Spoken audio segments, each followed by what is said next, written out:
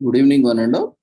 We welcome you to the International Conference on Psychology, Counseling, Behavioral Sciences, Social Sciences, Health, Well-being, and Sustainable Development 2023 and Psychology Day and Psychology Week 2023 celebrations commemorating Psychology Day at UN and Psychology Week 2023 by APA, and also commemorating Azadi Ka Amrit Mahotsav, nation celebrating 75 years of independence, and United Nations Sustainable Development Goals 2015 to 2030 as part of awareness and campaigns, and World Health Month 2023, and also India's G20 presidency.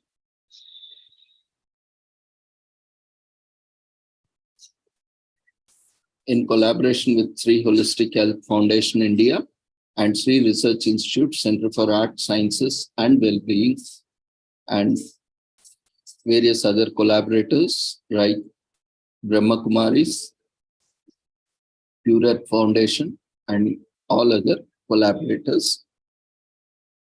On behalf of the organizing team, we welcome you to the international conference. So before we start our proceedings, let's take the blessings of Almighty.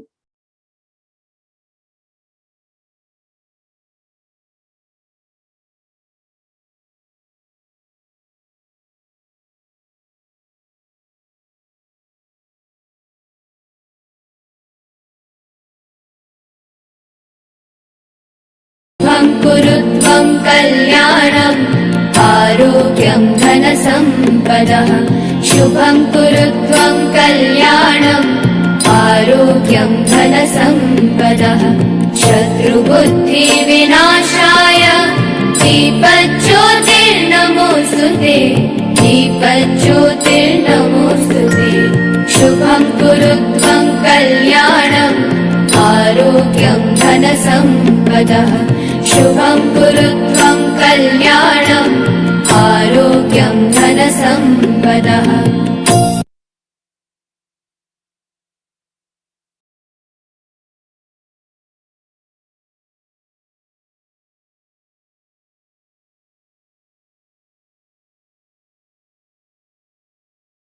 With the blessings of Almighty, we shall continue with today's sessions. Today, on this occasion of Psychology Day at UN, and also this entire week is commemorated as APA Week, Psychology Week 2023. On this occasion, we are organizing this conference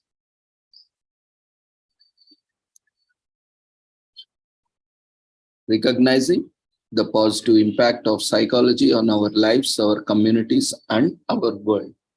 Today, psychology plays a major role in changing the behavior because we are facing severe climate change crisis and no one is left untouched by the climate crisis. Now, in this context, we all need to work together in combating this climate change. So how do we go about? We need to bring behavioral change, attitudinal change of our citizens towards climate change. That is only possible, when we work together and when we come together closer, working together with behavioral sciences. Today, we have very high IQ, right? We have lots of technology. We have lots of sciences emerging. But what we are lacking is the right kind of understanding, the right kind of relationships, and the right kind of approach, perspective towards our fellow beings on the planet.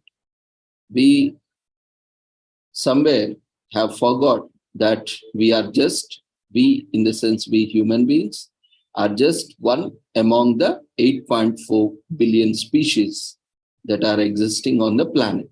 So we are also just one species of 8.4 billion species that are there on the planet. So even they have the equal rights as we have. The primary right is right to live, right to life.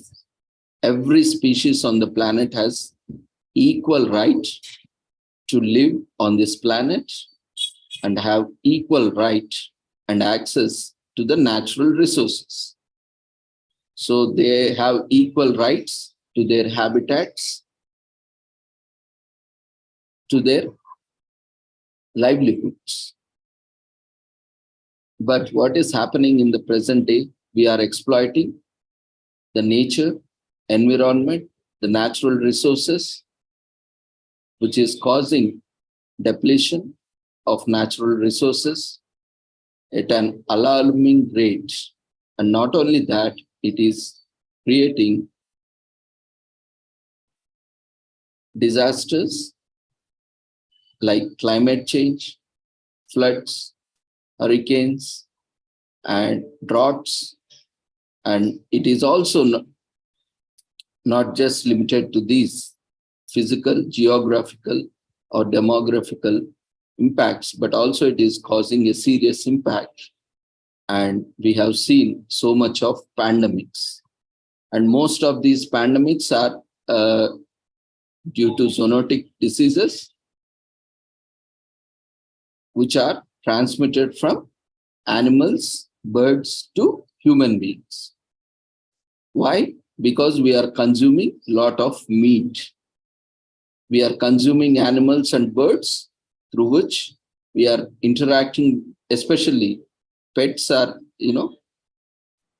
comparatively safe. Even pets are not safe for that matter, because this constant human and animal interaction is causing a conflict. And because of consumption of meat, that is excessive meat, that is also causing a lot of pandemics. If you see most of the pandemics which has occurred, all the roots are lying in consumption of meat. We are killing them, we are brutally torturing them, and we are consuming them. And that is causing, climate change, because we are impacting the food cycle. Nature has created us in such a way that we all are supposed to coexist together. We all need to live in harmony. We all need to support each other and help each other in sustainable development. But what is happening today? Today, we are exploiting natural resources and we are killing, hunting, poaching, and we are torturing animals, birds, and for fun, for food, for various other byproducts. And we are seriously disrupting and outbalancing the ecosystems. So ecosystems are being affected.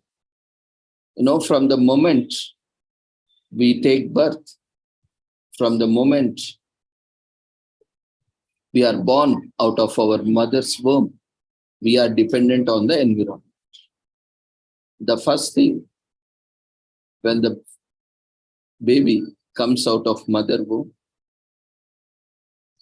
the baby immediately needs oxygen.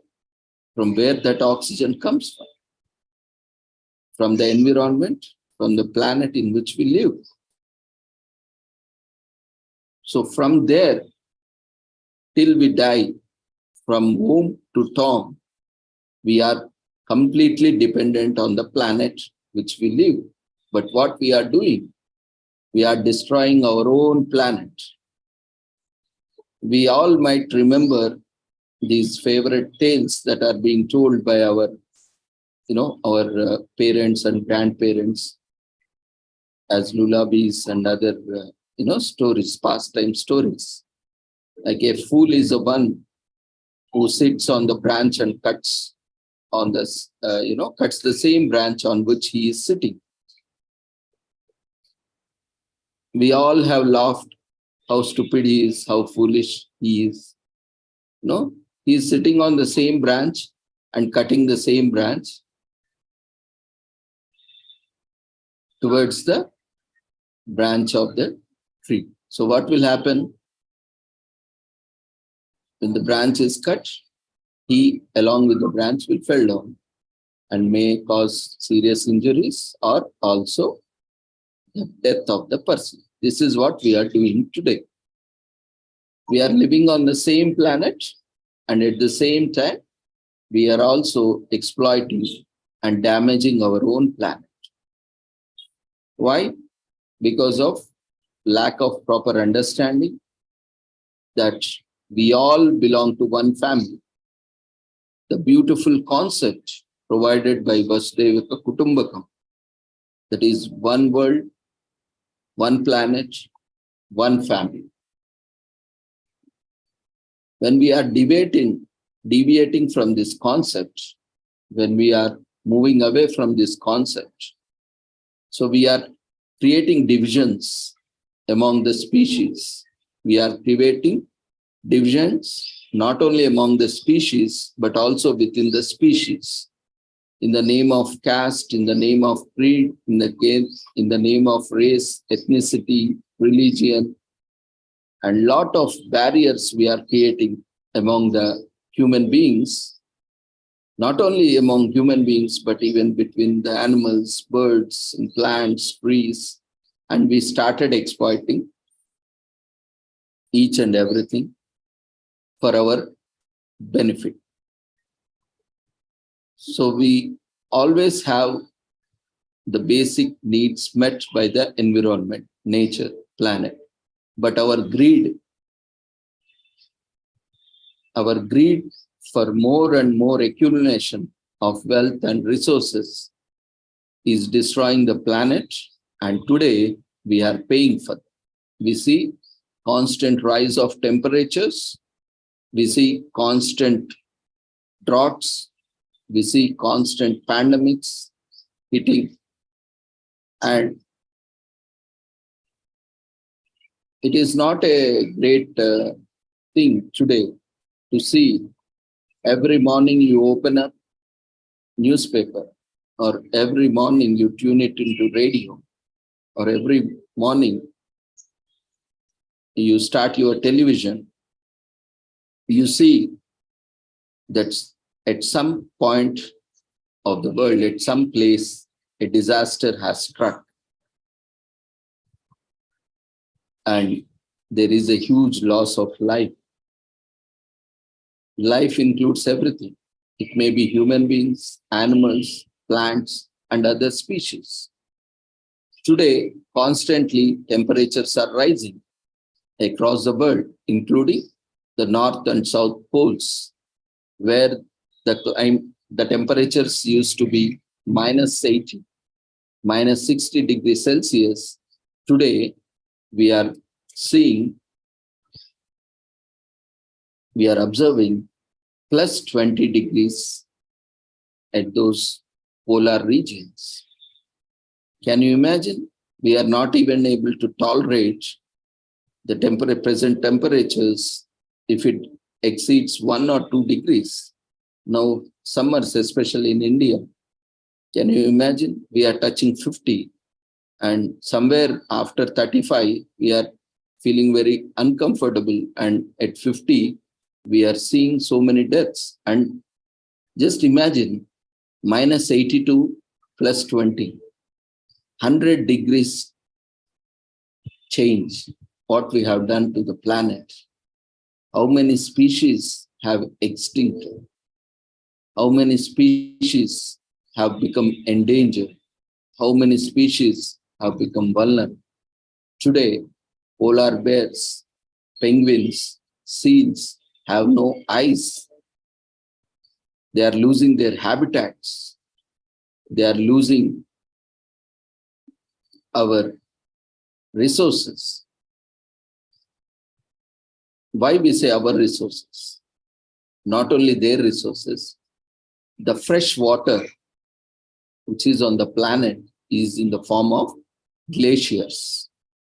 Now, we know the ocean water is not suitable for drinking as it is. We cannot consume because it's highly salty and we need to process it.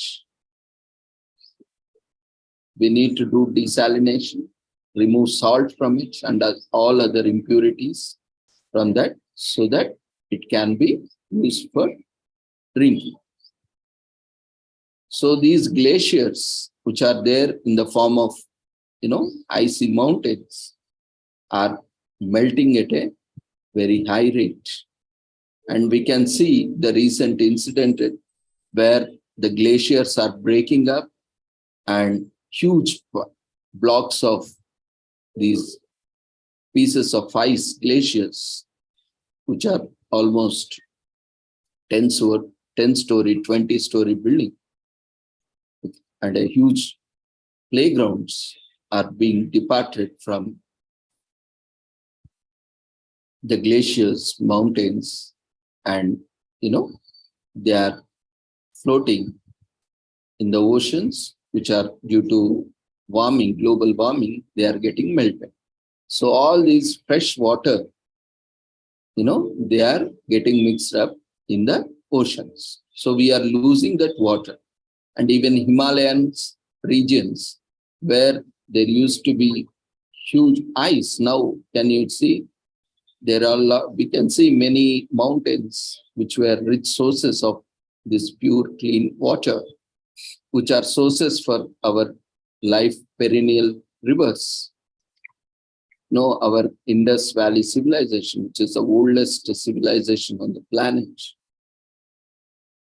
All the civilizations started on the banks of the rivers, water bodies. But today, we are destroying all the sources of these perennial rivers. Today, we see all these glaciers are melting down at a higher rate. Now, this is causing a huge change. So, freshwater resources depleted from 3% on the planet to presently less than 1%. We had just 3% of freshwater sources. Now, thanks to our activities, thanks to our science and technology, which we have misused, abused, and today, thanks to our human activity, development activity, we have created a havoc on the planet. And today, this decade is being commemorated as Decade of Restoration by United Nations. And this decade, we are talking about Sustainable Development Goals. So now what is required?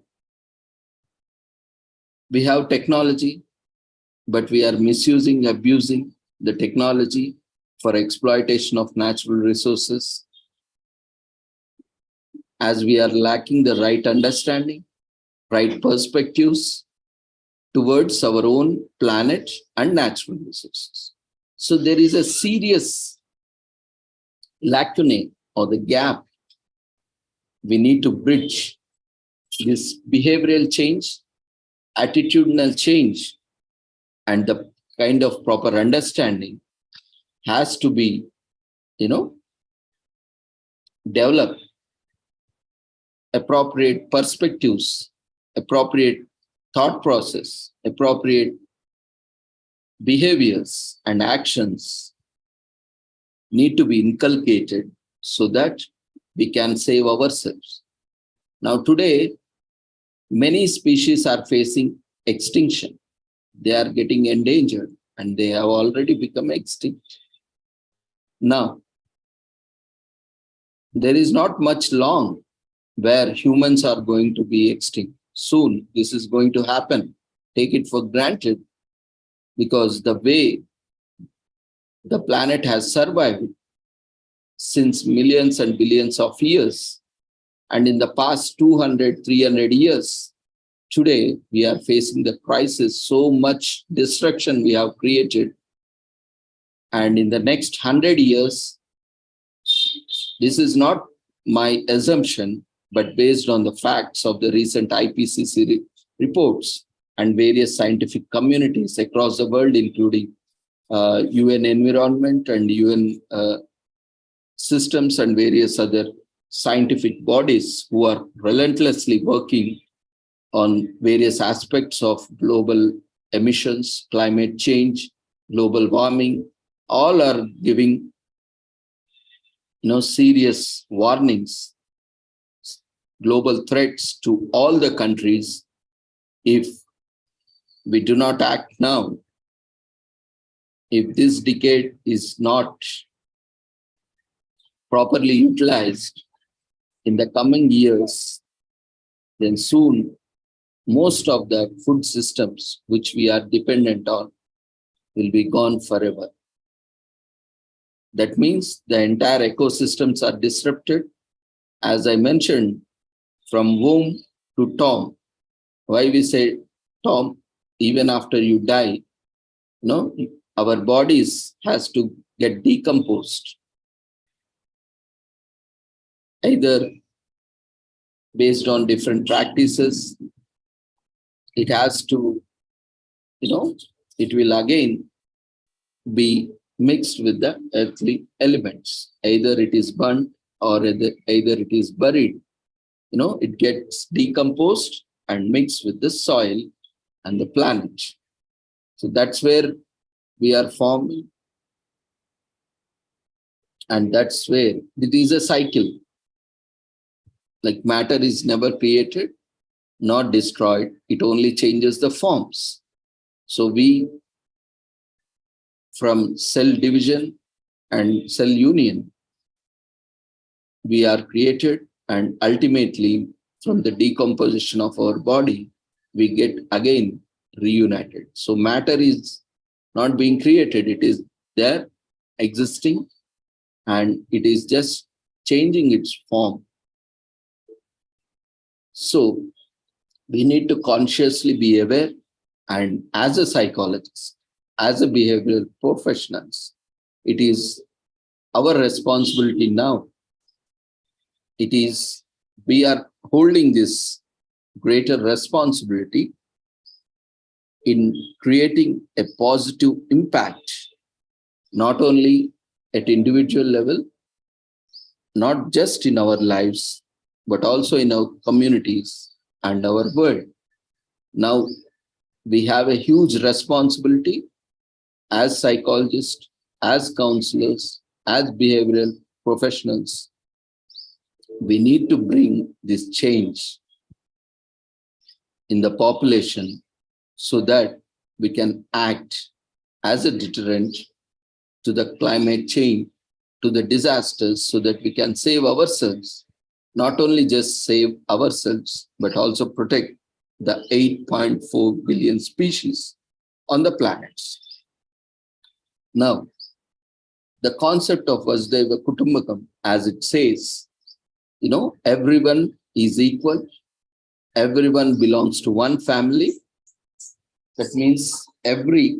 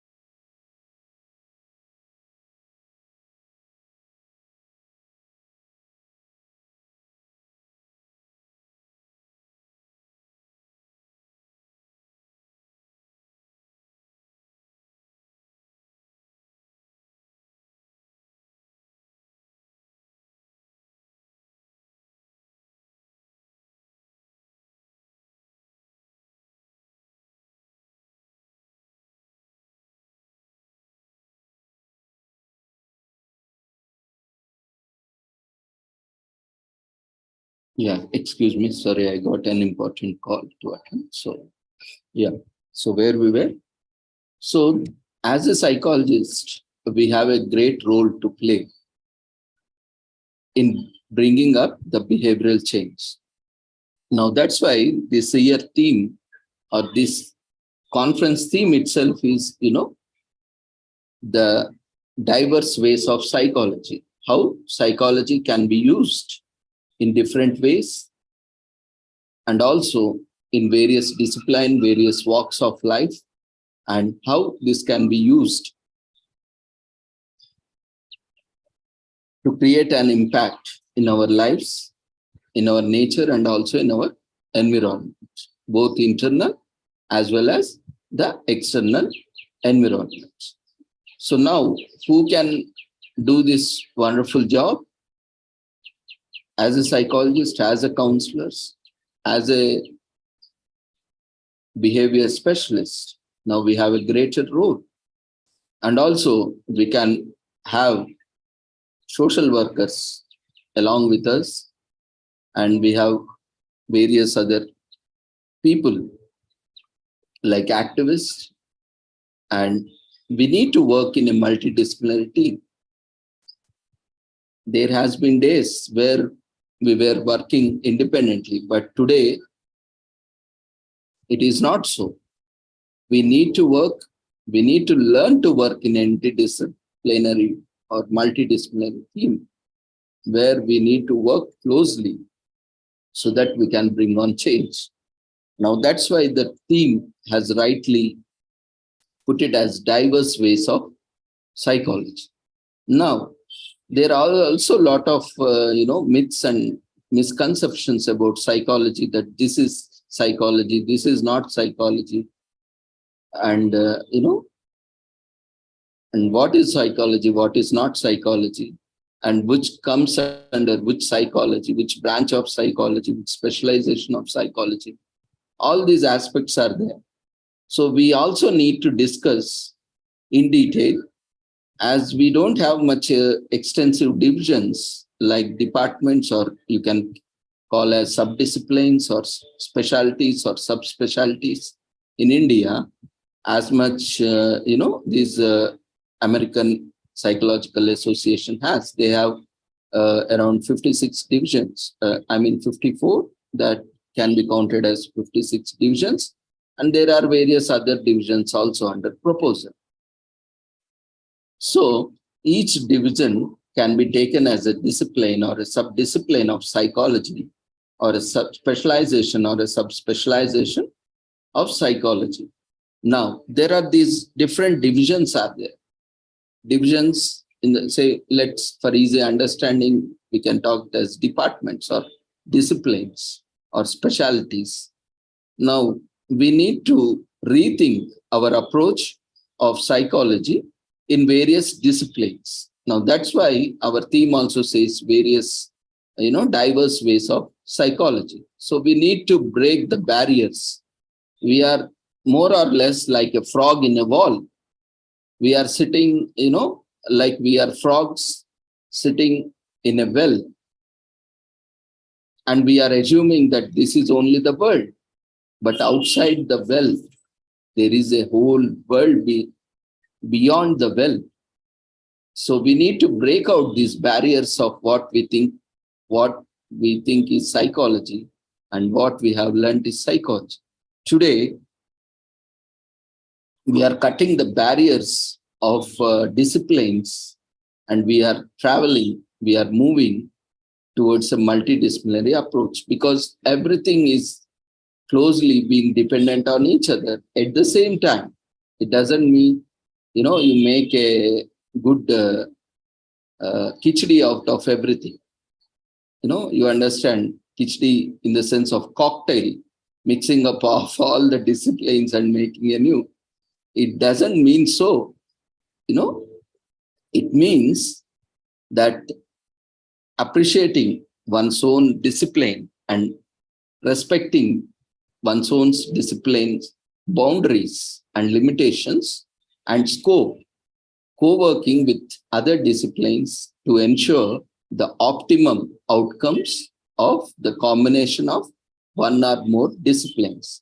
So today, we need to come up with more subspecializations, specializations, where we can work on the impacts of the environment on us. Today, when we look at various divisions of psychology, especially, we have around 56 divisions of psychology.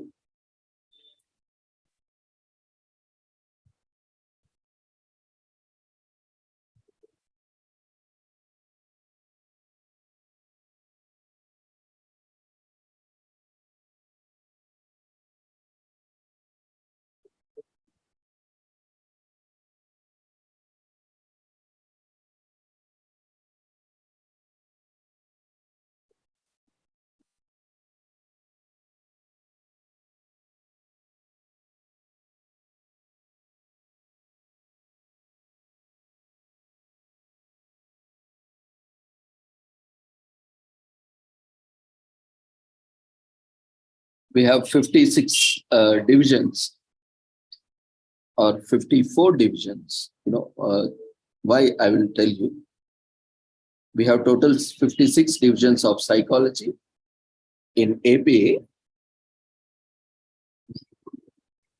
like Society for General Psychology, which is first division or division 1 we call, and we have Society for the Teaching of Psychology, division 2, and we have division 3, Society for Experimental Psychology and Cognitive Science, and we have division 5.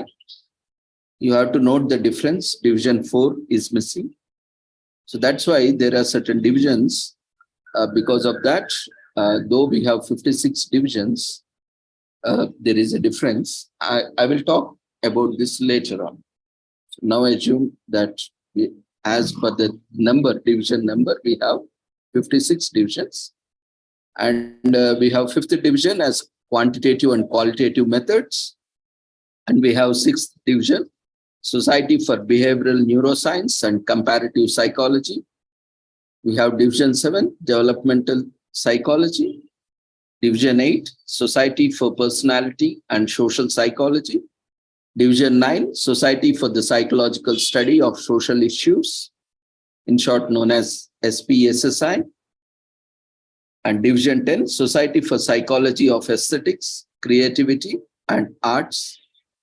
Division 12, Society of Clinical Psychology. Division 13, Society of Consulting Psychology. Division 14, Society for Industrial and Organizational Psychology. Division 15, Educational Psychology. Division 16, School Psychology. Division 17, Society of Counseling Psychology. Division 18, Psychologist in Public Service. Division 19, Society for Military Psychology. Division 20, Adult Development and Aging. Division 21, Applied Experimental and Engineering Psychology. Division 22, Rehabilitation Psychology. Division 23, Consumer Psychology. Division 24, Society for Theoretical and Philosophical Psychology. Division 25, for Behavioral Analysis. Division 26, Society for the History of Psychology. Division 27, Society for Community Research and Action, Division of Community Psychology. 28, Psychopharmacology and Substance Use Abuse. Division 29, Society for the Advancement of Psychotherapy. Division 30, Society of Psychological Hypnosis. Division 31, State, Provincial and Territorial Psychological Association Affairs. Division 32, Society for Humanistic Psychology. Division 33, Intellectual and Developmental Disabilities, Autism Spectrum Disorder. Division 34, Society for Environmental Population and Conservation Psychology. Division 35, Society for the Psychology of Women. Division 36, Society for the Psychology of Religion and Spirituality. Division 37, Society for the Child and Family Policy and Practice. Division 38, Society for Health Psychology. Division 39, Society for Child and Family Policy and Practice. Division 38, Society for Health Psychology. Division 39, Society for Psychoanalysis and Psychoanalytic Psychology. Division 40, Society for Clinical Neuropsychology. Division 41, American Psychology, Law Society. Division 42, Psychologists in Independent Practice.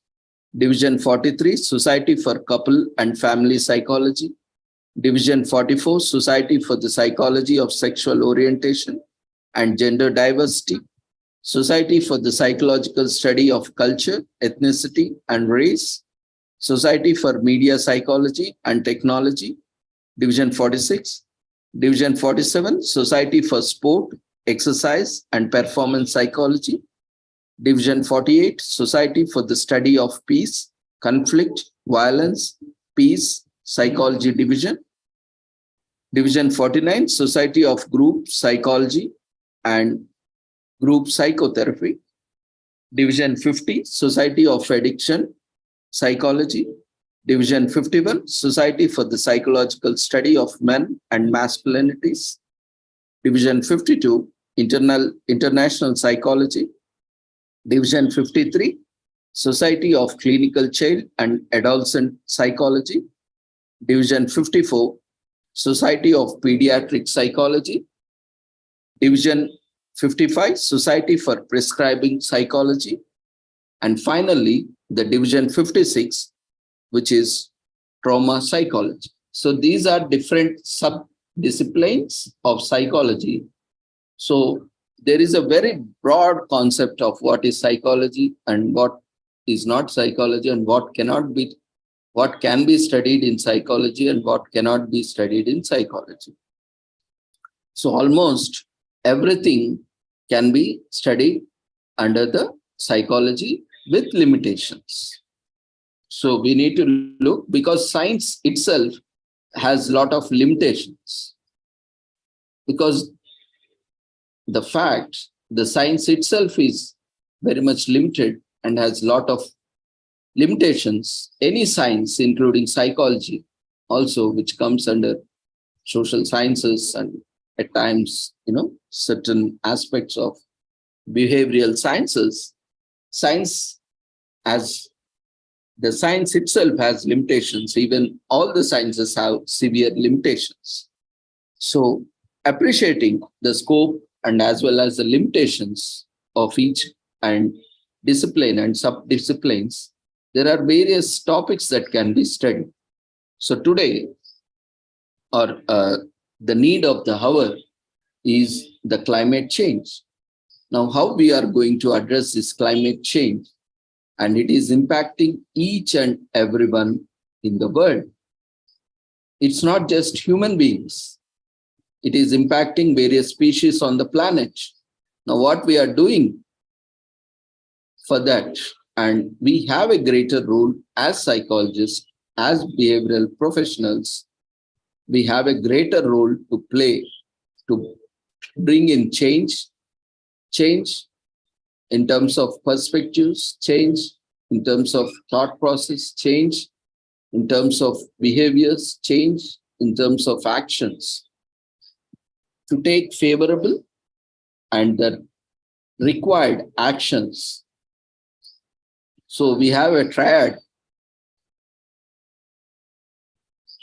of cycle: thoughts, behavior, and actions. So when we are able to change our thought process, those reflect through behaviors and which are implemented through actions. So now we have a greater role to play as a psychologist, as a counselor, or as a social worker to bring in, to accelerate this change towards sustainable development. So this theme, or these all sessions, or these 7 days of our conference, is intended to bring the diverse perspectives of psychologists and psychology subdisciplines and explore how we can contribute to the health, well-being, and also sustainable development of the individual, of the community, and at large of the planet. So now we will together explore how we can contribute to the sustainable development and to the health and well-being of not just human beings, but also animals, plants, the flora and fauna, as well as the entire planet. So our focus is on deliberations, discussing on various aspects. So we invite and request every one of you, those who have registered, we have 300 plus registrations, but we can see a fraction of them here. That itself shows how we are concerned about our own initiatives and how whether we are really looking forward for any solutions and how we are looking towards our initiatives and approaches. So we'll also explore. So we will also see how different, through different divisions, different specialties, we can explore the different ways to study and take solutions forward with different perspectives.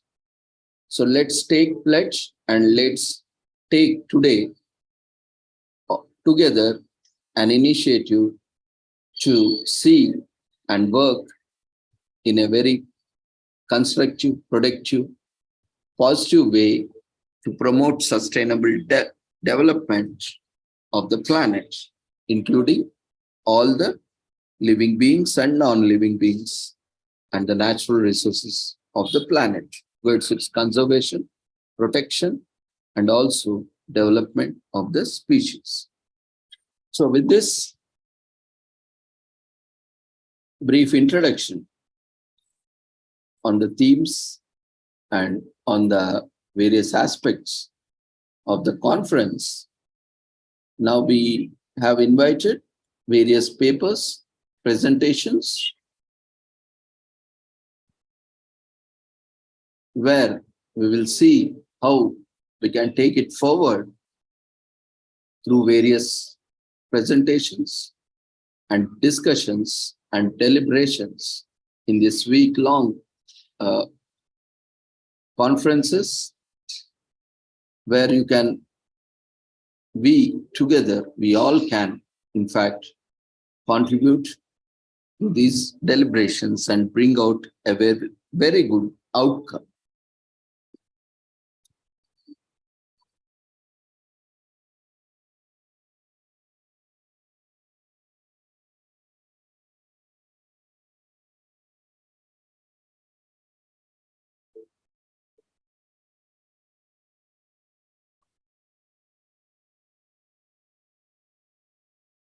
And before I conclude this session and open up for discussion, let me quickly share with you all the 17 Sustainable Development Goals, which we have set to be achieved by 2030. So the 2030 Agenda for Sustainable Development, adopted by all United Nations member states in 2015, provides a shared blueprint for peace and prosperity for the people and the planet now into the future. As its heart are 17 Sustainable Development Goals, which are an urgent call for action by all countries developing in a global partnership. So we recognize that ending poverty and other deprivations must go hand in hand with strategies that improve our health, education, reduce all kinds of inequalities, and spur economic growth, all while tackling climate change and working to preserve our natural resources, including oceans and forests.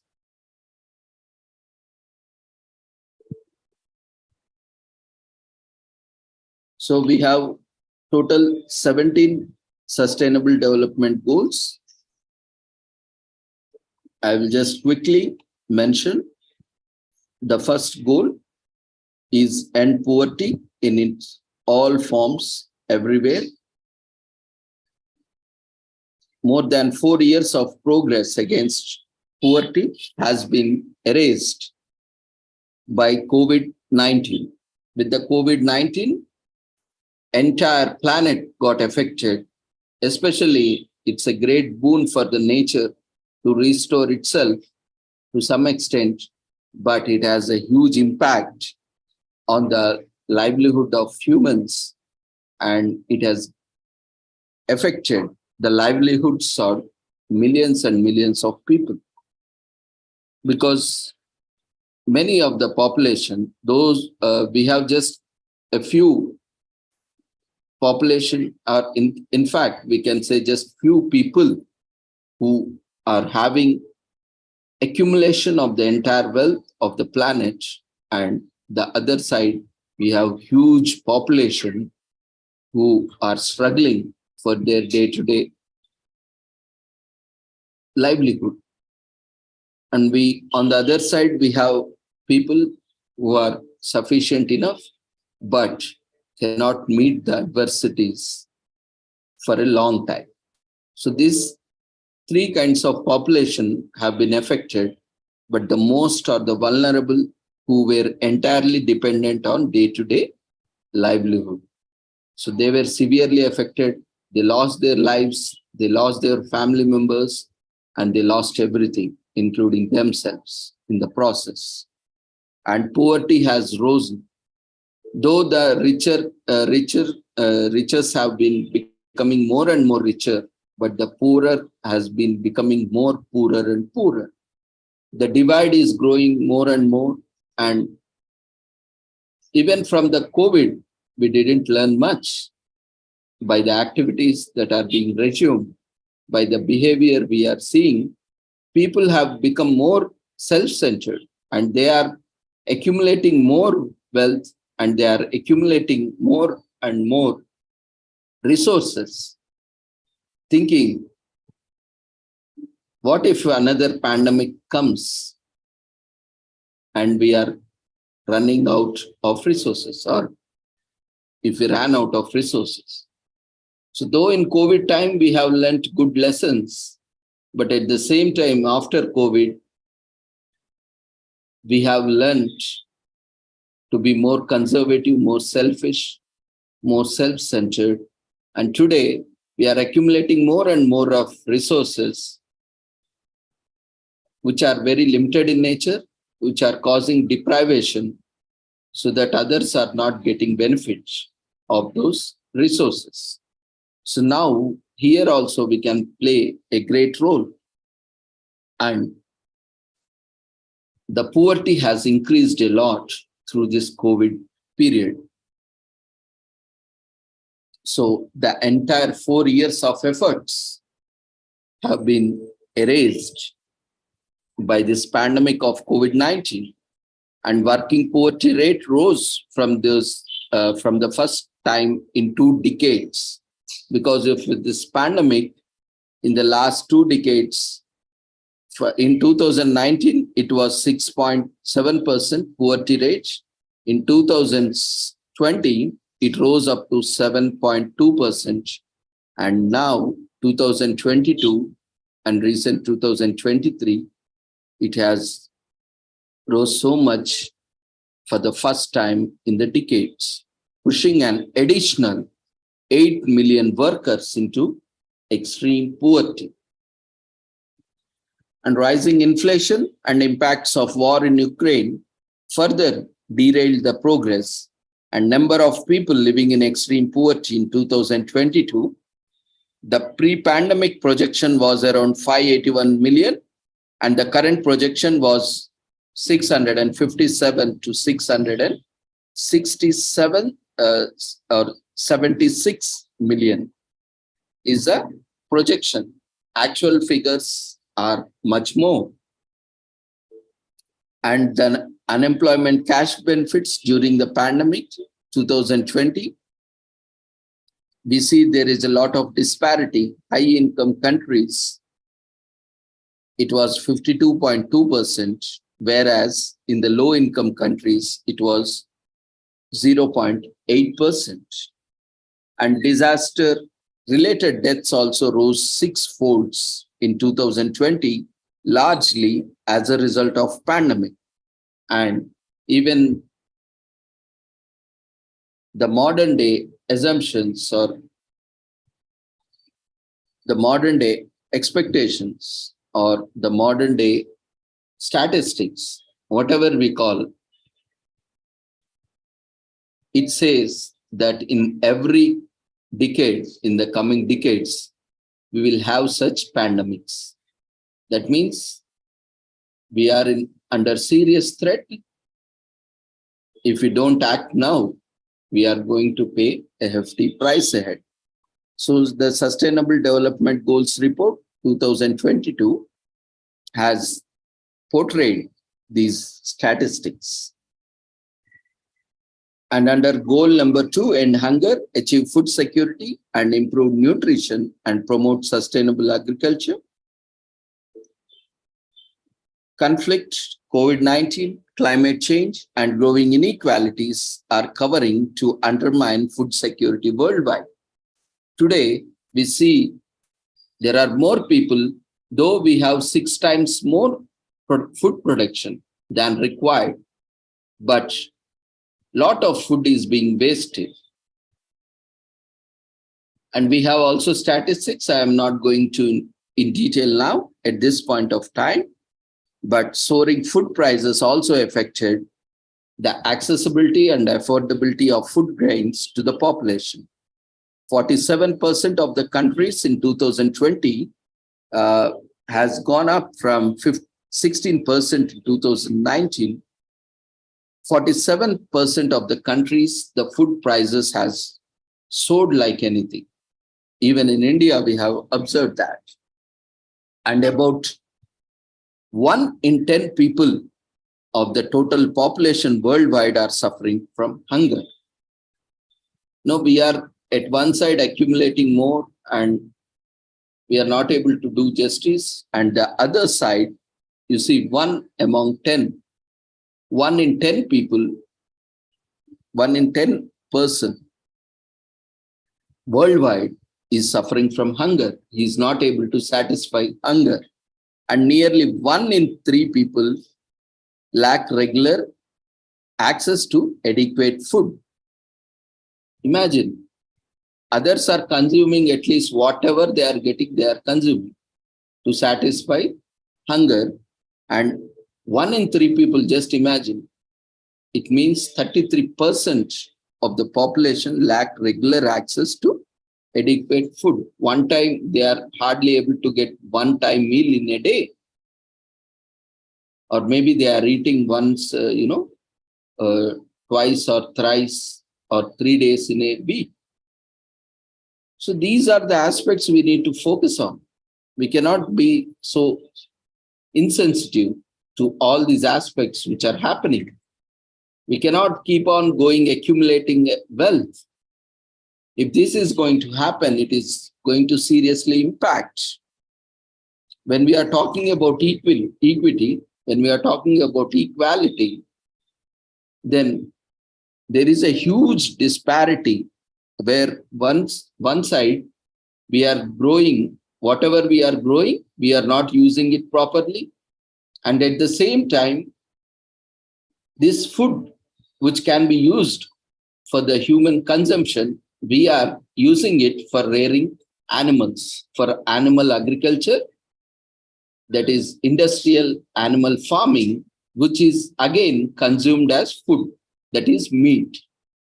See this, how much food is being misused, abused, the food production, which can help feed all these people who are dying with hunger. and who are affected by malnutrition or undernutrition, instead of feeding them, we are using that food resources in rearing animal, industrial, commercial animal farming. It doesn't mean that no animal should exist in the planet or no animal should be fed. We need to promote animal welfare and animal rights. But at what cost? Naturally, in our backyards or in our communities and even in the wild, there are a lot of animals. Even before human beings existed, there is a perfect harmony, perfect balance. No species has ever, outpopulated and destroyed the ecosystem. But what we are doing today, we have outpopulated, and today, on this date, India stands the largest populated country in the world. Okay, that is a different point, but still we can manage. But we need to control this as well. Where certain communities we see, where even the government is promoting one child or two child. But in some communities, we are seeing huge number of children. Again, this disparity due to various reasons need to be worked out because we don't have enough resources. And we need to be mindful of what we are practicing. So even there are various rates also. The population growth as per the census, in terms of religion, in terms of race, in terms of ethnicity, each are competing with each other to increase their population, which is creating a huge burden on the planet. Now, why is this race required? Generally, it can happen naturally. Growth is natural and development is natural at its own pace. We need not, compete with each other in increasing the population of one community or one religion or one race or one ethnicity.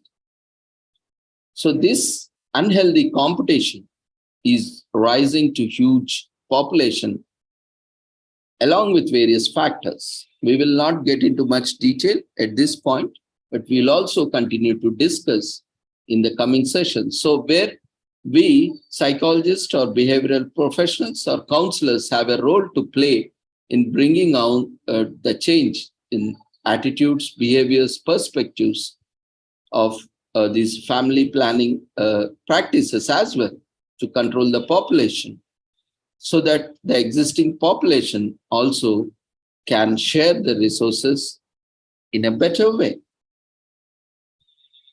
Instead of having more and more people dying with hunger and more population living with malnutrition or undernutrition.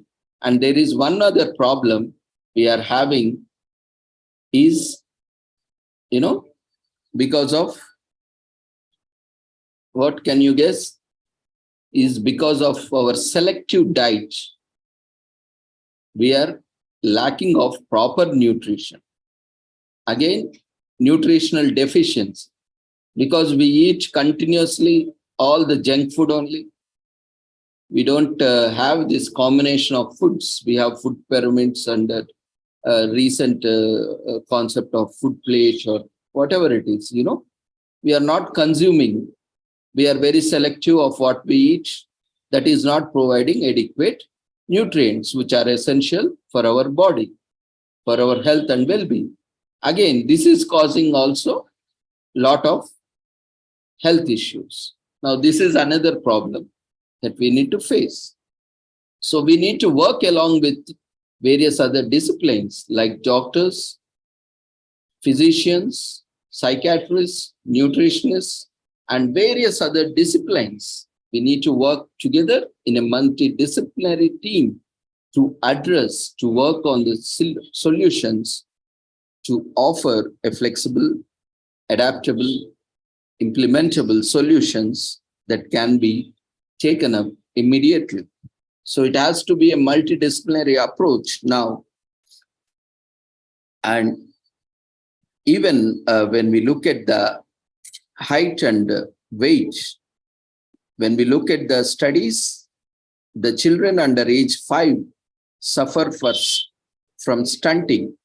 Their growth got arrested, or sometimes their growth also got affected.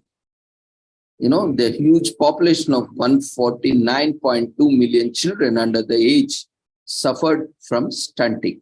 Their growth was not as per the standards. To reduce stunting in children by 50% by 2030, annual rate of decline must double from 2.1 to 3.9 per year. So this is also to be achieved. So not only just in addressing various challenges, but also in achieving sustainable development goals, psychologists also should play a greater role in coming days. And apart from that, we have various challenges like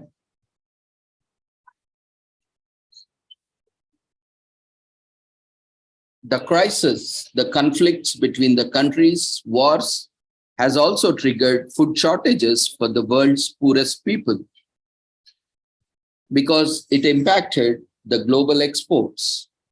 The Sustainable Development Goals Report 2022 have stated that 30% of wheat got affected, 20% of maize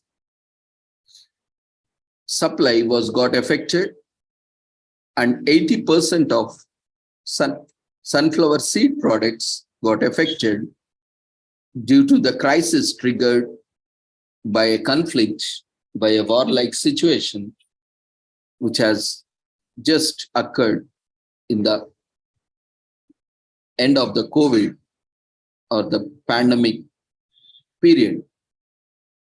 And it has impacted the world's poorest people because of skyrocketing of the prices and soaring food prices. And apart from that, we have a lot of issues and challenges where goal number 3 focuses on ensuring healthy lives and promote well-being for all at all ages.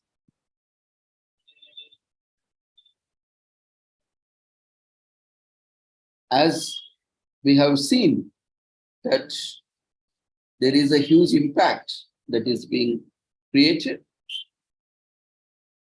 by climate change and various other aspects. Today, we are also facing,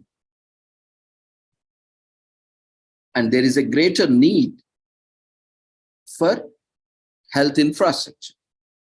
And with the goal 3 being good health and well-being, ensuring healthy lives and promote well-being for all the ages, COVID-19 has been a threatening decade of progressive global health, where it has infected more than 500 million people worldwide, as per the statistics mid-2022, and also led to 15 million deaths in 2020-21. These are only reported, and there might be unreported, might be much more. And it also disrupted the essential health services in 92% of the countries by the end of the 2021, and halted progress on universal health coverage, which is health for all. And also the global life expectancy has also decreased. And because of this pandemic time, immunization schedules also got disturbed because there was no immunization schedule that has been taken up due to COVID, and all the immunization schedules were delayed. And there was a lot of prevalence of anxiety and depression due to this COVID, and also deaths from tuberculosis and malaria has also increased. And 22.7 million children missed basic vaccines in 2020 and 3.7 million more than in 2019. So pandemic claimed the lives of 1,15,500 reported frontline healthcare workers. These include doctors, nurses, and medical fraternity, and also the sanitation workers, psychologists, counselors, health workers, community workers, and many more. And tuberculosis TB deaths also rose for the first time since 2015 from 1.2 million in 2019 to 1.3 million in 2020, as per the Sustainable Development Goals Report 2022. So these are various statistics that we are going to look.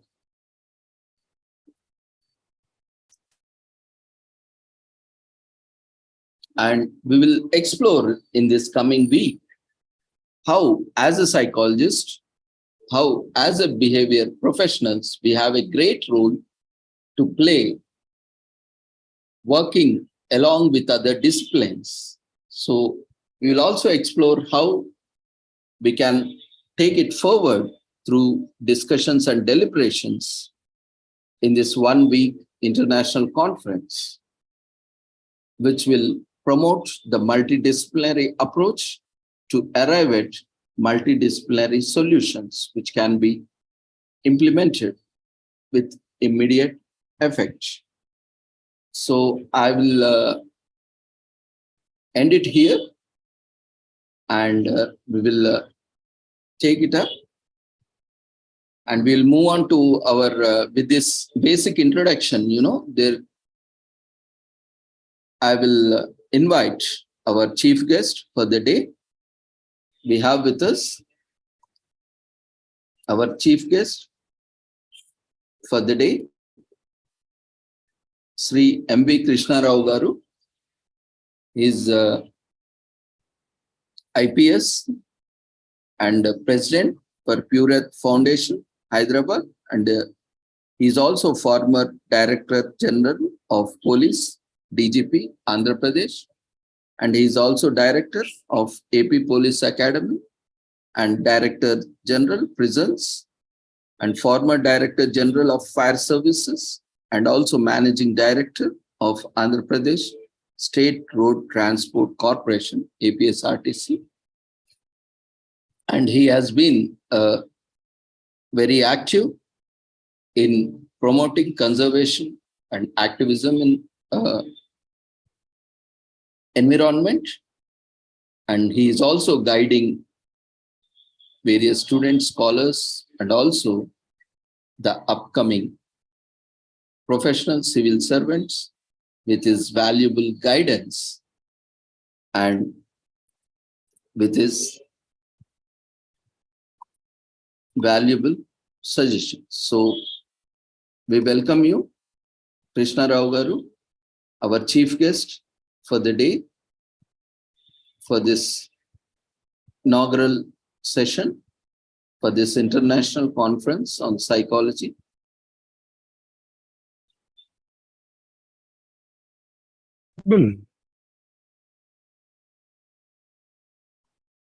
Hello, am I visible? Sir, we can hear you, but we can't see you. I wonder what is wrong.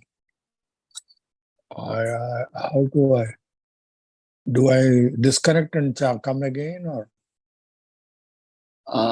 Yes, sir, you can try it once.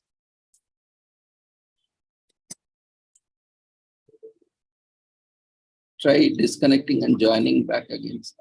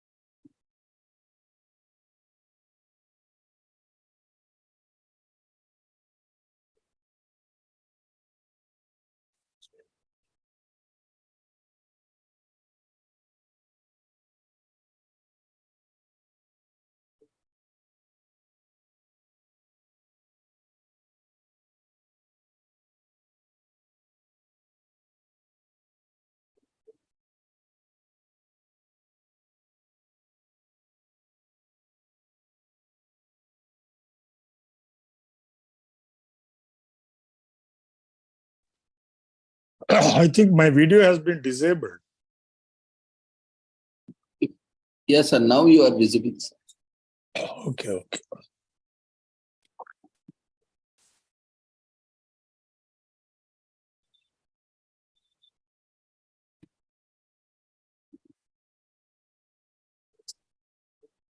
Good. So if I am reasonably audible and visible, I will start my session. Is it okay? Yes, sir. Your voice is clear. We can see you. Video is also good. We welcome you, sir, to this international conference. Thank you. And over to you for your session. Thank you. Yes. So, sir will be delivering on crimes and correctional services, along with a few messages on our call for action. Over to you, sir. Thank you. Good evening for those who are in India. Thank you, Ravindra Garu. The topic on which I will be speaking for the next few minutes will be crimes and correctional services. As a policeman, 37 years, I had several opportunities of investigating crimes. And for 3 years, I was the Director General of the prisons in the erstwhile state of Andhra Pradesh. And therefore, I was a part of the correctional services. This is the background. And it is with this background that I picked up enough temerity or courage to speak on this topic. First, what is a crime? Now, what is a crime has been defined by many people. There is, in fact, a full-fledged subject called criminology. And let us not go into a very scholastic study of crime or definition of crime. But there is a simple definition given by a person called Paul Toppin. He defines crime as follows. Crime is an intentional act in violation of the criminal law committed without defense or excuse and penalized by the state. Now, we will revisit this definition and analyze it in a few moments from now. Actually, crime is a subcategory of all harmful acts. An act which does harm to either the society or to the perpetrator of the crime itself. So it is a subcategory of all harmful acts that range from simple things like smoking to very serious things like murder. For example, in some areas or some zones, smoking is forbidden. And if you violate that, that becomes a harmful act, undoubtedly. And sometimes it becomes a crime, depending on the country in which that has been committed and the place where it is committed. In almost all the countries, 193 members of the United Nations, murder is undoubtedly a crime. But what is a crime in one country may not necessarily be a crime in some other country. So this has to be kept in mind. Further, private wrongs, such as someone defaulting on a contract, I and let us say somebody else has entered into a contract. I have agreed to discharge certain functions, but I do not abide by the contract. And therefore, it is a wrong thing. Certainly, such private wrongs are socially harmful, but not sufficiently so to require the heavy hand of criminal law. So that is how we have two kinds of harmful acts or wrongdoings. One is the criminal act, which certainly does a lot of harm to the society. And therefore, the state, what is the state? I'll tell you a little later. The state will take upon itself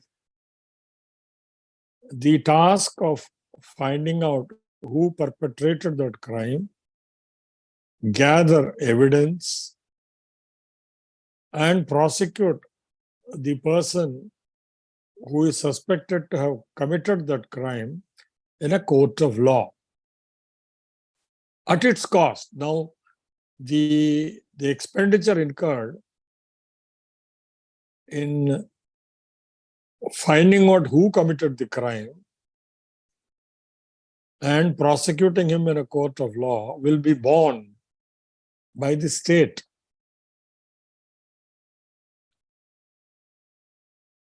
In all criminal offenses, but there are some civil offenses.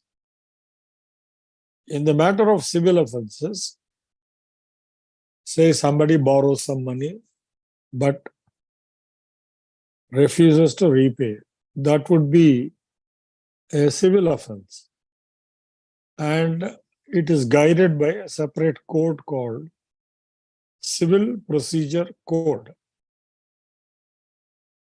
And the person who has to get the money should invest his time and energy, engage a lawyer, go to a civil court, file a civil suit, get a decree, and thereafter get the decree executed. That is the procedure in the matter of civil wrongs. But if the offense that is committed is a criminal act, then the state will take upon the responsibility as well as the expenditure. This is broadly the categorization. In India, I have no knowledge of the other countries, but in India, this is the existing practice handed down to us by our colonial rulers, the British, who ruled from almost 1757, precisely 1765, Treaty of Allahabad, to 1947. So that system we are continuing. They also gave us what is called the accusatorial system. The accusatorial system means the person who has been brought before the court as the accused, as the person suspected to have committed the offense, is presumed to be innocent till the prosecution produces evidence beyond reasonable doubt that the particular crime has in fact been committed by that person brought before the court and none else. So the evidence is important, and if there is sufficient evidence, the court will come to the conclusion that he or she in fact is the culprit, and therefore will convict and later award a suitable sentence. It can be imprisonment, it can be fine, it can be anything prescribed for that offense. So this is the general background.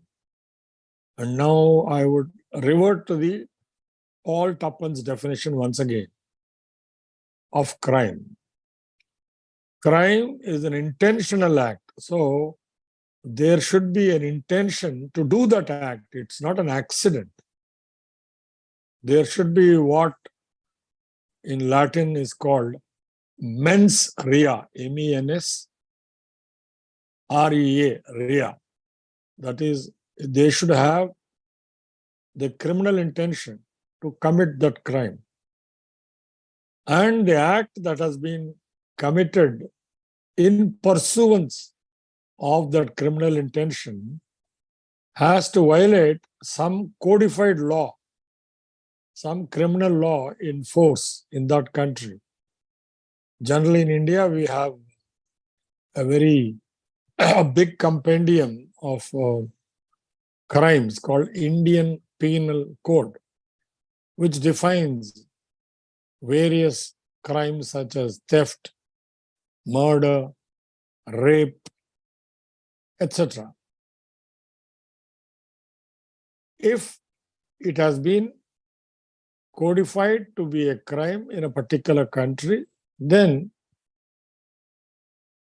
if that violation has been done with a criminal intention and there was no excuse or valid reason of defense for committing that crime, then the state will go ahead and penalize the offender. By state, we do not mean states like Andhra Pradesh, Telangana, Bihar, or UP. The state has been defined in Article 11 of the Constitution, and it is a combination of all authorities. So the various legislative bodies which actually make laws, the executive of which the police, etc. are a part, all that put together represent the state. So the state will take upon the responsibility of identifying the culprit and prosecuting him in a court of law. So that is the simple Paul Tupman's definition. I pause here to just check whether I have been audible enough and whether what I have said is comprehensible, whether it makes sense or not. If you can give me a feedback, then I'll proceed. Yes, sir. Please continue. Good. Now we come to the penology, the methods of punishment and the thereafter, why punishment is being awarded. Punishment is intended to ultimately produce some sort of justifiable suffering of the offender. Since he has committed some crime, let's say murder, he should suffer. And therefore, there should be some punishment. The old punishments used to be simple. Tooth for tooth, eye for eye. If somebody has, let us say, by an act, caused the deprivation of the loss of a tooth, then the good old societies, they simply said, okay, you, the offender, have caused the loss of a tooth. Therefore, the victim or on his behalf somebody else has a right to cause an injury to you in such a way that you also lose the tooth. And that can be extended to the eye for eye. That's a very primitive kind of justice. But we have long ago given up that kind of tooth for tooth, eye for eye kind of justice. There are maybe some primitive societies, but by and large, all civilized societies are moved forward. So, this justifiable suffering generally consists of deprivation of liberty. That means he will be asked to remain in a prison, whereby he will lose the freedom of going wherever he wants. He has to remain within the prison for a period which has been decided as adequate by the court which punished him. It can be 3 years, it can be life imprisonment, etc. In the rarest of rare cases, sometimes they award the punishment of death. That is, the offender is put to death by hanging. But in India, in the last maybe 20, 30 years, hardly 5 people have been hanged. It's a rarest of rare case when a person who has been convicted and sentenced was actually hanged. Very often, it is the death sentence is converted to imprisonment for life. Originally, imprisonment for life meant imprisonment as long as the offender is alive.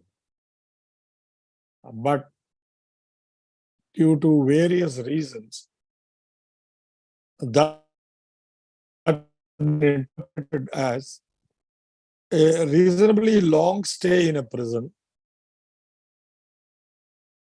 and the right to release him at an appropriate time has been given to the concerned state government. In fact, 2 days ago, one ex-member of the parliament, Anand Mohan Singh of Bihar, who was convicted and sentenced to life imprisonment for killing the then district collector of Gopalganj district by name Krishnaya. He is from Andhra Pradesh, a Telugu IAS officer. For killing him, the court has given the sentence of life imprisonment. But the present government of Bihar, headed by Shri Nitish Kumar, the chief minister, felt that he has already undergone about 14 years of imprisonment in the jail, and therefore he should be released. And he was released. And there is a lot of protest. A large number of Telugu people in Telangana, also all the IAS officers all over the country. Because generally, a person who is convicted and sentenced for having killed a public servant is not prematurely released. But this is a rare case. He is a politician, and probably the chief minister is of the opinion that he should not be made to undergo imprisonment any longer. And that power, of course, is available to the state government of the state of Bihar. So in penology, there are different opinions and schools of thought. Some people argue that the punishment is actually intended ultimately to reform and rehabilitate the offender. And therefore, there is no point in keeping him in the prison forever. He should undergo some deprivation of liberty, some incarceration, some imprisonment, get reformed, and come back to the society a reformed person, as a good man. So that is one view. Anyway, for our purpose, we have to remember that punishment is intended to ultimately produce some sort of justifiable suffering of the offender as a way of retribution or deterrence. That is, so that others will hesitate, will get scared of committing such an offense or repeating that offense or similar offense. Like, for example, in the Anand Mohan Singh case, since he was imprisoned and sentenced to imprisonment for life, it is presumed that other politicians, especially members of parliament, will not kill district collectors because the fate of Anand Mohan Singh, who lost 14 years of his life as a politician, as a member of parliament, would befall them also. And so that acts as a deterrence. There is another angle to why a punishment is awarded, and that is protection. Whom are you protecting? The lawful citizens of India. Whom are you protecting them from? Bad people who commit murders, be they members of parliament or politicians or other type of criminals. And therefore, this punishment is something that has been universally accepted as a justifiable suffering of the offender, if proved beyond reasonable doubt by a competent court. The purpose for which it is awarded, the punishment is awarded, can be mere retribution or deterrence or to protect the society. And eventually, after all these three things or one of them is met, the prisoner has to be reformed while undergoing imprisonment, and he should be rehabilitated. That means he should come back to society as a reformed person and should not repeat that crime. This is the general purpose of penology. Now, we come to the aspect of correctional services. Broadly, correctional services are those services which carry out, firstly, the orders of the courts. The orders of the court being that so-and-so, since he has been found guilty, should be imprisoned for a period of 10 years or 15 years or whatever is the period. That has to be implemented. That is the first job of the Prisons Department, which is a major correctional service. While undergoing imprisonment, they should devote some attention and energy to reforming that person undergoing imprisonment, to make him realize that what he has done is wrong and that if given liberty, once again, he should not repeat such offenses. And also, the responsibility of the prison authorities is to provide him some kind of a skill, knowledge and skill, so that when he is released back into the society, he is able to earn a decent living. And therefore, they have facilities for teaching some skilled jobs. It can be printing, it can be weaving of clothes, it can be electrical repairs, it can be carpentry, it can be plumbing, all kinds of things are there, especially if the prisoner is uneducated. If the prisoner is an educated person, generally after release from prison, he goes back to his old profession. If he was a medical doctor, he'll go back to medicine. If he is an IT professional, he'll go back to his profession of being an information technology specialist. If he is an engineer, he will go back to his engineering profession. So, when we come to correctional services, the first step is that the prison authorities themselves should not only implement the orders of the courts by way of depriving the liberty of the convicted person, but also to reform him and to rehabilitate him. In addition to that, there is another act in India called Probation of Offenders Act. Sometimes, after convicting a person, the sentence of imprisonment is not given, but he is kept under probation. He is kept under surveillance. He is kept under some kind of a watch. Therefore, we have another wing in the correctional services called probation officers. It's not a very successful experiment. Similarly, we also have an institution called Boston schools. If the offender is a juvenile, a young offender, so there are many such.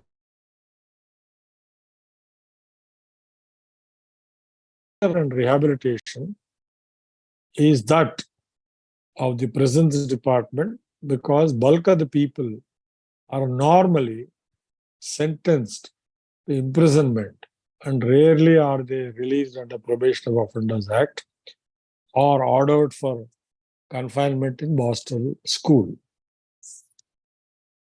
Now we come to the present state of affairs in the prisons of India.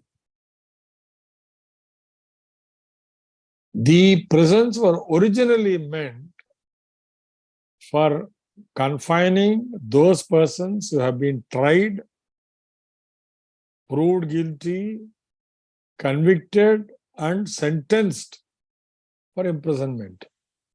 We call them, in the language of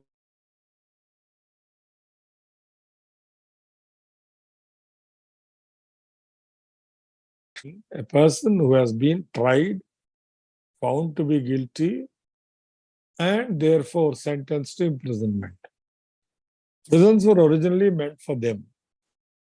Unfortunately, the criminal justice system in India has collapsed. So the time taken between the filing of the charge sheet, that is, the result of the investigation done by the police authorities, are conveyed to the court in the form of a report called charge sheet. From that time, the trial is supposed to commence and expeditiously be completed, witnesses examined, and some conclusion arrived at. Either the person brought before the court is guilty or not guilty. If he is guilty, he will be convicted and given a suitable sentence. But due to various reasons, the criminal courts are unable to dispose of the cases which have come up for trial before them expeditiously. Sometimes, if the murder is committed, say in the year 1990, and the charge sheet has been filed in 1991, the trial may take place for 30 years and still not get concluded. In fact, recently in Uttar Pradesh, when police were escorting an ex-member of parliament called Atiq Ahmed,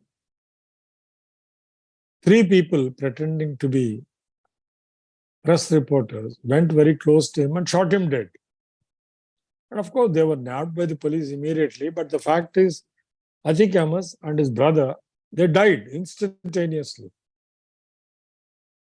Why was Atiq Ahmad being escorted by the police? Because he is charged with the murder of another person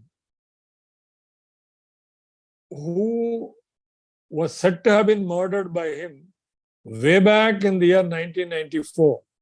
And the trial is still going on. And therefore, for the last 13 or 14 years, he has been in various prisons of UP. Ultimately, since he's a mafia don, they found that wherever he is able to control his mafia. And therefore, he was lodged in Gujarat state in Surat jail. For the trial, he was brought all the way from Gujarat to UP. And of course, he was killed by some people as an act of vengeance, because the courts are not able to finalize. So right now in the Indian prisons, instead of there being only convicts, 70% of all those who are in the prisons are actually not convicts. They are people faced by and therefore as under trial prisoners. They can be, when on conclusion of the trial, either found to be guilty or acquitted. If they are acquitted, they happily go back to their respective lives. But if they are found guilty, then depending on the sentence, if they have already spent some 10 years as an under trial prisoner and the sentence is of 13 years, then they will undergo 13 minus 10, 3 more years in the prison, and they'll be released 3 years later. Therefore, the prison authorities all over India, in every state, no exception, are so busy managing the under trial prisoners who form the majority that they devote very little attention to the aspect of reformation and rehabilitation of the convicts. The question of reformation and rehabilitation does not arise in respect of under trial prisoners, primarily because they have not been found to be guilty by any court. The reformation by implication is meant for those who are actually found to be guilty. If he is innocent, where is the need for him to be reformed? So the correctional services, while are successfully carrying out the orders of the courts in ensuring that the imprisonment, that is deprivation of the liberty, is successfully done, the reformation and rehabilitation has been totally neglected. So that is the present situation in India. So at this stage, I'll pause. And if there are any doubts, please feel free to seek clarifications. I pause now.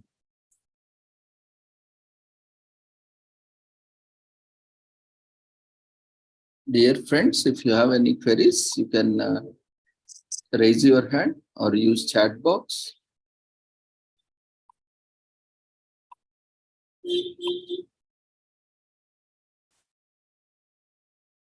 I think is very well understood, taken. So can continue. Maybe at the end we will invite a few more queries. No, actually, I don't think there is anything else to be told, because these are mostly people interested in psychology.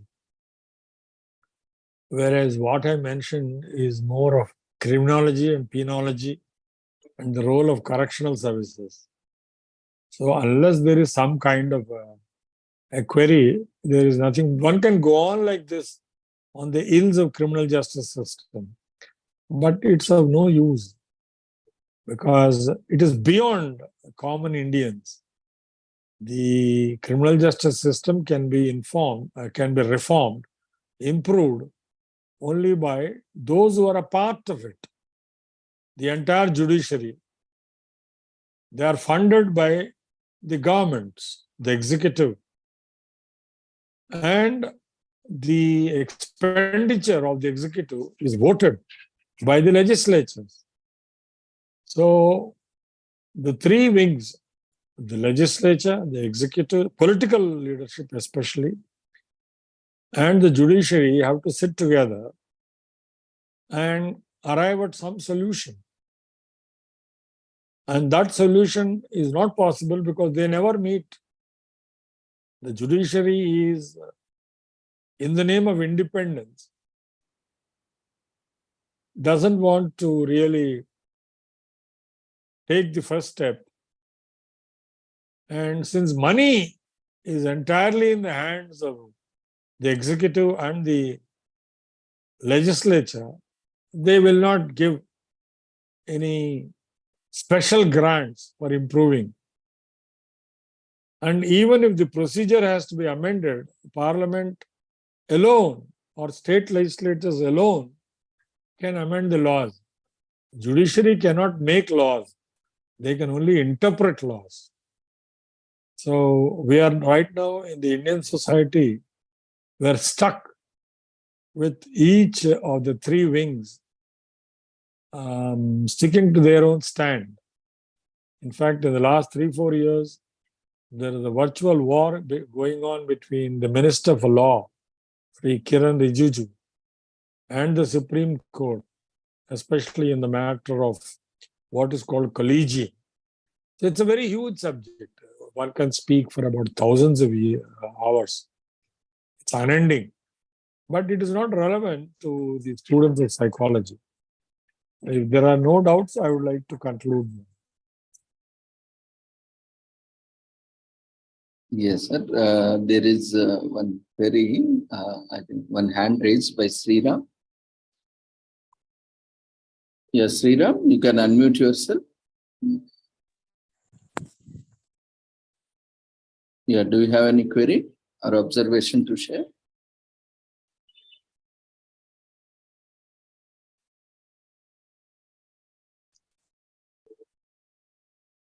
Sriram, you can unmute yourself.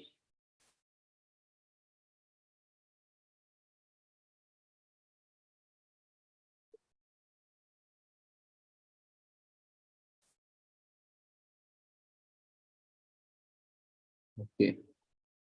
Maybe by mistakenly he has raised hand. Okay. He is not unmuting. Okay. Sir, no. As you rightly pointed out, there has been always undeclared war between these three, the legislature. Wings. Yes. The three wings are the three pillars. All are important. Yes, sir. And unfortunately, the fourth pillar, even the press and media. That has been purchased by the political parties. Now there is no independent press in India, especially television. All the channels are owned by business people who just don't want to annoy the ruling party. So that is, the press is more or less wound up. Even the print media is for some political party or other. It's not independent. So the fourth pillar is as good as gone, fourth estate.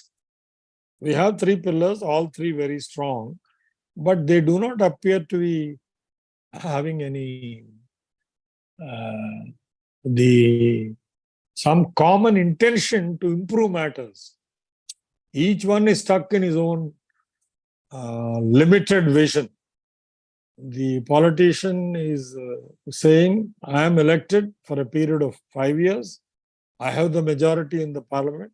I should decide all matters. Why should the judiciary, especially in the system of the collegium, which is not mentioned in the constitution, it's a system created by the judges themselves. Why should they appoint their own people as judges, though the constitution does not contemplate They should be protectors of the Constitution. So they should permit us, like for example, United States, the president normally appoints the judges of Supreme Court. There is no retirement. There are only 9 judges in the entire Supreme Court of USA, with 30 crores of population, twice the size of India, and much more crime than in India, but only 9 judges. And they are there for a lifetime. That means till death, or till one odd judge feels, I'm now 96 years old, I don't want to punish myself by sitting in the court and hearing all the arguments and writing judgments. So even in such a democratic country like USA, when the president, and of course the president's appointment has to be approved by Senate, something like our Rajya Sabha, which has exactly 100 members. Senate in USA has 100 members. So they have to approve. When that is the system, why should not that be followed? Why not our president, on the advice of the Union Cabinet or some other body like National Judicial Appointments Committee? There was a law made by Parliament a few years ago. But unfortunately, the Supreme Court said it is unconstitutional. The law itself is a violation of the Constitution. That is its opinion. And beyond Supreme Court, we have no other court. So in this process, I don't find any probability of their coming together. The plight of the common Indian is continuing to be so bad that he is engaging rowdies or powerful goons to get justice. The common man has lost faith in the courts because they take so long and so expensive. So anyway, I will allow you to complete whatever you wanted to say. Ravindra. Rightly pointed out, justice delayed is justice denied. Many people are facing, and I just wanted to reflect, sir, on the role, because of your vast experience, you have been seeing. You might felt somewhere there is a need for behavioral professionals or psychologists or counselors in the correctional settings. So can you throw some light where we can put in our efforts, or where we can contribute to bring out some change in the correctional settings? Yeah, actually, in fact, when I was the DG prisons during my tenure of 3 years, I sent a proposal to the state government, which is a very good government, very benevolent government, very forward-looking. That government, the proposal was that we should employ every prison, every central prison, where there are convicts. In district jails and sub-jails, there are no convicts. So convicts are there only in very big prisons. We should appoint some psychologists, qualified psychologists, to pay adequate attention to this aspect of reformation. Imparting skills and knowledge, etc., that can be done by prison officials or some trained teachers. But reformation requires empathy. And a good psychologist, according to me, could make the offender realize the wrong that he has committed to himself, how he has denied his family his own presence by a silly act, whatever it is. It can be theft, it can be murder. Therefore, we should appoint, and there were only hardly, at that time in the combined state, there were 10 central prisons, central jails. So we could have appointed some 10 MA psychologists or something, some competent person. This could have been recruited by the Andhra Pradesh Public Service Commission.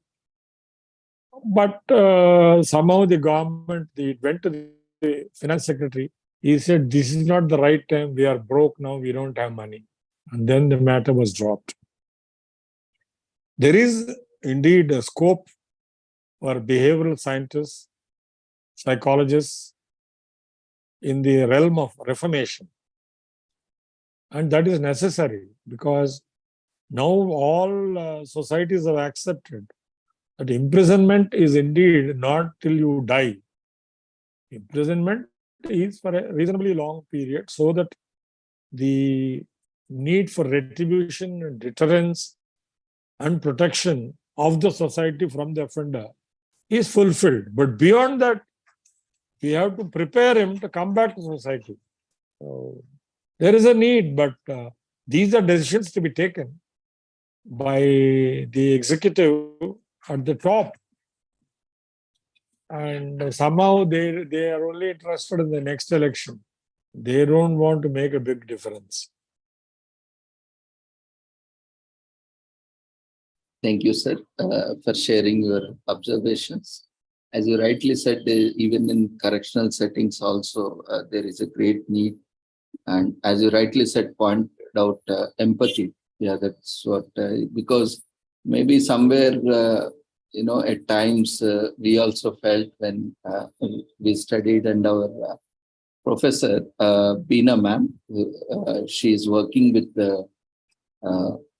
these prisons, and they have some project called Unnati, where she's working with the prisoners, and she's trying to bring some reforms. Whenever she was sharing in our psychology department and other occasions, so there was a great role, and we can play. But as you said, there are certain policy decisions that has to be taken. And how do you see, sir, I mean, the role, maybe at a correctional setting level, where maybe in Boston schools or in jails or prisons.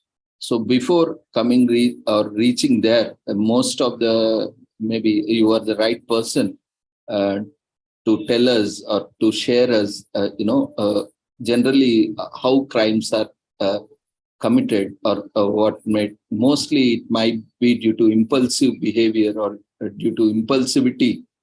So how do you see, as a with so much experience, how you can guide us, the young psychologists or counselors, to take some task or initiatives in the communities? Well, that is into the realm of what is called criminogenic factors. And the criminogenic factors means, why do people commit crimes? People commit crimes for various reasons. One extreme end of the spectrum is because they enjoy committing crimes. But that's the rarest of rare cases.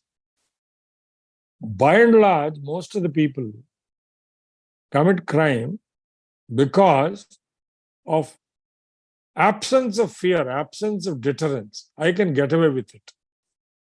That is how most of the members of parliament.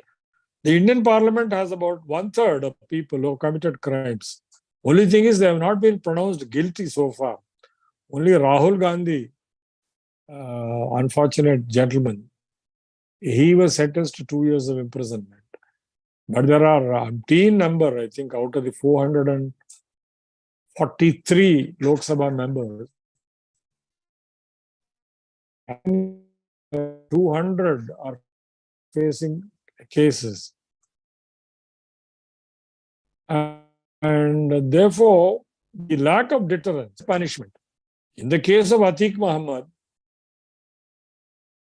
he committed the murder way back in 1994. Had he been punished and imprisoned in 1995, he would not have become an MP at all.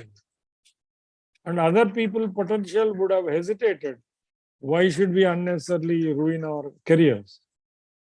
The second reason, of course, is, as you said, a sudden fit of anger.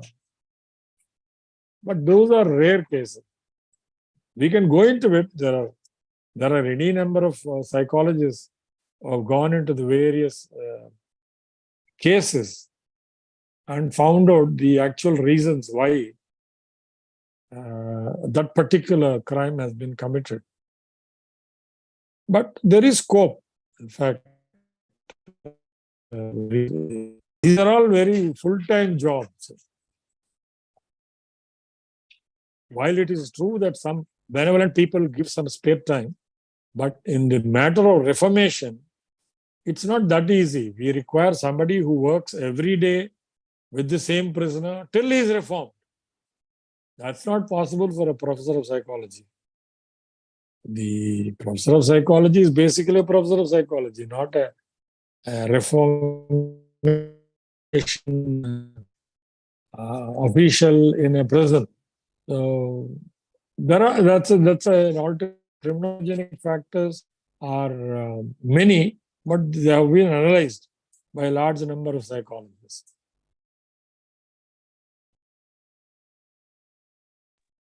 Thank you, sir. It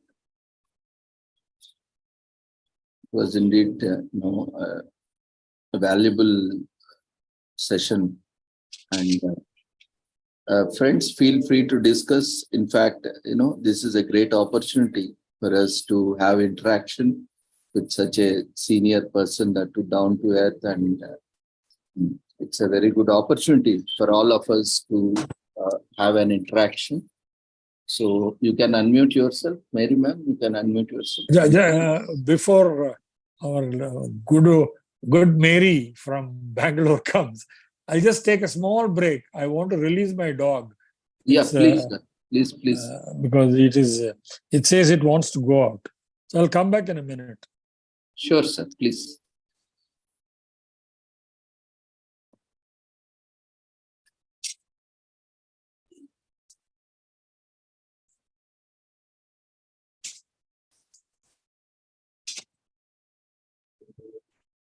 Dear friends, if you have any queries, you can put in chat box while sir joins back.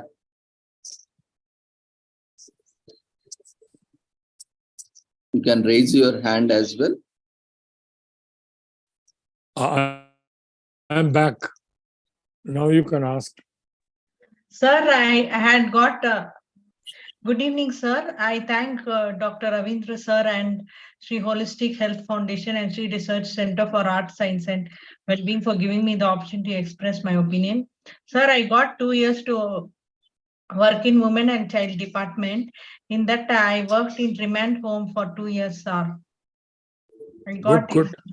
As a counselor, so I got a lot of memories when you said, because I also interviewed little bit offenders and this and how the robbery, theft cases and all, and lawyers used to come and assist us. So, and even police people like you used to assist us. I got that memories back. Thank you for the wonderful and informative session, sir. God bless you. Take care, sir. Thank you, madam. Thank you, Mary. Anyone else would like to interact? Christina, you can unmute yourself. Yeah, good afternoon. Good afternoon. It's afternoon here in Nigeria. Thank you very much. Let me not mutilate your name, our presenter. It's always interesting joining your session. It's been very informative and educative. I've learned a lot. As a practitioner, I find diversity in knowledge and in knowledge very important. And as social workers, we can be called or we can be needed in a lot of other dynamic areas. But of course, I'm happy that this session this afternoon really touches on the core of our practice. Thank you very much. I have learned a lot. And thank you so much, Dr. Ravindra, for creating this platform of learning for us. Thank you. I look forward to more learning. Let me try to pronounce your name. MV Krishnara. That's it. You got it. I'm sorry. Thank you very much, sir. You're from which part of Nigeria? Namaste. I appreciate. I'm from Nigeria, Which part? Nigeria? middle belt, the middle belt part of Nigeria. What is the name of the city? Plateau State, Nigeria. Jos City. Okay, so Jos you're City, north Nigeria. of. Okay. Not central, the north central part of Nigeria, particularly. Oh, Thank but you. Boko Haram may be active there. I don't know. Oh, a lot of experiences of that, and a lot of jobs for social workers on that. So, Okay, thank but you. of course, as social workers, our bills here in Nigeria have just been passed.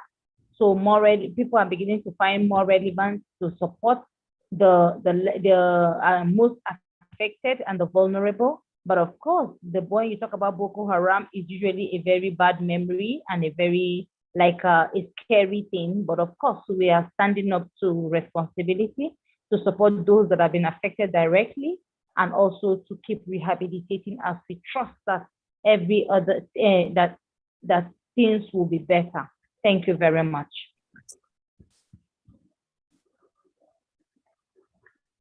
Thank you, sir. Thank you, Christina. Thank you, Dr. Ravindra. So anyone else have any queries? There are a lot of appreciation messages in the chat box.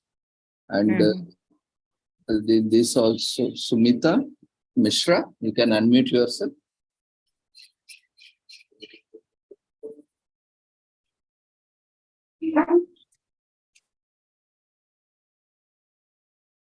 Sumita, do you have any query or observation?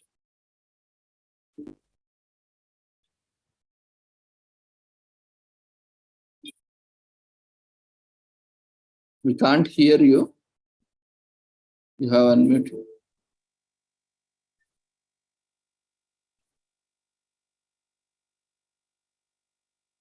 Sumita, we can't hear you, ma.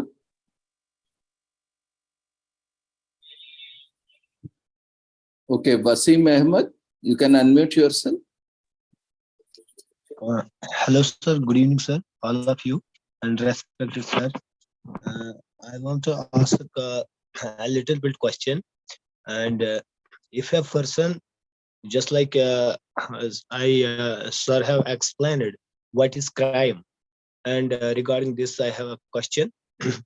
A sister got married, and a person, her parents have decided we will give him her property 1/3. Okay.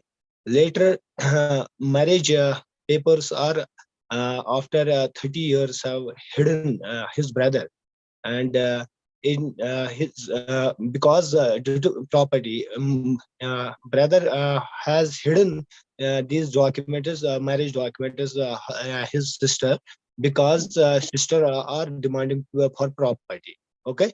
And sir, it is a part of crime.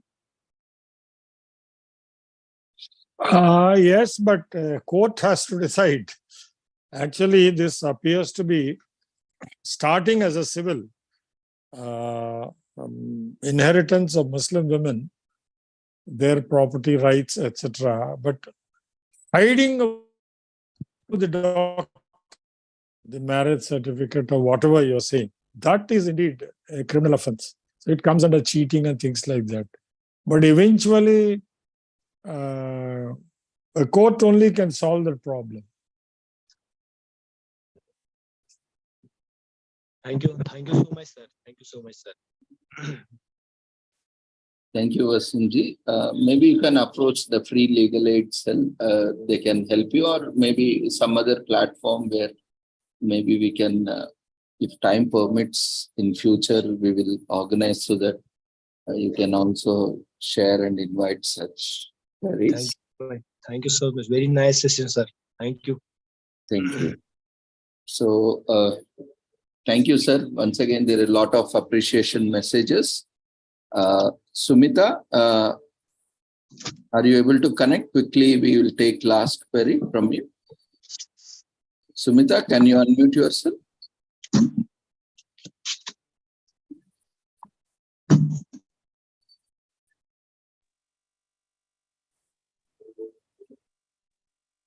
Okay, I think Sumita has some network issue. Okay, fine. Sir, can I raise a issue? Can I raise a question, sir? Yeah, please go ahead. Okay. Good evening, sir. My name is Nitin Kumar. So my question is, so I have not, so I am confessing that I am not attended full lecture, but sir, according to me, sir, there is certain conditions which are also very important in forming a mentality of criminality. So like if a person is in a bad condition, he has no job, he has nothing in his life he has no future. So in that condition, sir, he has nothing to lose. Their mentality will be becoming like he will form a mentality if he does any crime. So he will, if he is caught, what worse can be happen to him? He is in the worst place itself. So this is one point. And if he earns that, if he commits any crime, and if he escape from court, caughting, so if he successfully commits that crime and escape from the punishment, so it will eventually build his life better from the before. So, sir, how this mentality can be improved? So, how this problem can be resolved? Because we cannot, as a state, It cannot be improved. That is why we have so many. Why are people committing crime? Mafia gangs. Why is Dawood Ibrahim, a head constable's son? Why did he become a criminal? Why did Atiq Ahmad become a criminal?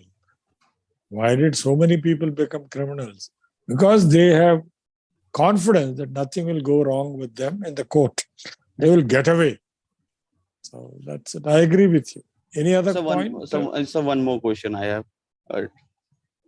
Sir, one thing, as you're saying, that deterrence and reformation, sir, how these two things can go side by side? Because when we talk about deterrence and they do not go side by side.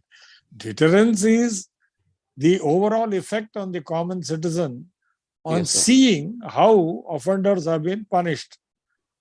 The reformation is an altogether different thing. That is after the court has ordered imprisonment. While undergoing imprisonment, then there is an effort to reform him. These are independent of each other. So, but still, sir, if we want to make a fear in the population, that has nothing to do with reformation. If you want to put fear in the population, so because there is a legally death penalty is given rarely. So no, it's not the death penalty. It is the certainty of punishment. See, we are altogether going into a different subject. The probability of getting caught and punished is what decides deterrence. Supposing everybody who is about to commit crime feels, I am bound to be caught and within 1 week I will be in prison, then he won't do it. Yes, sir. When he is certain that और 30 साल के लिए कुछ होने वाला नहीं है, then he'll be Lalu Prasad Yadav, he'll be Atiq Ahmad, he'll be somebody else. So that is why in UP, Yogi Adityanath, he stopped believing in courts. He says, bulldozer hum लाएंगे and we will we'll encounter. So, and people also are voting for him. So the system has collapsed. Therefore, he has found a remedy. But that is not a civilized remedy. That is killing people, even though they are involved in offenses, is not a remedy. But he says, in the open legislative assembly said within 1 week, वो मिट्टी में मिल गया, दफन हो गया. Anyway, so anybody else? Yes, thank you for your answer, sir. Thank you, sir. Thank you, Nitinji. I think these things can be discussed on some other context.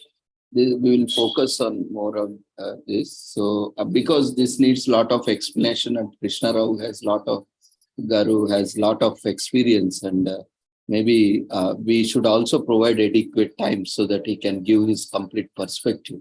We can't stop in between. That can reflect some in a wrong way also. So, Yes, so sorry, sir, if I have raised some No, no, it's unrelevant. okay. नहीं कोई बात नहीं कोई बात नहीं It's only Sorry, time sir. आप जो constraint. ये टॉपिक ऐसा है you can discuss it for 100 hours क्योंकि it affects everybody. आप याद रखना है कि अब out of 142 crores of people, 141 crores are vexed with this system. उसीलिए तो they are welcoming Adityanath, Yogi Adityanath.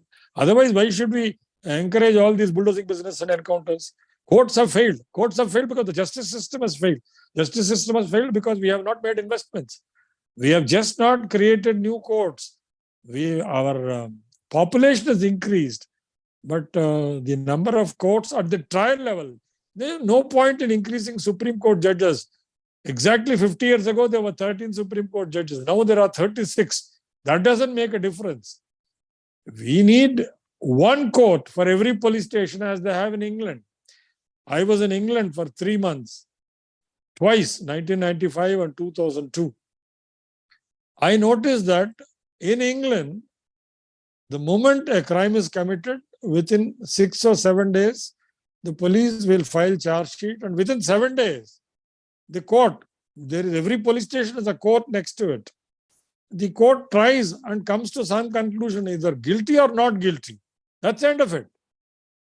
Whereas in India now we have so many thousands of police stations. We have about 700 districts, and each district, let us say, has about 25 police stations. I don't think we have so many thousands of courts. And every court is overflowing with cases. So it's a different matter. The comments made by you are indeed valid, but there is nothing that we can do by discussing. The right people are the legislators, the politicians, the judiciary members, etc. The three have to come together, converge. Yes, Ravindra garu. Thank you, sir. Definitely, we will take it up forward. Dr. Ramajayamji, do you have any comments, sir? No. Can we start the next session, or is there still anything else to be It's high time. discussed? It's high time. No. It's high time we just start. concluding. Yeah. So, thank you. No formalities, and thank you, Ravindra garu. I'm sure the gentleman waiting to join should not be inconvenienced. God bless you all. Thank you. Thank you, sir. Thank you once again for joining us and for your valuable suggestions, observations from your life experience. It has been indeed a great pleasure attending and listening to you. Thank you once again for joining us. And next, we will move on quickly to our next session. We apologize for exceeding the time and keeping you waiting. And we have with us Dr. Ramajayamji. He is a core member and a medical graduate from the Madras Medical College. After his graduation, he has worked for a short span at the prestigious Postgraduate Institute of Medical Education and Research, Chandigarh, where he obtained his doctorate in yoga and psychiatry from S. Vyasa University in collaboration with National Institute of Mental Health and Neurosciences, Bangalore. Being a meditational practitioner for the past 18 years, he is very passionate about combining the best of East and West in patient care, and he has worked extensively on psychiatric patients with yoga intervention. His areas of research in yoga and mental health, consciousness, positive psychology, and psychiatry. He has more than 20 publications in peer-reviewed high-impact international journals. Currently, he is working as a permanent research faculty scientist at the Center for Conscious Studies, Department of Neurophysiology, National Institute of Mental Health and Neurosciences. We welcome you, sir, on this international conference, and we invite you for your topic on overview of spiritual applications research center, a research wing of Brahma Kumaris. Over to you, sir. Yeah, thank you, Dr. Ravindra, for the kind introduction. Can you enable me for switching on my video and screen sharing also? Am I audible? Yes, sir. You can start your video and presentation. Yeah. Just a second.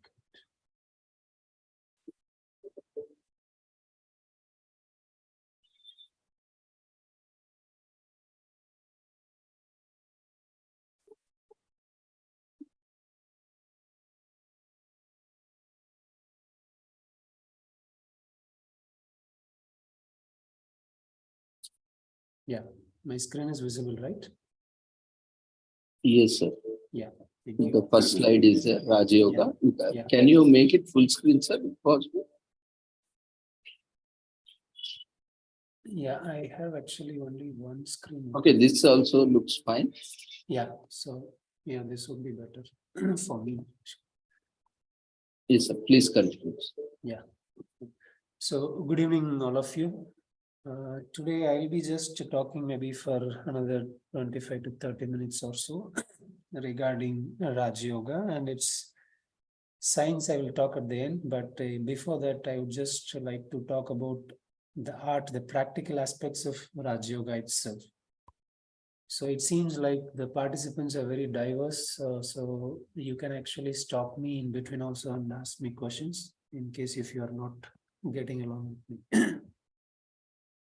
So this is one common question which I almost ask in most of the platforms wherever I speak, because yoga is becoming very, very popular, and at the same time, how much people actually understand what yoga is, I seriously doubt.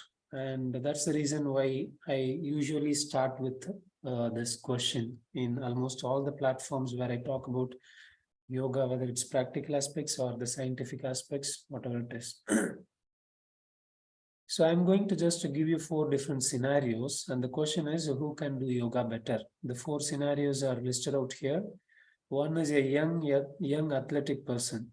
Second thing is a middle-aged person who is morbidly obese. Third is an 80-year-old person. And fourth is a patient who underwent surgery just maybe a few days ago or a week ago. So these are the 4 different kinds of people. And the question is, who can do yoga better? You can unmute and then talk, or you can post your answers in the chat box, whichever is convenient to you. I'll just pass here for a minute or so. I'm just waiting for your responses. There are 4 different kinds of people: a young athletic person, a middle-aged person who is very obese, an 80-year-old person, a patient who underwent surgery just a week ago. Who can do yoga better?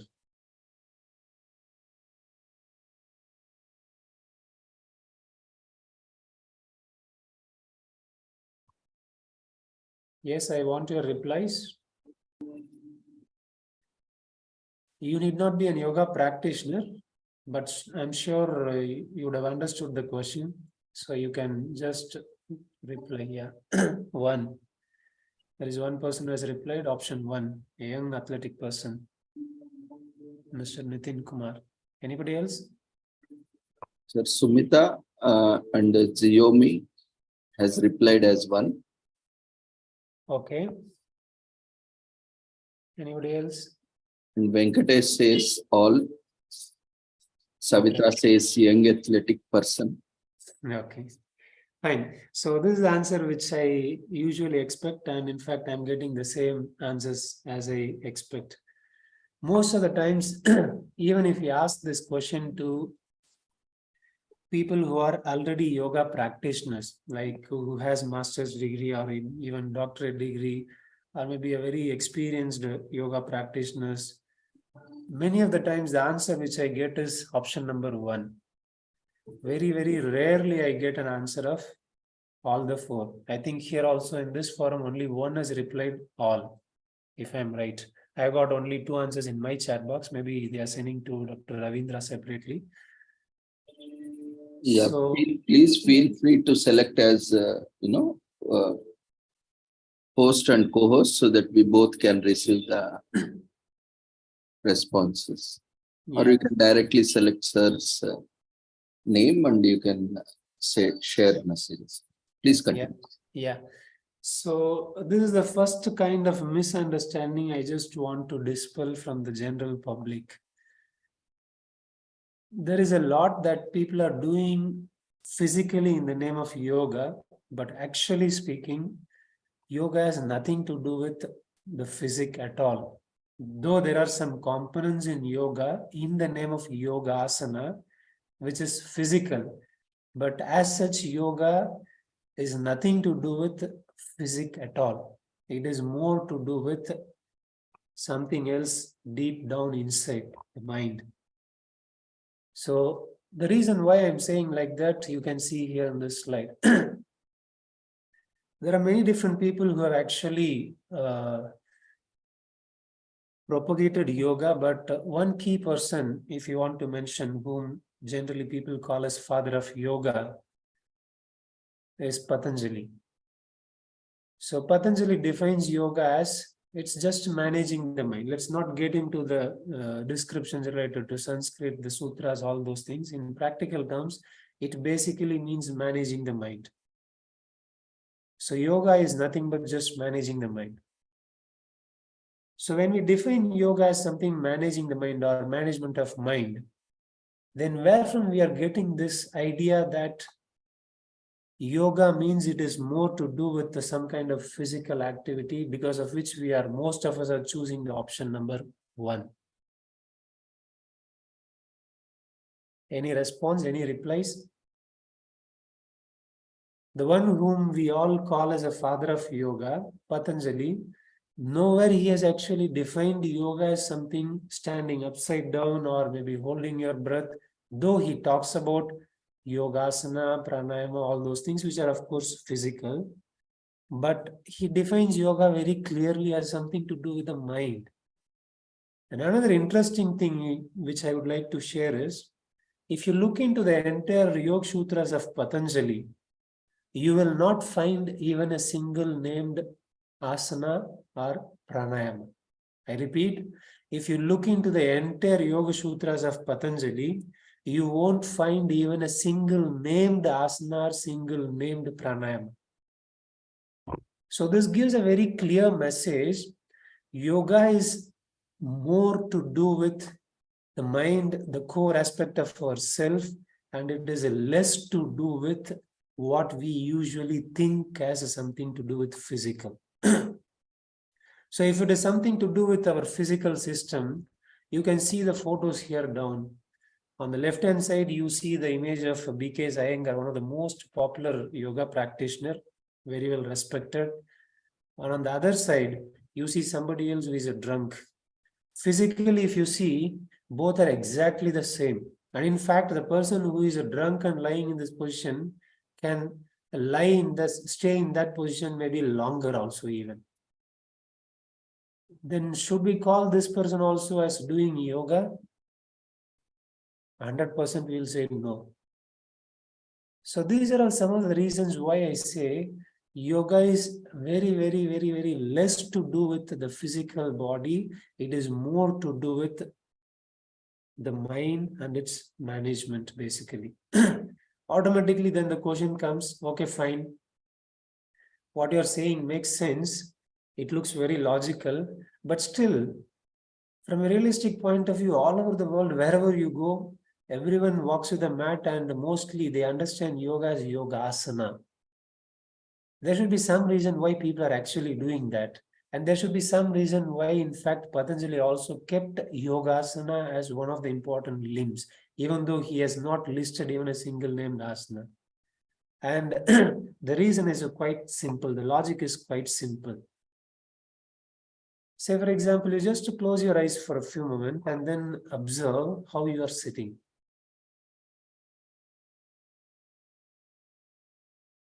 Just open your eyes, come back. Though all of us are sitting, each and every one of us, the way we are sitting is definitely different. This is 200% guarantee.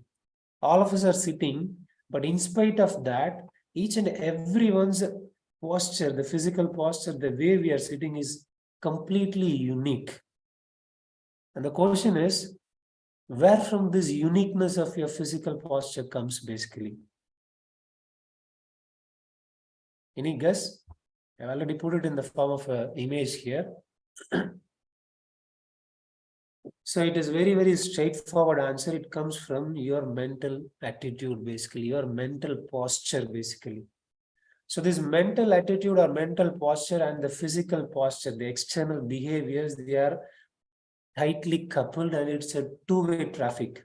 Of course, to some extent, we can also say mind overpowers matter, but in a realistic sense, as long as we are in this physical body, in this physical universe, it is always a two-way traffic. What goes on in the mind impacts physically, and what goes on physically also impacts the mind. So the logic is why there is something physical in the name of yoga when the father of yoga himself defines yoga as something to do with mind. The reason is quite simple, and it's just common sense. If what we think, what we feel inside on a long-term basis, if that mental attitude can define how we sit, how we stand, how we talk to people, how we walk, then definitely the other question also arises, can the reverse be true? If I adopt a particular posture in a consistent manner,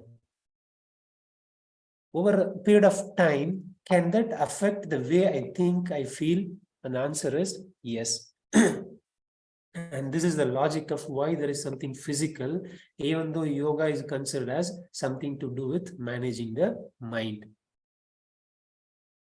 But the key thing that we need to understand here is when we say physical posture, yoga asana, the English term actually I like.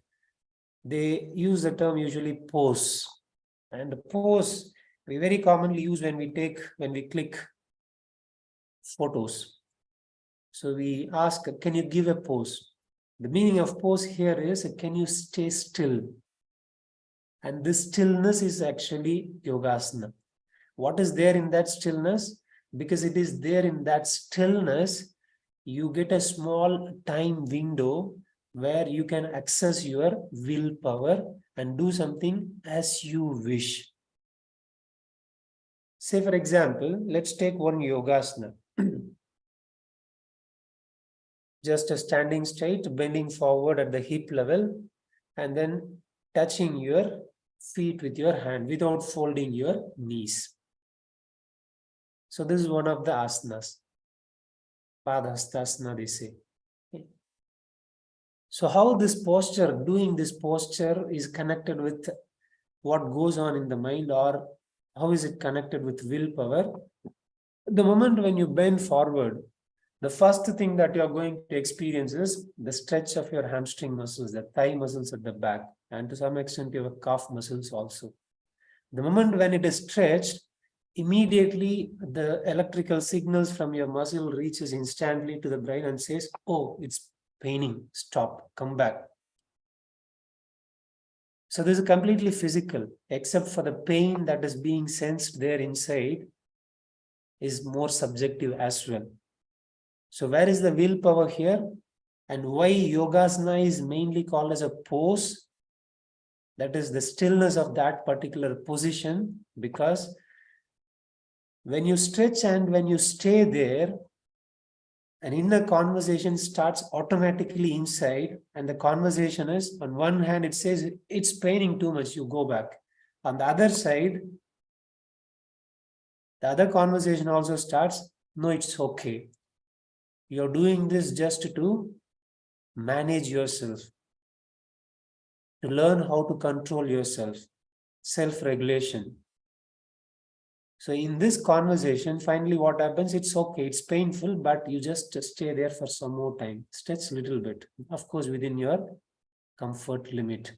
And this is a small time window where this inner conversation happens, where you get ready to just tolerate that pain within your comfort zone, is actually the willpower. This is completely in a gross sense. How this translates into society in terms of social relation, it is just exactly the parallels I'm telling. For example, somebody shouts at you. The moment when they shout at you, you have two options. One is you immediately shout back. This is same as when you just bend forward, immediately from inside your brain comes the signal, no, it's paining, come back. So it's like a kind of reflex action. So parallel to this is somebody shouts and immediately you shout back. The other choice which you also have is let them shout. If they are shouting, there could be some reason which I may not know. Let me understand and then respond properly. So this conversation also can go on inside. And after this, your choice, your response may be a little different as well. Instead of shouting, you may just tolerate that person for time being and give time and space for that person to just calm down. And the second part is basically willpower. This is exactly what we are simulating in the name of Yogasana. Through that small time window where we have the chance to execute the willpower by tolerating the pain that happens in the muscle.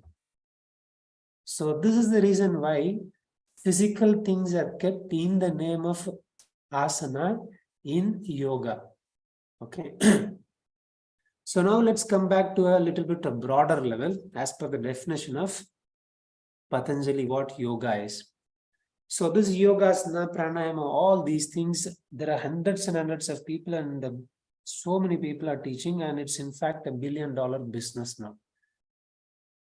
So you have so many people from where you can actually learn these physical aspects, even though that has least to do with actually managing the mind. Of course, definitely it has a role, there is no doubt, and physically also it helps. But understanding asana as yoga is a complete misunderstanding. So asana is one of the limbs of yoga, that's it. But asana itself is not yoga. Say, for example, it is just like if I ask a small kid to count, let's say, add 3 plus 3, what is it? They cannot do it in the mind. They will find it difficult. So what I can do is I can ask them to use the fingers. 3 plus 3 is you count 1, 2, 3, and then 4, 5, 6. So 3 plus 3 is 6. It's easy for them to do. But if the kid, if they are understanding like fingers is mathematics, then it's a serious problem.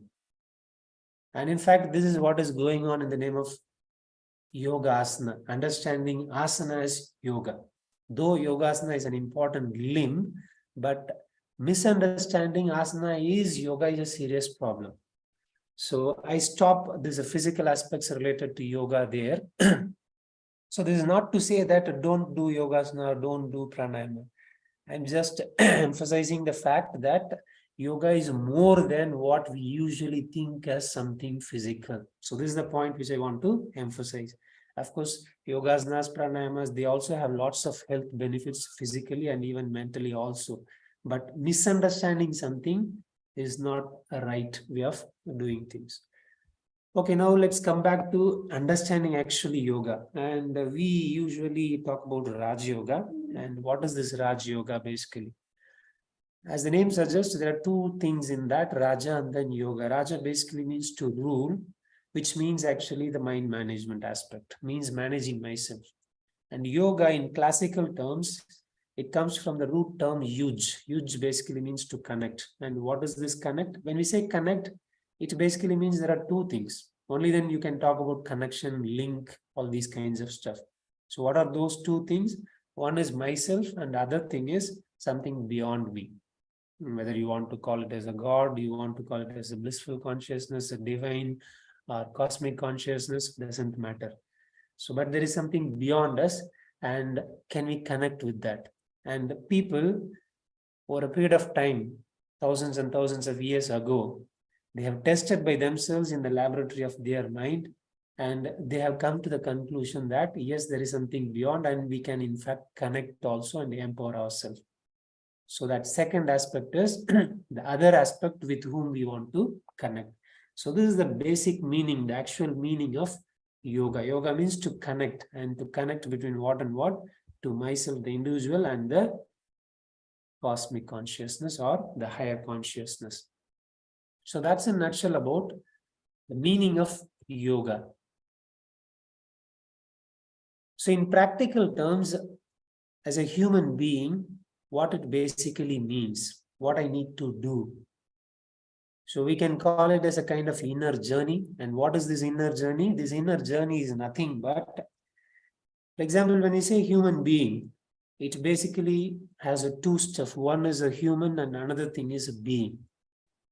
The word human, it comes from the term humus. Humus basically means the natural fertilizer.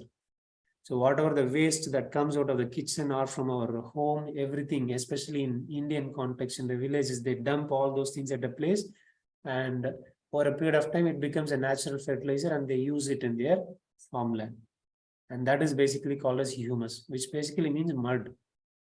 So one aspect is the physical, which is visible, which is nothing but basically one of the 5 elements, or it is made out of the 5 elements. The other aspect, being, is the life energy which is invisible, which is behind this body.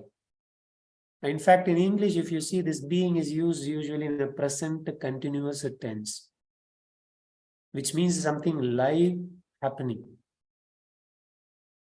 So the life which is given to this physical body is actually from that being aspect, which we call as different names like psyche, atma, soul, inner being. People use different names, doesn't matter. But the point which I want to just emphasize here is, when we say human being, we exist at 2 levels. One is the one which is visible, the other thing is which is completely invisible.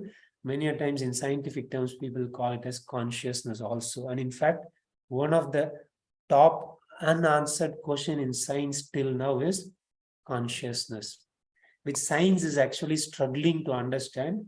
But the early spiritual scientists, the so-called rishis, especially from India, they have established this fact without even a speck of doubt that what is consciousness and can we experience that? Yes, it is, we can.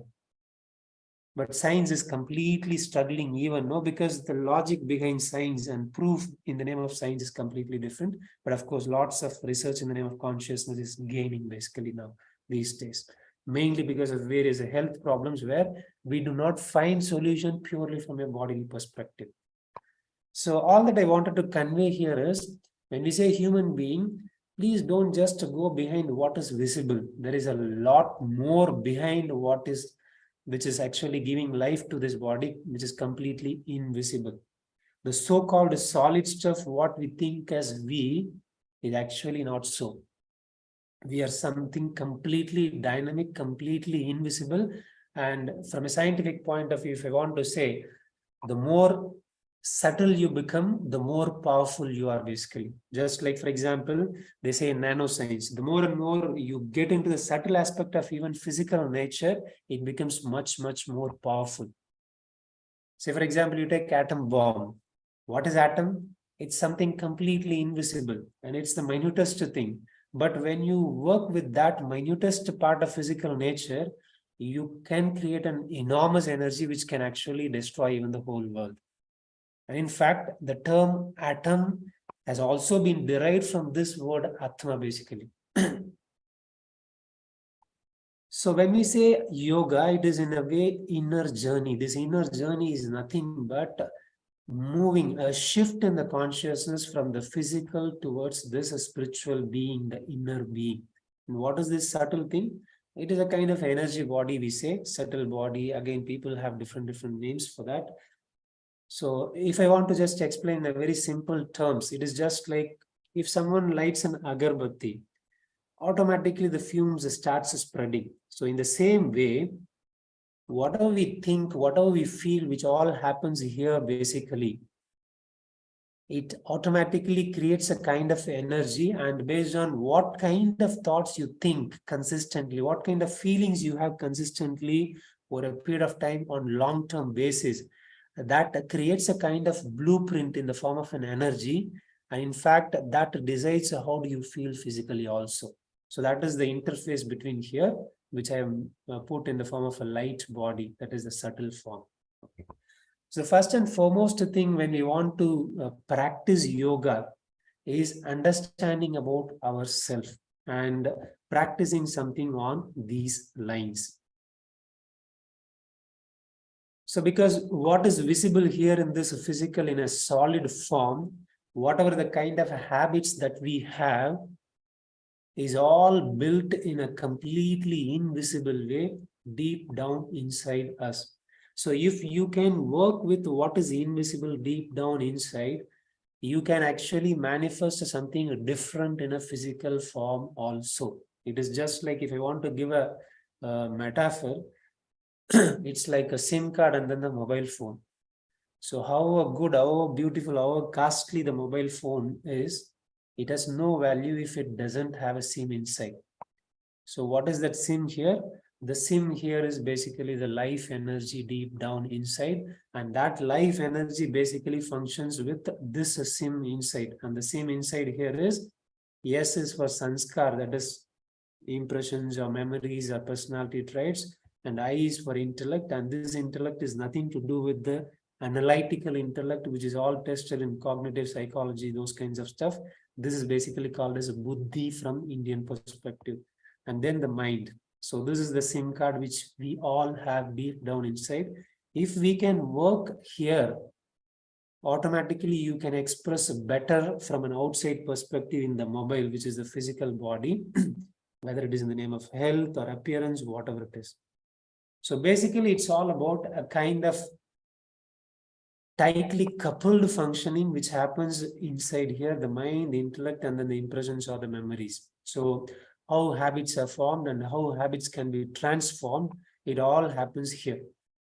So because when you go for meditation or yoga or any other kind of self-improvement related programs, we basically go for mainly to bring some sort of change. The change could be like improving my attention, the change could be like improving my patience, or it could be something similar. Okay. So it is all about working with how do I create a habit, or how do I create a personality, and how can I transform that in case if I do not want. So this is what is actually depicted here. So it all starts with the mind. And what is this basically? Mind is nothing but all that you think from morning till night, the whole bunch is called as mind. There are 100 different definitions of mind from neuroscience perspective, cognitive science perspective, from biological perspective, from psychological perspective. But I don't want to confuse with all those 100 kinds of definitions. The simplest thing from a human being perspective, from a social point of view, from practical point of view, the easiest thing to understand mind is it's nothing but all that goes on inside us in the name of thoughts.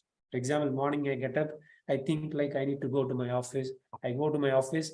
I think like I need to plan for this project, which is going to happen next month. And then I think about my home, about my friends, all these things. This bunch is basically mind. And what is intellect? Even if you have hundreds and hundreds of thoughts, which keeps on running constantly, you do only one at a time. Say, for example, you would have just got the link for this meeting, and at the same time, you would also got another thing like I need to go and meet these people. This is an important appointment. But finally, out of these two things, you decided, okay, let me come for the meeting. So who is that which has decided this? And that capacity, that faculty, that power is basically buddhi or intellect.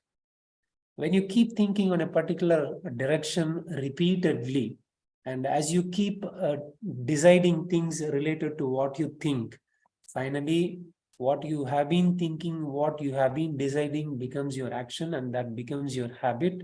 And this is why we all say, you become as you think, so you become. This is the most fundamental thing and the simplest thing we all know. And this is the most powerful thing also if you want to work and bring transformation in your life. Not only in your life, even at a larger level in the name of society as well. Because to you, the world or the society starts from you. If you cannot bring a change inside you, there is nothing called as changing the world or changing the society at all. And this is where the practice of yoga or meditation, whatever you want to call, comes.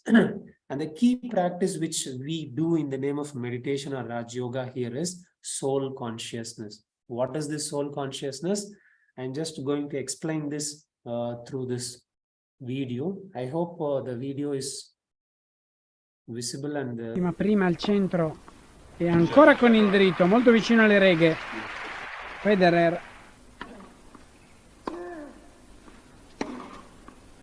So is the video visible to all? Yes, sir, it's visible and audible. Yeah. Okay. Dritto.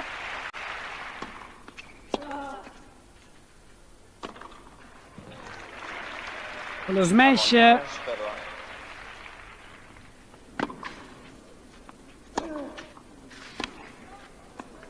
Ancora con la volée di dritto, correggia dopo aver spostato.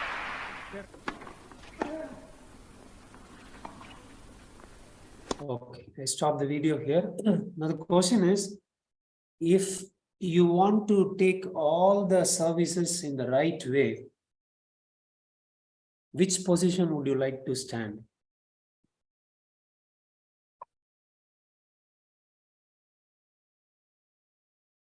Yes. Question is very simple. It's not a very complex thing. In the context of this badminton court, if you want to take all the services properly, which position would you like to take in the court, the badminton court?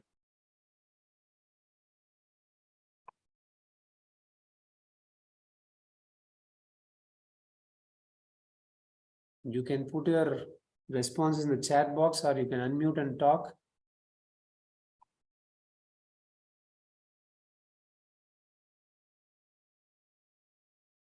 Hope all of you are here. Anybody can unmute and talk.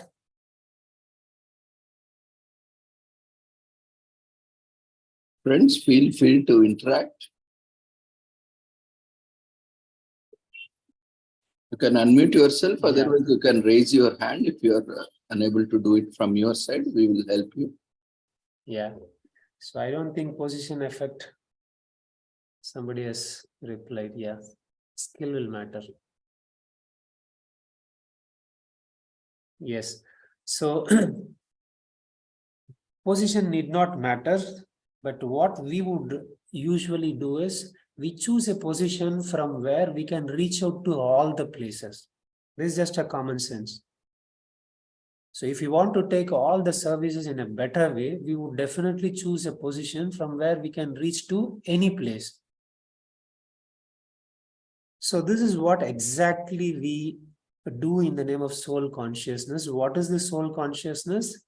Most of the time, what usually happens is we are struck with the different kinds of identities, all that has been gathered over a period of time. What are the identities? I'm a doctor, I'm an engineer, I'm an husband, I'm a wife, father, mother, son, rich, poor, white, black, Indian. There are hundreds and hundreds of things. Let me ask you this question. And in fact, all the serious stress and tension, what we get is our difficulty in juggling with all these things, basically. It is all these relations that makes life, there is no doubt. And it is in that relationship we get all the joy also. But at the same time, the maximum amount of attention, stress, all that we get is basically because of our difficulty in juggling between all these kinds of roles and responsibilities that we have, which are nothing but different kinds of identities that we have taken over a period of time. Now, let me ask you one question. Say, for example, if I say myself, I'm a doctor. If I just go back some 10 years from today, can I call myself as a doctor? Definitely no. I would not have actually entered the college. But still I was there. So like that, if I go retrospectively, say for example, if I just go back, if I'm 40 years now, let me go back some 36 years and 6 months like that. So I'm just a 6 months old baby, let's say. Even there was not even a name, but still I was there.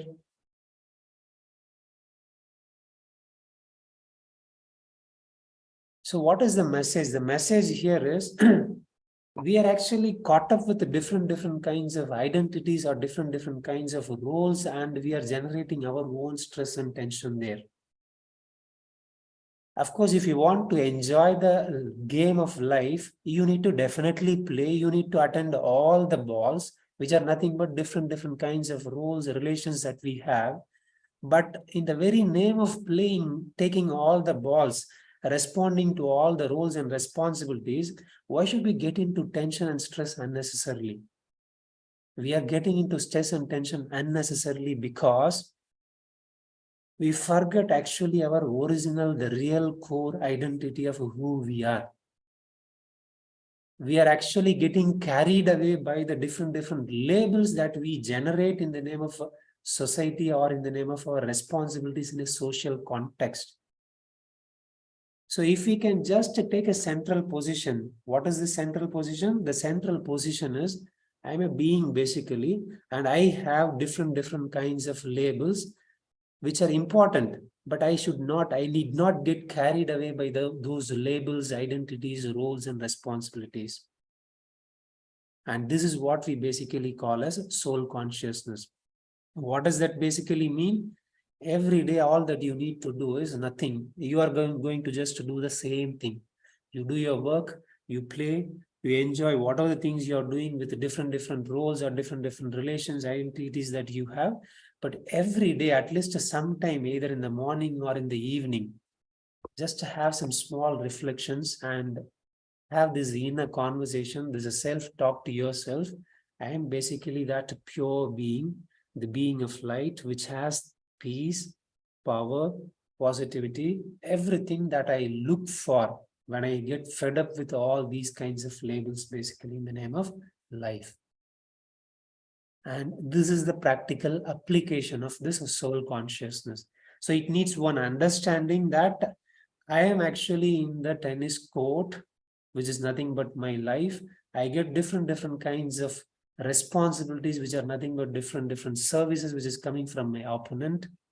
And life is made of all these services, all these relations, of course. If I really want to enjoy, I need to be in a central position or in a place, in a position where from I can reach out to all these roles and responsibilities and still come back to my original place. And the original place is I am a being, basically a being of light. And I am peaceful, I am powerful, and I am positive. So anchoring yourself throughout the day by just taking few moments, it can just take maybe 30 seconds, but still it is enough. It is more powerful if you can try this and see. All that you need to do is just bring back this tennis court game and then have this self-conversation inside. I have 100 different kinds of rules, but for now, for this next 30 seconds, I am just going to retract myself, withdraw myself from all those things and see myself as a being of light. And this is the source from where I get all the energy, which I use in all the relations. I am basically peaceful, powerful, and positive. This inner conversation, this self-talk just for a few seconds throughout the day, say for example, every 1 hour or maybe once in 3 hours, would empower you like anything. And this is what we mean as soul consciousness. And if you can practice this, only comes the next level. I'm just skipping for want of time. The next level is basically connecting ourselves with the divine, something which is beyond us. So what is shown here below is practicing soul consciousness. The more and more we can align ourselves with the life energy inside, automatically you open up to the higher consciousness, to the universe at a larger level, and you can still empower yourself much more, even much better. And that is where the actual yoga comes. So yoga is basically this connection, and this connection begins with aligning myself deep down inside. What is this alignment? This alignment is nothing but you reach out to all the different kinds of labels, different kinds of relations, but once it is over, you come back to your original place. This is that alignment. In this alignment is where you get the energy for the whole day, for the whole life. And this is in fact what happens naturally also when you go to sleep. When you go to sleep, there could be 100 different mechanisms why you get energy, why you get refreshed the next day morning. But the most powerful common sense logic why you get energy when you get into sleep is there is no identity, there is no label. You do not know, you do not even remember your name, your form, your position, your assets, your relations, your future, your past. You don't remember anything in deep sleep. And this is actually one of the natural soul consciousness state. Imagine if you are gaining energy every day because of this natural soul consciousness state, which happens in deep sleep. What if you can practice this thing voluntarily through systematic training and can get that same refreshment even while you are awake? That is something very powerful and magical as well. And in fact, yoga is this magical thing. What is the magic? Aligning yourself and then connecting yourself with the supreme consciousness or the higher consciousness. So here I stop with the art part or the practice part of Raj Yoga or yoga in general. You can explore more about what is this Raj Yoga meditation. Again, there are 100 different definitions for even the same term Raj Yoga. What I'm talking here as Raj Yoga is the core aspect which runs across traditions. And here specifically, this Raj Yoga, this link, this slide, what I'm showing is related to Brahma Kumaris, which I also practiced for the last 18 years. So these are some of the things, some of the collaborators with whom we scientifically work and do academic research in the name of this Raj Yoga. And one of the core practices of the Raj Yoga is what I've explained as soul consciousness. So I am basically from Nimans, Bangalore, and we also collaborate through our Spiritual Applications Research Center, that is SPARK, which is a sister concern of Brahma Kumaris based at Mount Abu. We collaborate with the different institutions like IISc Bangalore, our own institute Nimans, DRDO Delhi, AIMS Patna, and then Indian Spinal Cord Injury Institute, GV Pant Hospital, and across the globe also we have tie-ups like Leeds University, Belgium, and the University of Rome, many different places. So I am just going to, for the next few minutes, maybe 2 to 3 minutes, I'm just going to give a gist of what kind of research we have done. So all these are quality standard academic research, which are all published in good impact peer-reviewed international journals. So these are some of the findings. One is the coherence in the alpha band. Alpha is a frequency in the brain waves. The coherence between the hemisphere, it gets enhanced following Raj Yoga meditation practice. So when we want to do something in the name of a physical action, the left, right hemisphere and different regions within the hemisphere, they also need to coordinate in a better way. And this is an indirect sign of that coordination basically. And the other thing which the second publication, what is shown here is when we get into meditation, what happens is we anchor ourselves more and more into the core aspect of the self, which is actually assessed here and talked in terms of default mode network. And this is the second thing. And the third thing is about, do meditators have a capacity to engage and then disengage as and when they want into a task? Just like what I was explaining, you get into a particular role, you execute the actions, and then you come back to your original position. So this is what I meant as engage and disengage. So in this just a minute meditation thing, what was tested was meditators were asked to perform some cognitive task for 1 minute, and then again immediately they were asked to do meditation like that in alternating manner. So what was found was the long-term meditators were able to actually shift between this stress-inducing task and also meditation as quickly as possible as and when it is required. So that is this thing. And the fourth thing is, the more and more one becomes a proficient in meditation, their well-being actually increases. That is that fourth thing. And apart from this, we also had some physical, this cardiology related thing, which is called as a coronary artery disease regression. This project was initiated long back by the late President Dr. APJ Abdul Kalam. Still it is running. And in this study, it's a kind of lifestyle intervention where meditation is also one of the important component. There are hundreds and hundreds of people who had like 3 vessel disease and more than 80% of blockage in their arteries, in the vessels in the heart, where doctors have told that no, we cannot do anything. There are hundreds and hundreds of people who had actually benefited from this, and it's still an ongoing trial. So this is one of the publications out of that.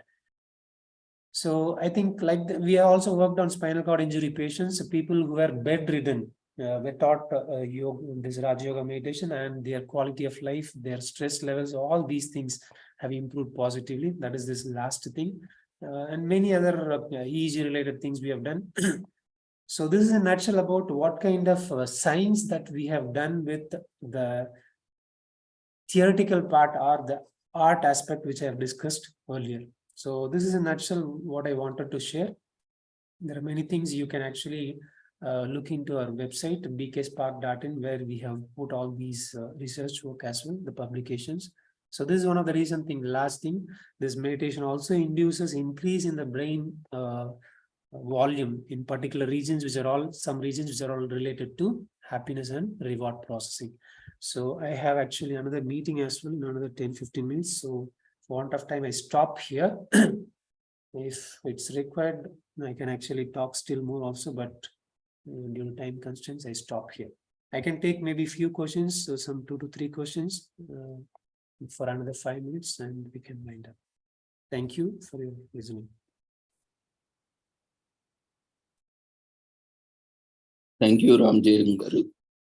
It was a very insightful session, and for sharing insights on how to go about research and what kind of research is being taken up. Hope this will open up new avenues for the younger researchers and scholars to take up research even in the spiritual meditation aspects and correlate the impact on the various health issues. So participants, feel free to unmute yourself or raise your hand or use chat box to share your observations or comments.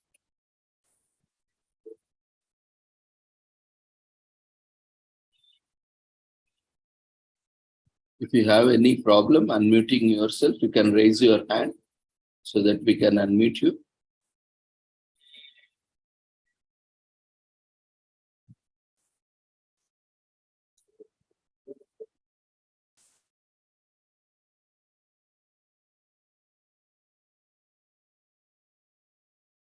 There are a few appreciation messages. I think it's clear. Not very nice to know about this project. Very good session from Basim, Maharani Bala, and it's very nice, impressive, inspiring session by Sumita. Great learning on yoga, Christina. You can also unmute yourself. If there is any difficulty in unmuting, I can help you. Sunita, wonderful. There are a lot of messages. Okay. Okay, fine. If there are no questions, I think we can wind up. There is one hand raised. Vasim, you can unmute yourself. Good evening, sir. Good evening. Sir, it is very understandable session and very good session. And I am very, very thankful for all of you. You have given me a chance and for this conference.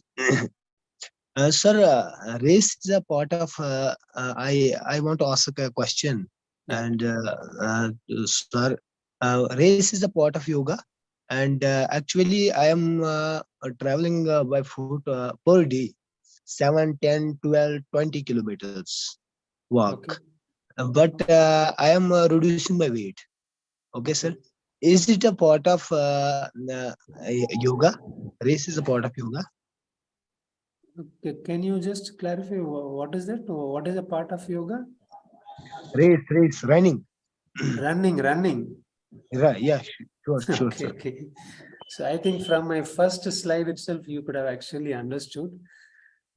Yoga is more to do with bringing a kind of regulation in our mind. So in that sense, some of the physical things like asana also helps, but doing something physical exercises need not be actually yoga. So what is yoga is you do anything even physically, but is there anything called as mindfulness deep down inside? Then it becomes a component in yoga. But otherwise, gymnastics or any other physical exercise, aerobics, they need not be called as yoga. In fact, we have written a very elaborate review article on physical exercise and yoga. Maybe you can actually Google it and then see that talks in detail about what is yoga and what is physical exercise and what is not yoga also. Sir, another question is, what is the best timing for yoga? Yeah.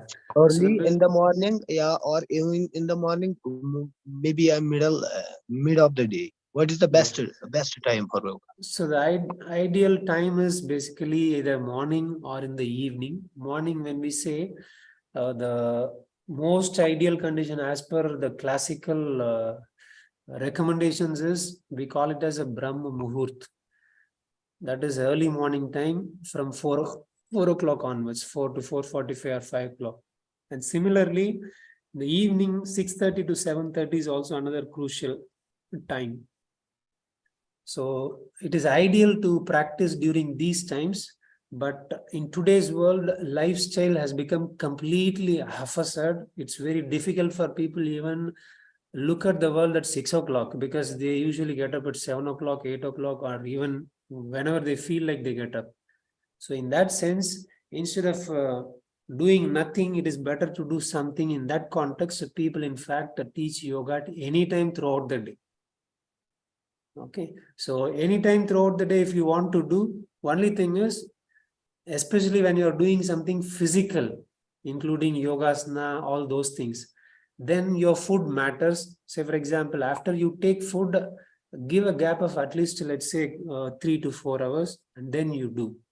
But again, this need not apply to if you're doing something only in your mind in the name of meditation. Okay, so in that sense, the ideal time is morning or in the evening. But if there is no time at all for you in the morning or evening for various other reasons, there is nothing wrong in doing throughout the day, provided you do based on your physiology. Physiology in the sense, not like immediately after eating, those kinds of stuff. Thank you. Thank you so much, sir. Thank you. Yeah, thank you.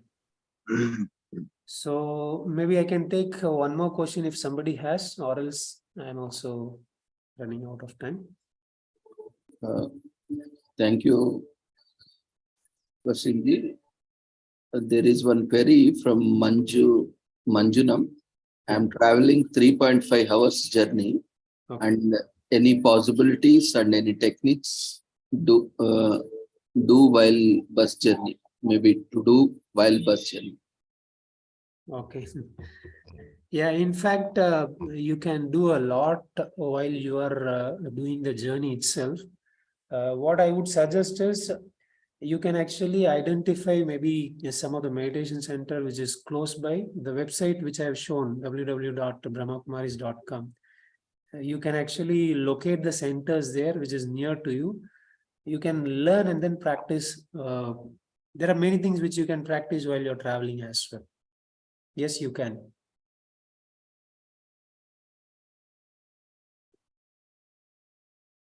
Or you can maybe see things online itself. In our website itself, there are certain things which also you can try initially. And if you do not get anything, you can maybe go to nearest centers. That would be better if you can, reach out to nearest center so that you get complete guidance and you will also get motivated. In fact, that is what lacking when we practice by ourselves. When we are in a team or a group of, like-minded together, we involve more. So thank you. Thank you, sir, for joining us and sparing your valuable time and all the way joining to enlighten us on this wonderful occasion of World Psychology Day. And your contributions have been really commendable in the world of research, especially in spirituality.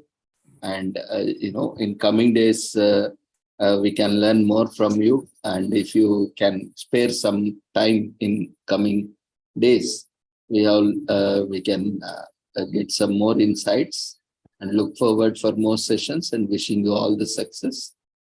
Thank you. Thank you so much. Thank you. So friends, hope you all have enjoyed. And these are the very secular ways of doing meditation. Anyone can join. It's all about exploring ourselves and doing. And we have different approaches to do. Basically, in a simple way, it's the union of mind, body, and soul integrating together for a better understanding. So you can explore, you can visit. Brahma Kumaris is there in quite good number of countries. If I'm not wrong, 100 plus countries. And you can visit any nearest center. You can search it online. Otherwise, you can, after conference, you can always text me so that I can also help you out in reaching you the nearest location, so that you can go and explore yourself and practices and also benefit from it. And do note and observe and do share your observation, so that it will also help in providing suggestions and also doing documentation. So thank you. So we'll move on with our next speaker without taking much time.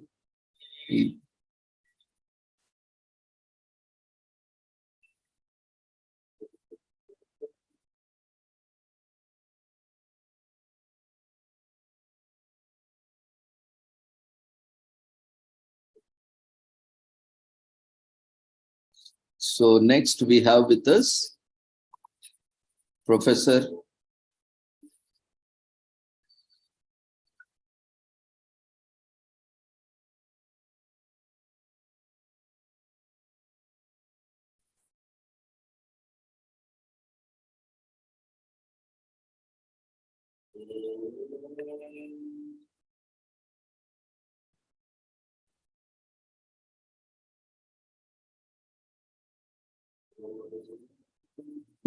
Next we have with us Professor Wali Mutamazil. He is President and Chief Executive Officer, Behavioral and Mental Wellness Coaching, USA. And he is also was a Harry S. Truman Scholar and Certified Leadership Executive and Organization Coach and Certified Human Systems Dynamic Associate and Certified Advanced Level PrAP Facilitator, Global Markets, and is Certified Peer Specialist, and also the best-selling author, The Art and Science of Success, the top among the top 50, the top 1 best-selling book list on Amazon 2011, and he is also a US Marine veteran in the Vietnam era. So, and he has vast experience and a lot of publications and research work. He has guided many students and trained, many professionals. We welcome you, Professor Wali, sir, to take over for your session on tips for healthcare professionals coping with stress and compassionate fatigue. Good evening, and thank you for that warm introduction. I first would like to thank the Almighty for His mercy, protection, and guidance, and this opportunity to be with each one of you today. My presentation today is an overview, orientation, an introduction to the symptoms of disaster and non-disaster related stress and duress. I will give an illustration of 4 categories. 1 being physical, 2 cognitive, 3 emotional, and 4 behavior. I would also give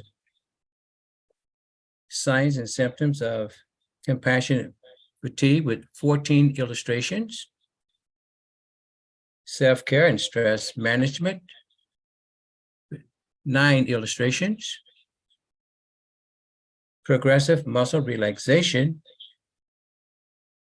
with 5 examples, and breathing techniques for relaxation. First, 6 examples. Secondly, with 4 examples. Tips for managers, 4 illustrations. And lastly, when to seek professional support. And if time permits, a question and answer session. If we can go back to the beginning of the slides, thank you for your support. Coping with stress and compassion fatigue. And let's take a deep dive into the next slide, please. Stress and compassion fatigue. Stress or stressors encompasses the way that your body and your brain respond to perceived demands in our environment. Issues can arise, however, when you're in shorter time to recover between stressors. We may find ourselves exhausted. Next slide, please. Compassion fatigue includes 2 elements. One popular idea is burnout,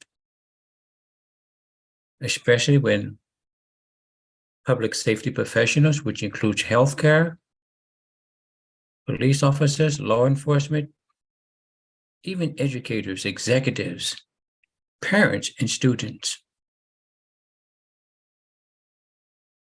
Secondly, is what is known as secondary traumatic stress. One of the more popular illustrations would be caregivers and providers to individuals who are deserving of care. And as a result of this experience and empathy, our own issues may arise as secondary stressors. Next slide.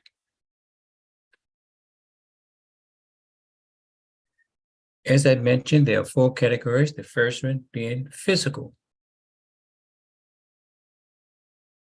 Our physical health is directly correlated with our mental wellness, such as stomach aches or diarrhea, changes in appetite and eating habits, headaches, or other pain without a clear physical cause, jumpiness, and exaggerated startled response, trouble falling asleep, staying asleep, sleeping too much, or trouble relaxing. Next slide, please. Cognitive would include difficulty remembering things, difficulty thinking clearly or concentrating, confusion,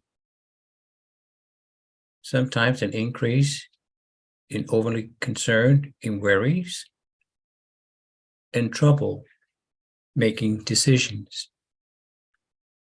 Next slide, please.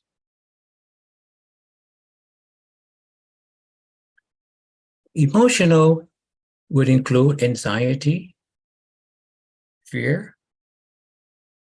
overwhelming, sadness, anger, guilt, numbness, an inability to feel joy or sadness, including participating in social events that we once enjoyed. Next slide, please. Behavior sometimes may increase or decrease in activity levels and reduce stamina. Frequent crying, use of alcohol or other drugs in an attempt to reduce stressing feelings or to forget. Angry outbursts, desire to be alone most of the time, and deliberate self-isolation. Risk-taking behavior which sometimes is seen on our roads, individuals driving with rage. Next slide, please.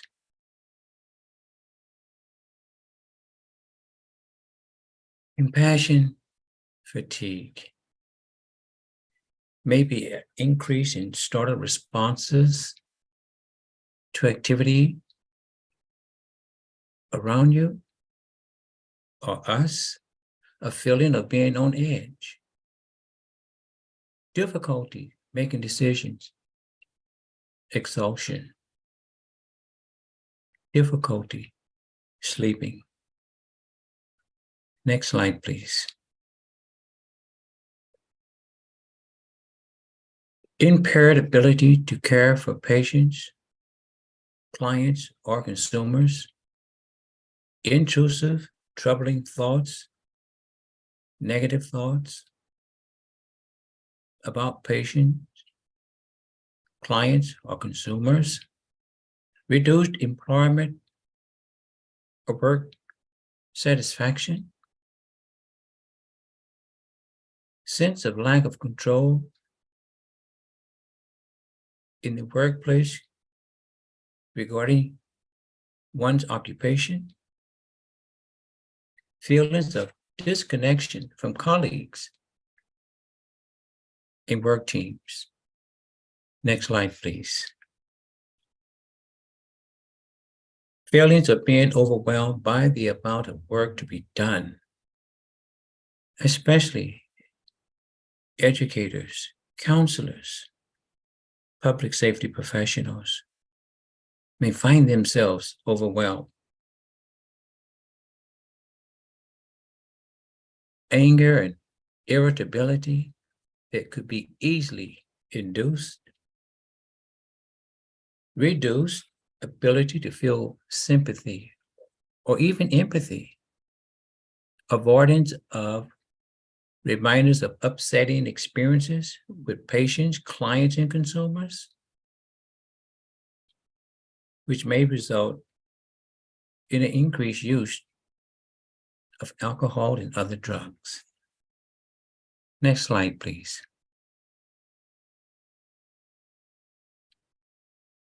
Addressing and prevention of compassion fatigue.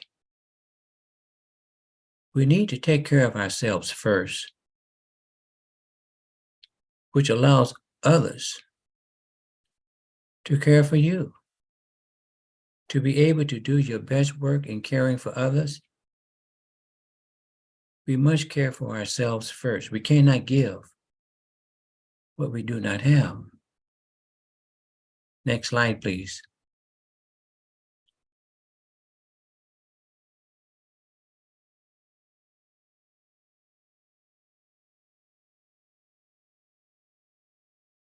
self-care and stress management.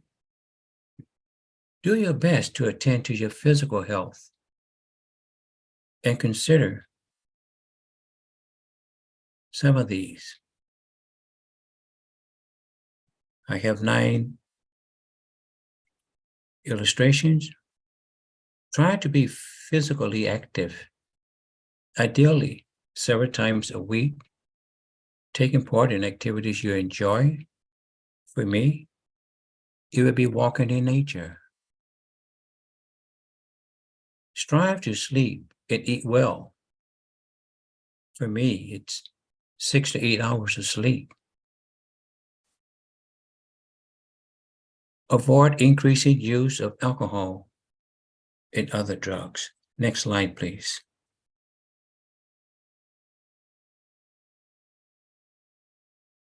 Also key to health and resilience is maintenance of your support networks. Remember to do the following. Stay in contact with loved ones, including family and friends. Turn to colleagues for contact and support at work and school. Visualization, remember that in places such as home, work, and school, you want to be at peace.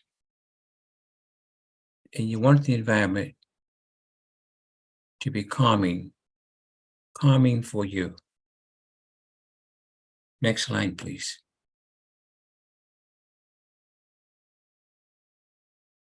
Progressive muscle relaxation. I have 5 illustrations.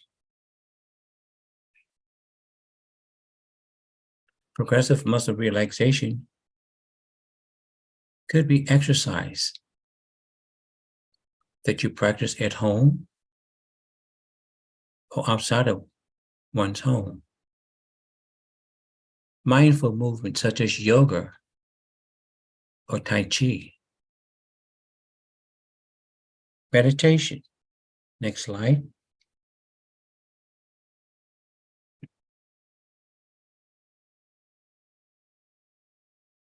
Some of the direction for muscle relaxation. 1, get into a comfortable position. That could be sitting or standing, or even laying flat. Choose a muscle group such as muscles in your feet or lower legs. 3, breathe in and tighten the muscles in the group for 5 to 10 seconds. Breathe out and release the muscles suddenly. Relax at least 10 seconds. And 5, repeat the process with other muscle groups. It can also help to make progress from one's head to the toe or vice versa. Next slide, please. Breathing techniques for relaxation. 1, sit quietly, relax, or close your eyes. 2, exhale completely through your mouth, making woozy sounds. It may help to purse your lips. And 3, close your mouth and inhale quietly through your nose for a count of 4. Next slide, please. 4, hold your breath for a count or 7 of what may be comfortable for you. 5, exhale completely through your mouth slowly, making a woozy sound to the count of 8 of what may be comfortable for you. 6, Repeat steps 2 to 5 3 times for a total or 3 or 4 breaths. Next slide, please. Breathing exercises. Humor. Write it in a journal or drawing. Participating in spiritual or religious practices. Next slide, please. Tips for managers. Schedule employees so that when they have time to rest and recover between shifts. Schedule staff so that they move into shifts in positions involving less stress after completing shifts in high-stress position. We see a lot of this in the nursing industry. Recognizing staff members for their work and offer managerial and organizational support. Next slide, please.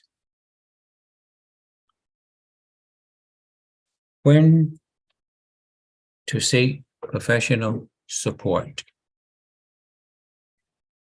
Acknowledging the need for help is a sign of strength.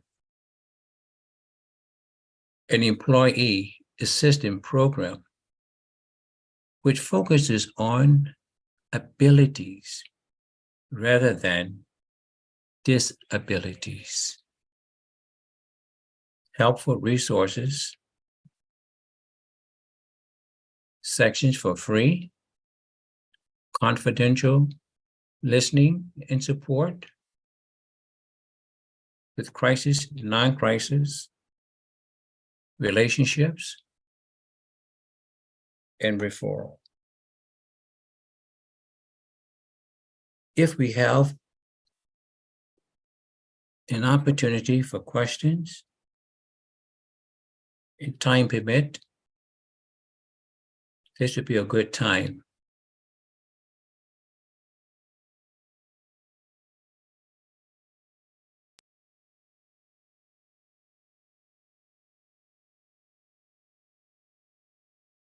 Thank you, Professor, for a very insightful session and wonderful tips you have shared with us, especially even our frontline workers or medical health professionals also go through this occupational health hazards.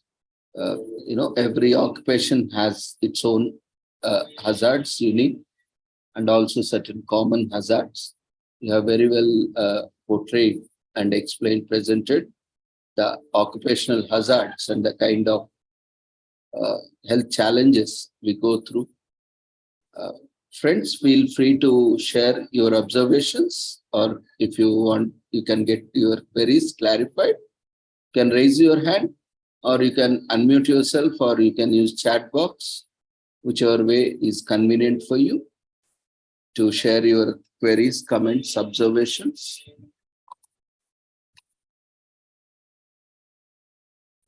Yeah, Mary, you can unmute yourself. Good night, sir. I thank Dr. Ravindra sir and Sri Holistic Health Foundation and Sri Research Institute Center for Art, Science and Wellbeing to give me an opinion, to express my opinion. Actually, sir, it was a very learning session for me. It is a new topic for me. I learned a lot from your session. It is a little bit, I didn't know about your session so much. So I learned a lot of things, done a lot of hard work in the PPT, sir. God bless you. Take care and all the best for next session, sir. Thank you, Mary. And are you able to share your occupation with us? Sir, I'm basically a professional social worker. I have done masters in social work. Thank you for sharing Yes, the sir. heroic work as a social worker. Thank you, sir. The heart of mental wellness is social workers. What they represent as an occupation and as a gift to humanity. So I salute you, my co-worker, equally as a retired social worker, and I just learned so much from her every time we get a chance to work together. Thank you, Mary. Thank you very much, sir, for your appreciation. Thank you, Mary. Arun, you have unmuted. Do you? Hello, hello, sir. Yeah, Hello, please. ma'am. Hello. Thank you, sir. So much elaborative session, but I must say your session is very comprehensive also. In such a short span of time, you have explained beautifully. Thank you, sir. Thank you. Thank you. I'm humbled by your kind words. And when we speak to being humble or humility, it means that there's so much for me to learn. Thank you, sir. Are you able to share with us your occupation? Yes, sir.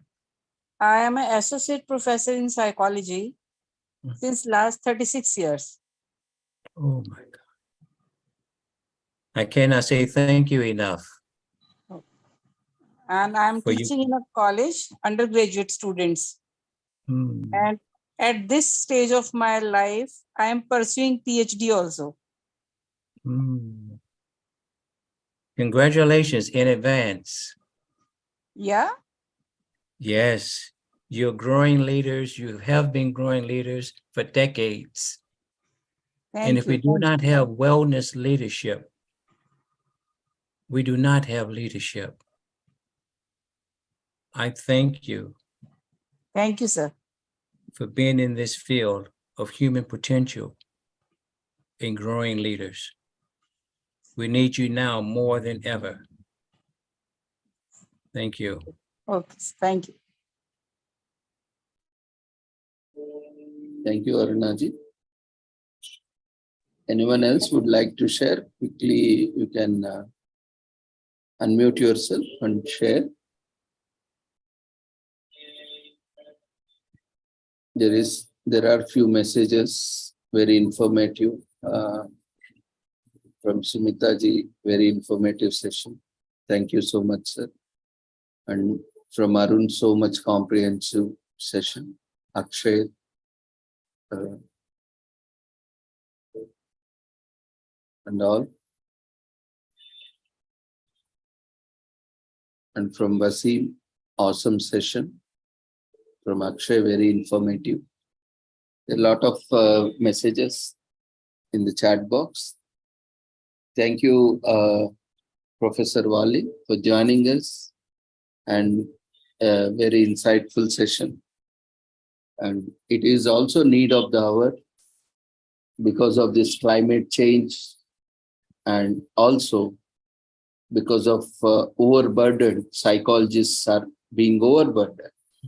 And being both a psychologist and also social worker, and also a multidisciplinary professional, I share common occupational hazards as well. So interacting with a multidisciplinary team, I understand different kind of challenges we all face individually as well as together as a team. So you have given wonderful insights, and it's a great opportunity to learn from you all senior professors, where we get insights, and we love to learn more and more from you, even in future. And you have been very kind enough whenever we have invited. You have come all the way and shared your extensive knowledge and experience. We are ever grateful to you, and we thank you once again for joining us on this wonderful occasion of Psychology Day and Psychology Week. Thank you, sir, once again for joining. We wish you all the success for your future endeavors. Thank you once. Thank you, Dr. Ravindra. Your kind words is what unites us. And to be on a heroic journey with you is to be a servant with you in your network. There's so much for me to learn. Thank you. Thank you, sir, for your kind words. We always look forward for you in future also. Thank you very much once again for joining us. Thank you. Have a nice evening. Thank you, Professor. Have a great day. Hope it's daytime there. Yes, I'm on my way to a conference. In about 10 minutes, I'm going to a conference working with small businesses. And we just had a wonderful conference last week on US-India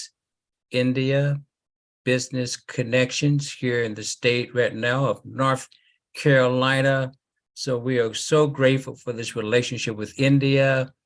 You are just doing amazing work in the business social community here in the state of North Carolina. Thank you so much. We were graced with the ambassador to the United States to address the conference just last Thursday. Thank you. Thank you. Congratulations, Professor, and we wish you all the success and hope we will have more such opportunities to work closely together. Thank you. Thank you once again. So after listening to the wonderful session by our Professor Wali sir, we will move on to our next session. And thank you for all your appreciation messages and kind words. It's a great honor to our professor to be on our platform and to receive your appreciation messages. Then we will move on to our next session. We have with us Dr. Sunita Bahmani.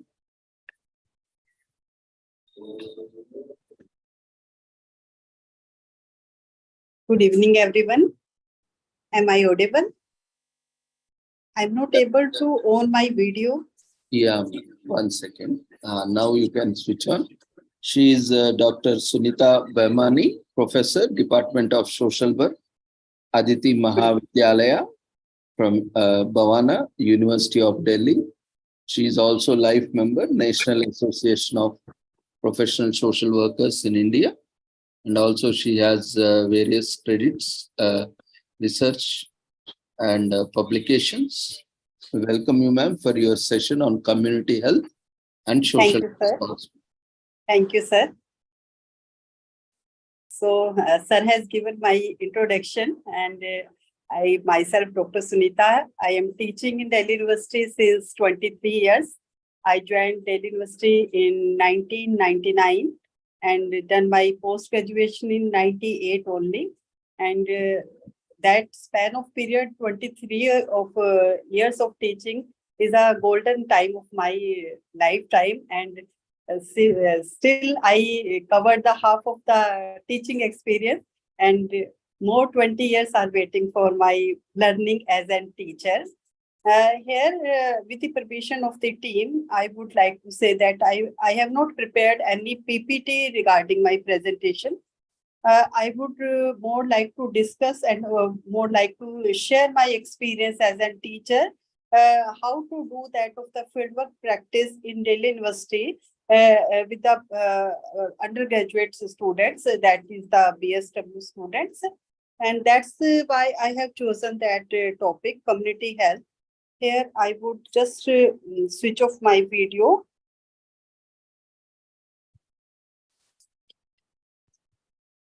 As we know that health is not just an aspect, health is a global aspect.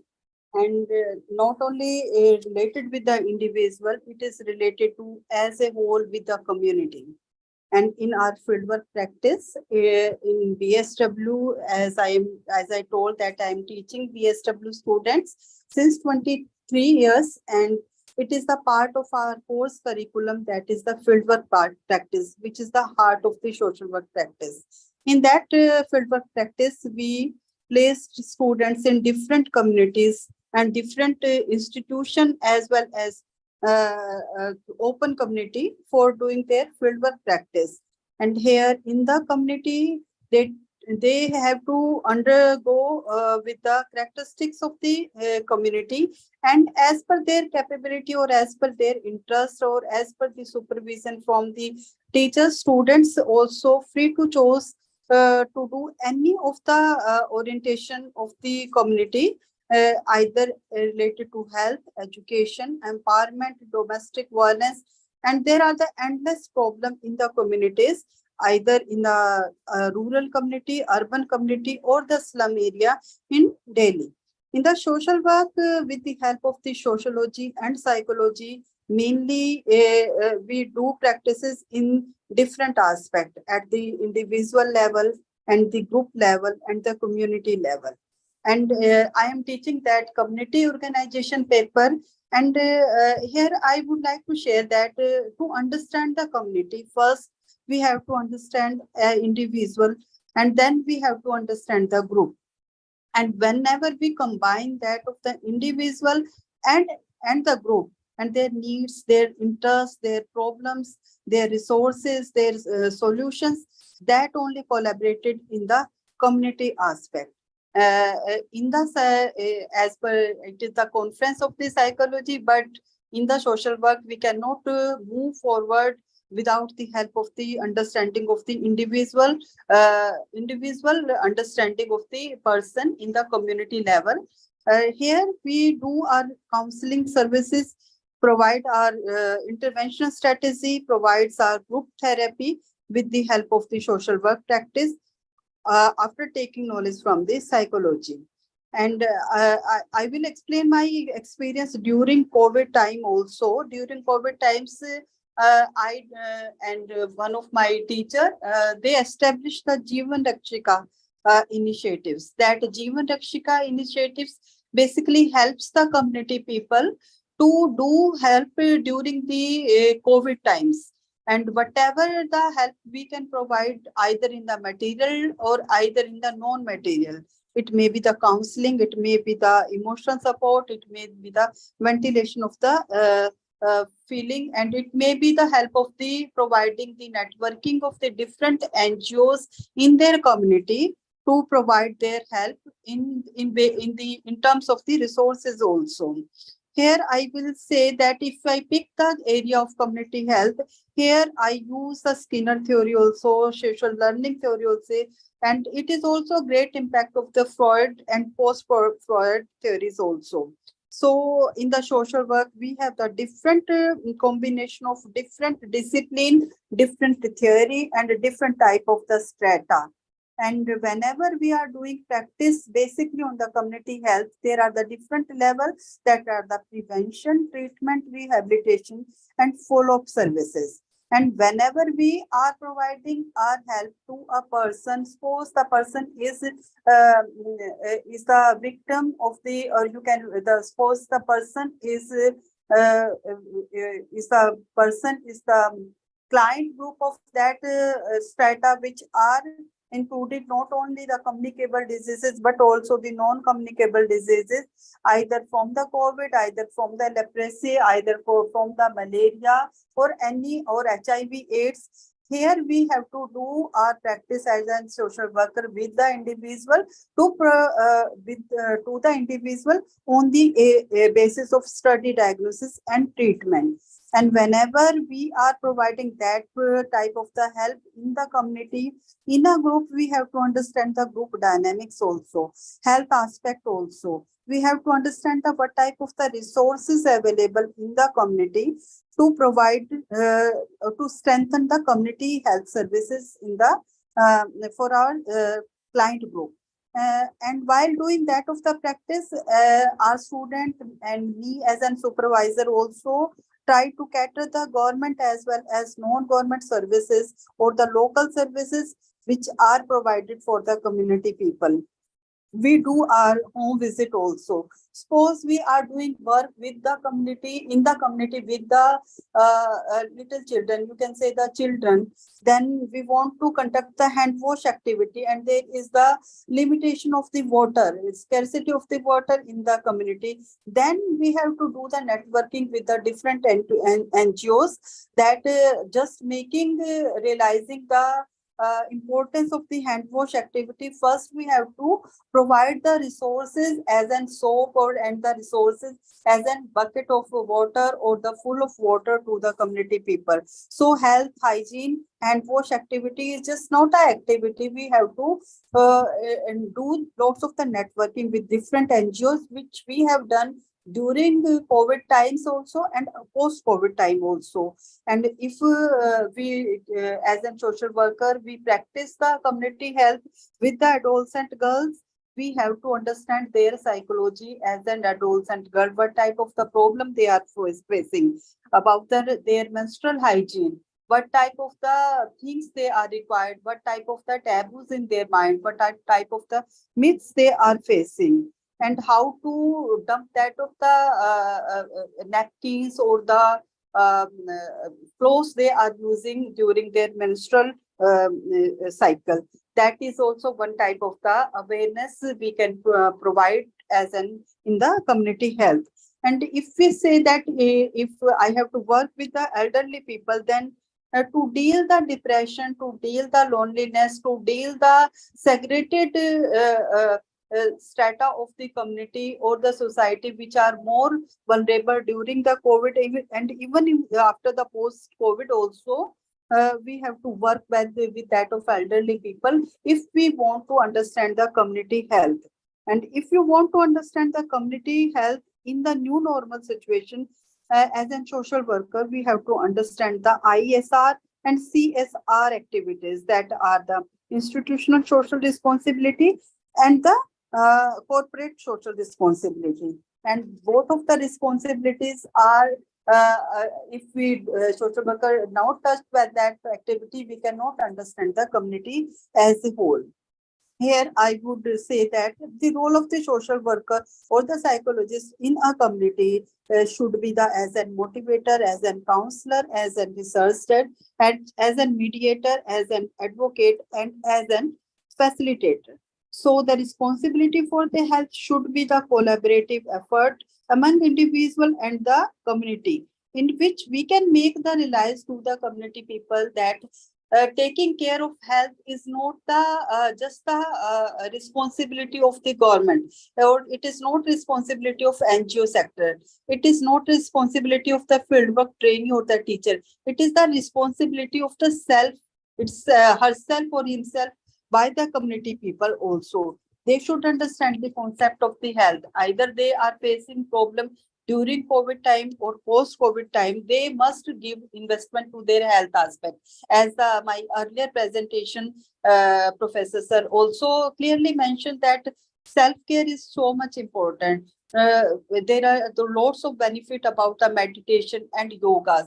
That type of the sessions we can conduct with the community peoples to enhance their community health aspect. So the public health activities and programs which are initiated by the government and NGO sector related to HIV, cancer, malaria, and other diseases, we can do provide our services as a social worker in the area of prevention, treatment, and rehabilitation. As sir, just before of my presentation, they have discussed about the climate change also. If we want to learn about the community people regarding the climate change, regarding the waste disposal, regarding the water quality and recycled products, it is the understanding of the social worker to motivate the community people and to understand the psychology of the community people also, to make aware to access to their healthcare, building their capability and advancing their clinical quality. So I would conclude that whole of the presentation that health is not an individual agenda; it is a global agenda. Health need should be given a permanent attention, not by academician, but it also by the government sector and NGO sector. And being teacher and being faculty member, it is our responsibility to make aware to our students, because they are the brand ambassador to provide our knowledge to the community people through by our teaching. So improving the quality of the people, it will create health promotion. We should create the health promotion activity, health protection activity. And there is a need of the research and innovations in the health sector also to make aware to the community people in the area of the healthcare system. So not only that of the aspect which I have discussed during my presentation, I think there is a need to create the volunteerism, how to become the volunteer in the community to provide the services whichever they have, and how to make aware to the other NGOs and to connect that of NGOs, so that no of the community should be untouched by the social workers. So the last three three words of my presentation is needs that self-care, motivation, counseling, and empathetic attitude. If I as a social worker, I as a teacher is full of resources, my community where my students are placed or where I am living, it may not be fulfilled with the resources. So making aware to the people to use that of the resources which are available in their community, and to provide the information of the other resources. That is our duty as a social worker, and it is the responsibility of the trainees also, while doing the social work practice, to create that type of the environment in the community where they are doing their fieldwork practice, that community health should be the concern, or not only for a conference, not only for the seminar, it should be an ongoing process, not only for the COVID. It should be an ongoing process. We should take care of the community people, from children to elderly, from the sick to well. If there is a person who is not sick, but we have to provide the yoga session, we have to do the different session with the meditation session, so that we can enhance the capability and the potential who are not sick, and provide the emotional support and counseling services who are sick and who are vulnerable to any of the resources. Thank you. Thank you.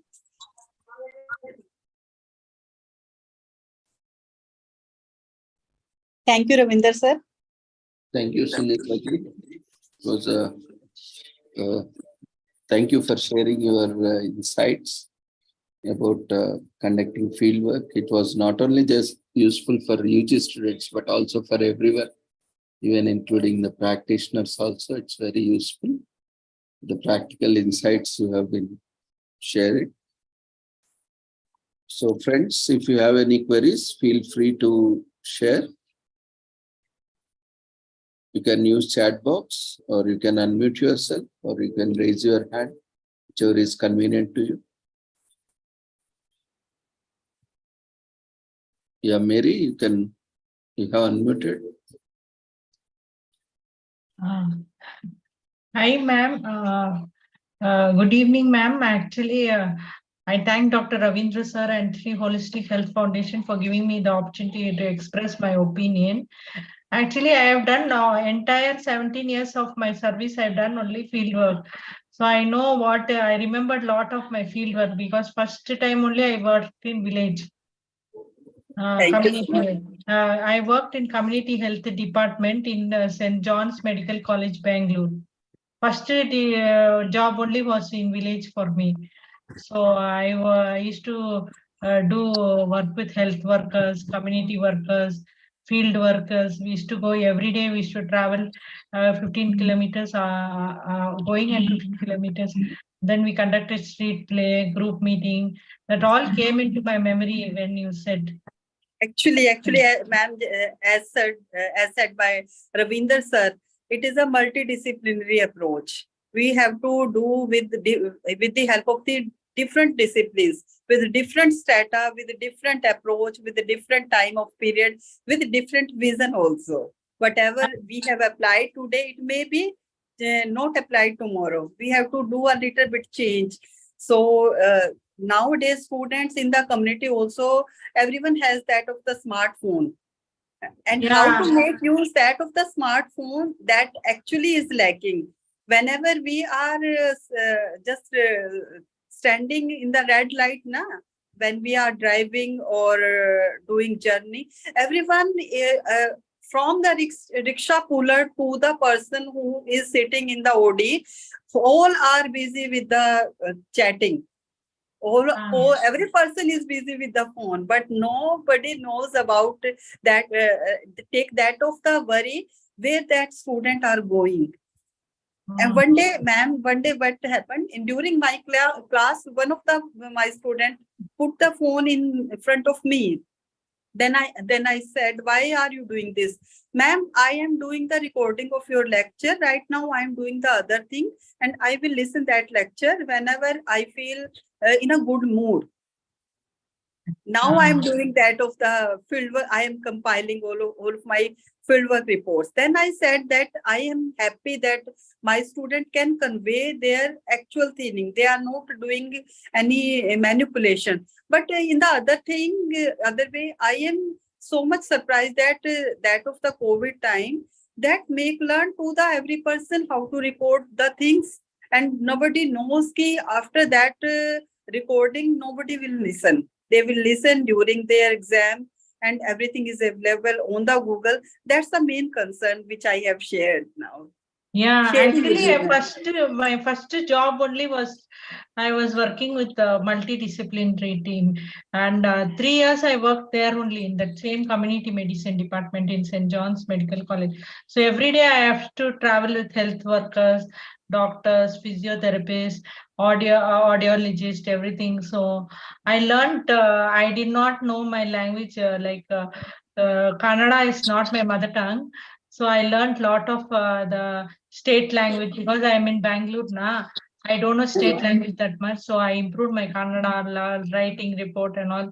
And it was very informative because we are in city, we explored village, no, that is a new setup. So everything we are translating and this one.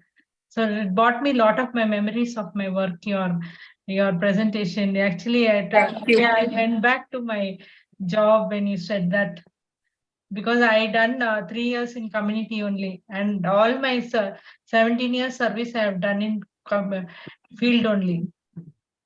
I am feeling very much humbled because of that of interactive session or the presentation. I am able to do the best memories to recognize or flashback of the best memories, because nowadays we are in a stress because everyone is more doing focus on the bad memories or bad things.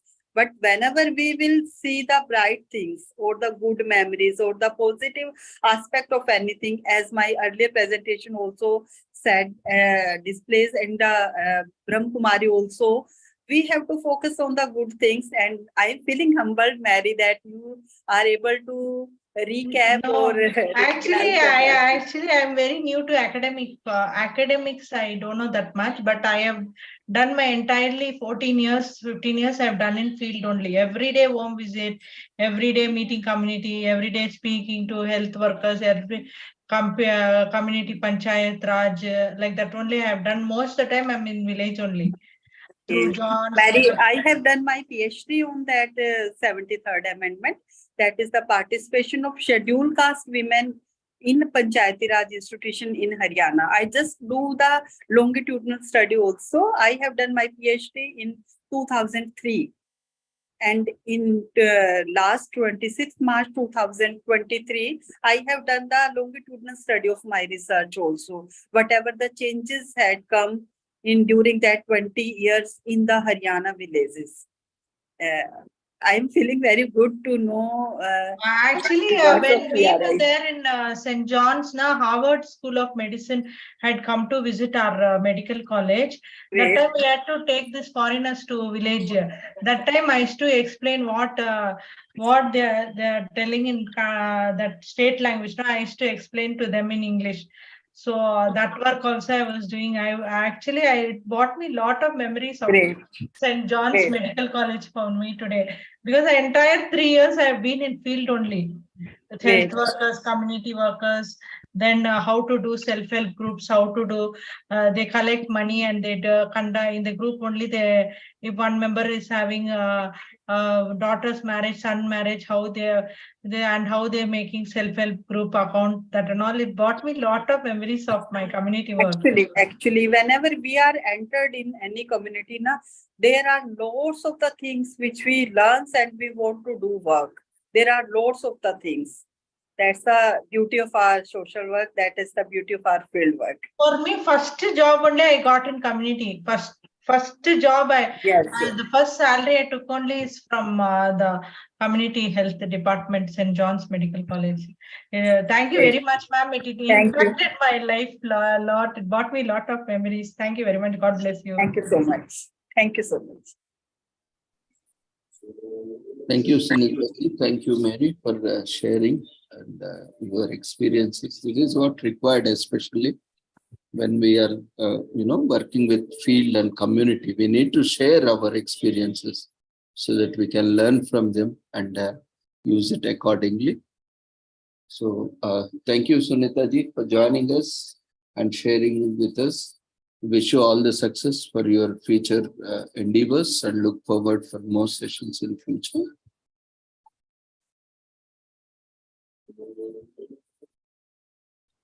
So we'll move on to our next session for the day. Good evening, everyone. I hope you can hear me. Hello? Yeah, ma, just a second. Yeah, now you can switch on your video and audio. Sir, just because of to maintain the consistency of audio, I will not on my video. If I on my video, it will be like voice will break in between. That's why. Is it okay, or shall I on the? Once you switch on, I will take a snapshot, then you can switch off. Okay, sir.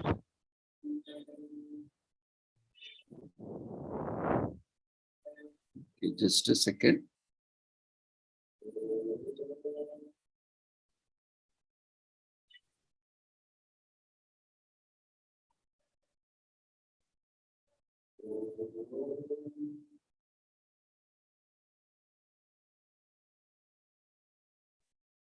Okay. Okay. So everyone, I would like to present my topic so I had studied on utilization of mental health services through primary health centers. So can you see my slides? It's not yet visible, ma. Introduce yourself. So yeah. So my name is Jensil D'Souza. I am pursuing my PhD program at the JSS Institute. It's in Mysore. So as a part of my academic, I had to go for conference, workshops, everything. So as a part of it, I am attending one of the conference from your institute, sir. I would thank you for giving me this opportunity for representing my work which I had done. So let's begin with my presentation. So I had done my work on utilization of mental health services through primary health centers during COVID-19. So as we all know, COVID-19 was a situation which brought up kind of health related problems, and we had a lot of problems in the health as well as in the policy, as well as in the infrastructure, and also in the budget. So my study focused on how people are mentally they are having related to mental health problems, and how much of trouble they faced during COVID-19. So COVID-19 was a wake up call for any kind of improvement in the economic policy as well as the health infrastructure. So even though in India we have limited resources, these resources could be utilized in a strategical manner through the a lot of programs which has been provided from the government of India. So the objectives which I used for my study were to know about people, how many people are aware of mental health services and through primary health centers, and those people who are utilizing the mental health services. And the third objectives were those people who are utilizing and who are willing to utilize the mental health services, and what are the factors influencing them to utilize it. So these are the three objectives which I used for my study.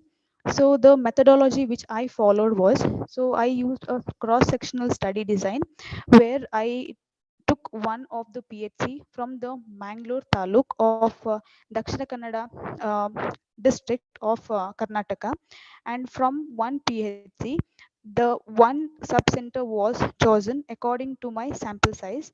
And the participants who were in my study were the people who are above 18 years, and the exclusion criteria was those who were already in the medication for mental health services, or they were already taking the uh, medicines for mental health. So the study duration which were considered was from April to May 2022. So the study instrument which I used was the semi-structured questionnaire was given to the people, and after that the questionnaire which was prepared, and it was having the content validation from the subject expert. So three content expert people had validated my questionnaire, and same was administered to the participant. So sample size calculation was taken. So total sample size of my study was 388. So this was done from the this was taken from the prevalence of the previous study which was done by Somnath Pal in 2018. So considering 60% as the prevalence, I got the sample size of about 388 when I was adjusting my sample size for 5% of non-response rate. So considering 5% as a non-response rate, my sample size was totally, I considered it as 388. So this is the sample technique which I followed. So among 19 PHC of Mangalore Taluk, through simple random sampling, I considered Kotekar PHC, which had 7 subcenters with the household population of 11,300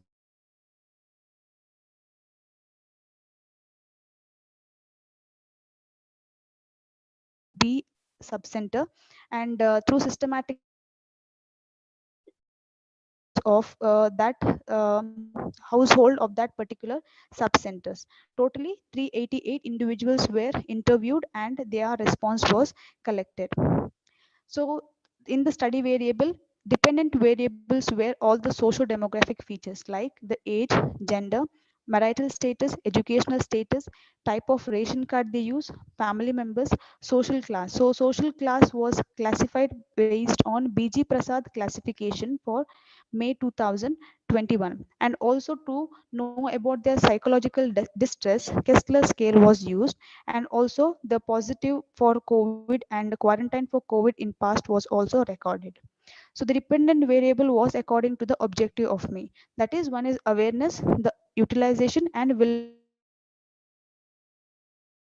willingness, and the factors used which is used to measure the people utilizing the mental health services.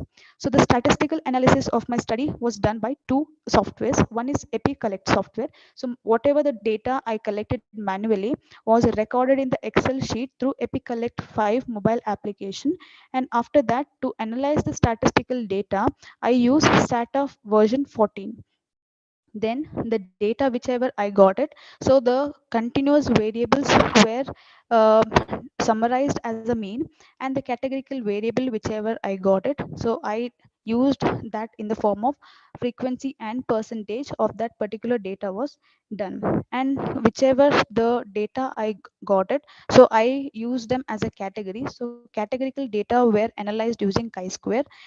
Then for multivariate analysis was done using log binomial regression, only for those data which had a correlation of, and which had the correlation as the p-value considered to be less than 0.2 were adjusted for a prevalence ratio of 95% of the confidence interval. And the result obtained were those who belong to 18 to 44 years, they were highest in my study, that is 55.1%, and females were about 76%, and those who were married were 80.9%. And according to the qualification, graduated and above were 28.1%, which was the highest. And for the occupational status, even them, the unemployed individuals were 54.9%. So I am highlighting the highest percentage in every groups. And also about the social class, so those who belong to the social class of class 3, so they were 26%, and those who had BPL card, as that is below poverty level, that is 64.4%, and those who had a nuclear family, they were 71.4%, and those who did not diagnosed with the COVID were 89.2%, and those who were not quarantined to COVID-19 were 87.6%, and who did not had any history of mental illness were 80.1%, and who did not had any family history of mental illness were 92%. So Kessler scale, it is already told, so so no distress means that if the so Kessler scale is dealt with the scores, so it will be having 10 questions which consisting of 50 marks, so each questions will be consisting of 5 marks. So if the score individual gets below 20, which means that there is no distress, and those who get the score more than 20, they will be considered to have mild or moderate distress. So the individuals who did not had distress were 90.5, and availed mental health services by any provider during COVID-19 pandemic, who were availed mental health services were um, including, that is people, that is 20, those who people availed mental health services through provider were 28.9%, and who did not were 71.1%.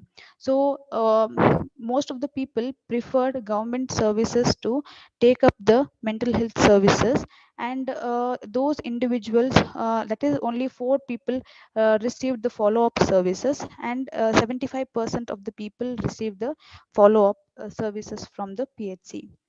So about the willingness, people who were willing to avail mental health services from the qualified providers were 91.7%, and those who were willing to avail mental health services from the PHC were 82.2%, and the preferred mode of them to utilize the mental health services include direct counseling and screening. So most of the people told direct counseling or screening is the preferred mode of services by them. That is 69 people had agreed that they wanted direct counseling or the screening method as a mode of service which they can prefer. And also willingness to avail mental health services from PHC. So about 82.2% of the people were willing to avail mental health services from PHC. So about the discussion part, one of the study was conducted in Nepal. So in the Nepal, they have concluded that what were the barriers to utilize mental health services. So first barrier was the distance. So distance from the house to the healthcare sector. And second is the availability of medical drugs.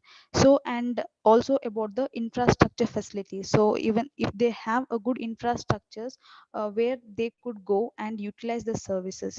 And also about the main thing is about the maintaining the confidentiality, so which is very important when it comes to the mental health. So it is still a stigma here, that's why it's very important to maintain the confidentiality of the people. So one more study also supported my study, where it's about Nagendra P, where he also reported that there should be IEC programs. So if IEC programs are conducted, that will get more of improvement in the programs which is being provided from the government. So the prevalence of individual in my study, the prevalence of individual who were aware of mental health services which were provided through PHC was only 47%, and 59% were unemployed who were unaware of mental health services provided through PHC. And most of the health information which was obtained to the people were from the ASHA workers. That is 61% of the information was obtained from the ASHA workers, which becomes a major source of information regarding mental health services to the community. And one more study was also conducted in Nepal, where it identified that gender, socio-economic state, educational qualification, occupational status were also mattered to utilize the mental health services. So similarly, I found many studies which supported how much of socio-demographic features were effective in the person who prefer to take up the mental health services. So about 82.2% in my study, they were willing to take the mental health services from PHC, and 18% were not willing to take the mental health service from the PHC. So this study was done to analyze one of the program in Karnataka. So in Karnataka, there is a program called as Mano Chaitanya program, which was started in 2014 as a intervention for a district mental health program. So this program was started where it is also called as a Super Tuesday, because every Tuesdays the psychiatrist or the expert people will be going to each PHCs, and they will diagnose the people who are diagnosed for mental health issues, and they are being treated and they are being given all the required medications which makes them get healed from the distress which they are suffering from. And from the conclusion, only few people were aware of mental health services which has been given from the government, and unemployed individuals had association with unawareness of mental health services. About 1%, only 1% were utilizing the mental health services through primary health center during COVID-19. Moreover, 82.2% were willing to avail mental health services through primary health center.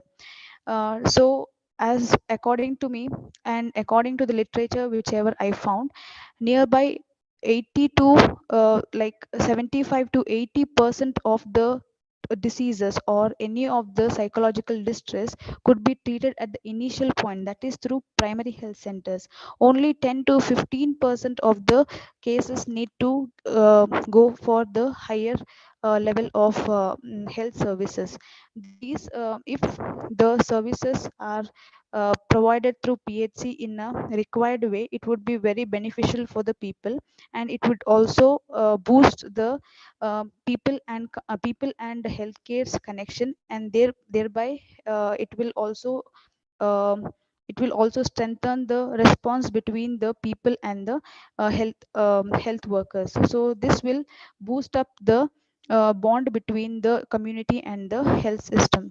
So through primary health center, which provides a base for the health system, this is one of the health tier where the primary health center provide the beneficial way for the people to take up their health services at the initial level. So through this, I conclude my presentation. And in my study, the strength was I was the alone who collected the samples, and and Kessler scale was used. So it is one of the strongest tool which is used to diagnose the psychological distress. And this is one of the first study which is done on the utilization of mental health services from PHC during COVID. So limitation is this is just a cross-sectional study where it was a snapshot where in a particular point of time I collected the data. So there was no any follow-up done on those people. And generalization could be minimum. So we cannot generalize this to every states or every taluks because the situation might be different or the conditions might be different. So incidents could not be mentioned due to the study design. So this is a cross-sectional study, so we could only go for prevalence, not for the incidents. So by this I conclude. Thank you, sir. Thank you, everyone.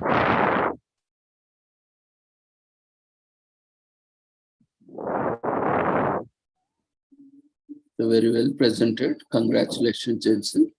Thank you, sir. You could have managed this sound while you are presenting. No? I think you are keeping your mic too close to your mouthpiece so that that air disturbance was there. Otherwise, it was very well presented and it was nice. Anyone would like to share your observation or comments on the presentations? Feel free, so. Then unmute yourself or raise your hand.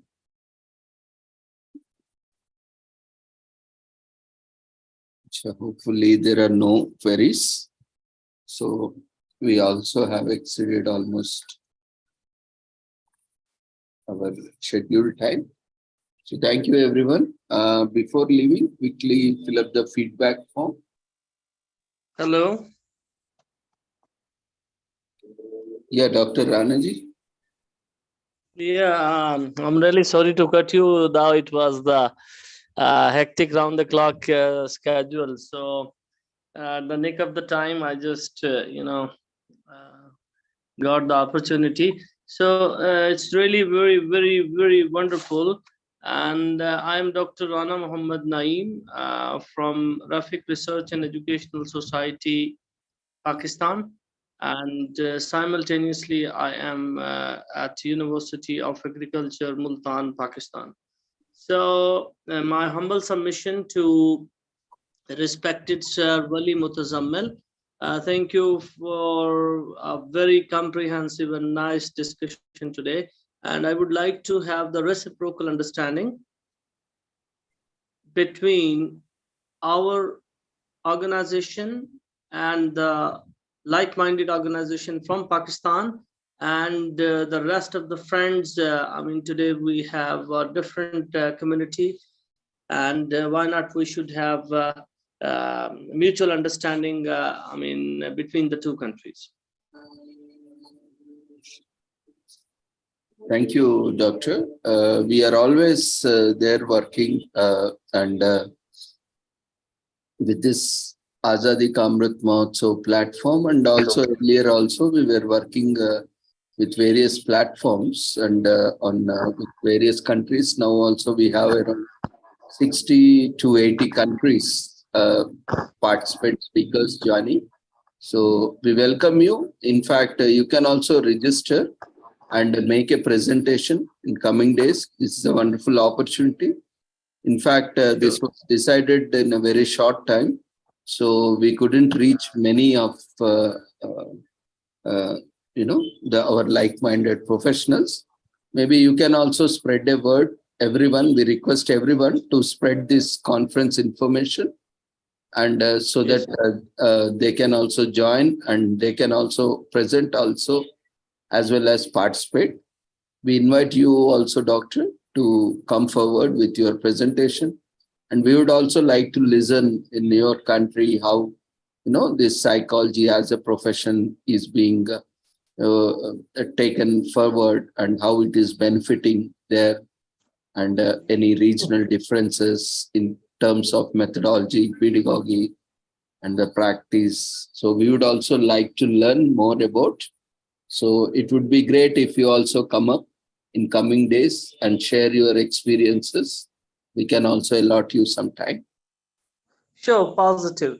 Dr. Ravindra, it's a very kind hug back. And again, I would like to render my vote of thanks to Dr. Walid Mutazammil, one of the legend and the keynote speaker of today's discussion, all the way from United States of America, from Wellness and Recovery. Thank you very much, sir, for connecting me with such a like-minded sister organizations like social workers. So I would like to request that we have some university youth where I teach as a pedagogue of citizenship education and community engagement. So why not I have Dr. Ravindra R M as a keynote speaker in my upcoming lecture or as a social action project with the youth of Pakistan. So it would be, cultural diversity. It would be the sharing of thoughts. And I hope that my worthy Vice Chancellor would definitely appreciate. And most probably, I'm pregnant with hope that I would like to share and want to have your email address and the rest of communication like WhatsApp so that we can get in touch in future. Sure, Doctor. We are always there to support in whatever way we can. And thank you for your invitation. We are always there with you and with all our fraternity, wherever they are, in whichever country they are located. And thank you for inviting me. And I would be happy to address. So I hope you have my contact number. Yeah, I have sent my email address in the chat box. Okay, sure. Thank you. I will get back to you. And you can also reach me. And do attend, keep attending, and also invite your students also. Maybe this is a good opportunity. They can also, because we have still 6 more days left. So you can invite them, and also you can also be part of the presentations. And any other professionals or like-minded fraternity from other universities in Pakistan, kindly invite them. And maybe we can have a dialogue of the profession that we can take it forward. Excellent. I have sent my official WhatsApp number, and the cell number is the same, and the website of my organization and my email address. So I'm looking forward to have your complete address, so we'll get in touch. Yeah, thank you, Doctor. Dear friends, quickly fill up the feedback form so that the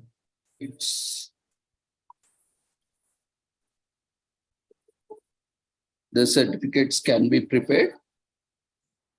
And all the certificates will be issued on a daily basis after the conference. Once the conference is over, it has been the feedback form is raised in the form of polls. There is no external link. Within the Zoom, you can see a window in the form of polls and quizzes. You can see overall feedback form where you can fill up the feedback form in the form of polls.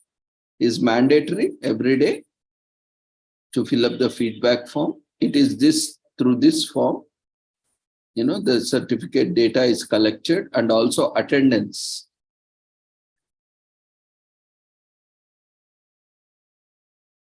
Is also taken.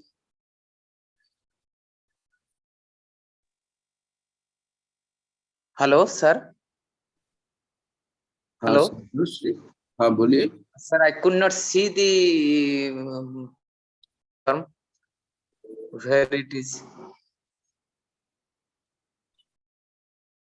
From which device you are connecting? Mobile. The poll and quiz, sir. Poll and quiz. You have to fill that form. Okay. Thanks, sir. Okay. We request everyone to quickly attend to the poll. It is mandatory.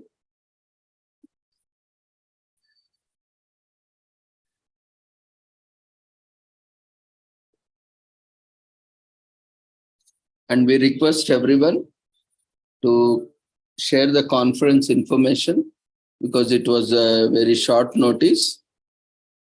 we tried our best to reach all the counterparts, and we are continuing. We request everyone, each one of you, to keep sharing the registration links and the brochure flyer to all your friends. Excuse me, sir. I am also unable to find the feedback form. Ma'am, you are using which device? Mobile. So mobile, you need to swipe the screen so that you can access it, or maybe it might have got closed when you are touching or accidentally touch the screen. So I am searching for it, but I am unable to find it. No, you will have an option like polls or quizzes. Did you find any button, any menu, any option? No. Then you need to log off and log in, or you need to update your Zoom app. I have joined this from an online joining link. I'm not using Zoom platform. Then how you have joined, ma'am? Through browser? Yes. Then there may be difficulty because of browser settings. So it is always advisable to join from a Zoom app, because it provides you all the features, and attendance is also being automatically tracked, recorded by Zoom platform. Means I am here, मैं morning session में भी यहाँ थी और evening में भी, तो मेरी attendance mark नहीं हुई होगी फिर, हाँ? नहीं, attendance तो आपका mark हुआ है, लेकिन आपका feedback भी लेना है ना? हाँ जी. हाँ, तो उसके लिए क्या आपको feedback भी देना है, तो आप Zoom app इंस्टॉल कर लीजिए, उसको अपडेट कीजिए, और कल से, आज ठीक है, आज आप मैसेज में, चैट में आपका डिटेल्स डाल दीजिए, कल से आप अपडेट करके आप ज्वाइन हो जाइए. ओके, ठीक, thank you.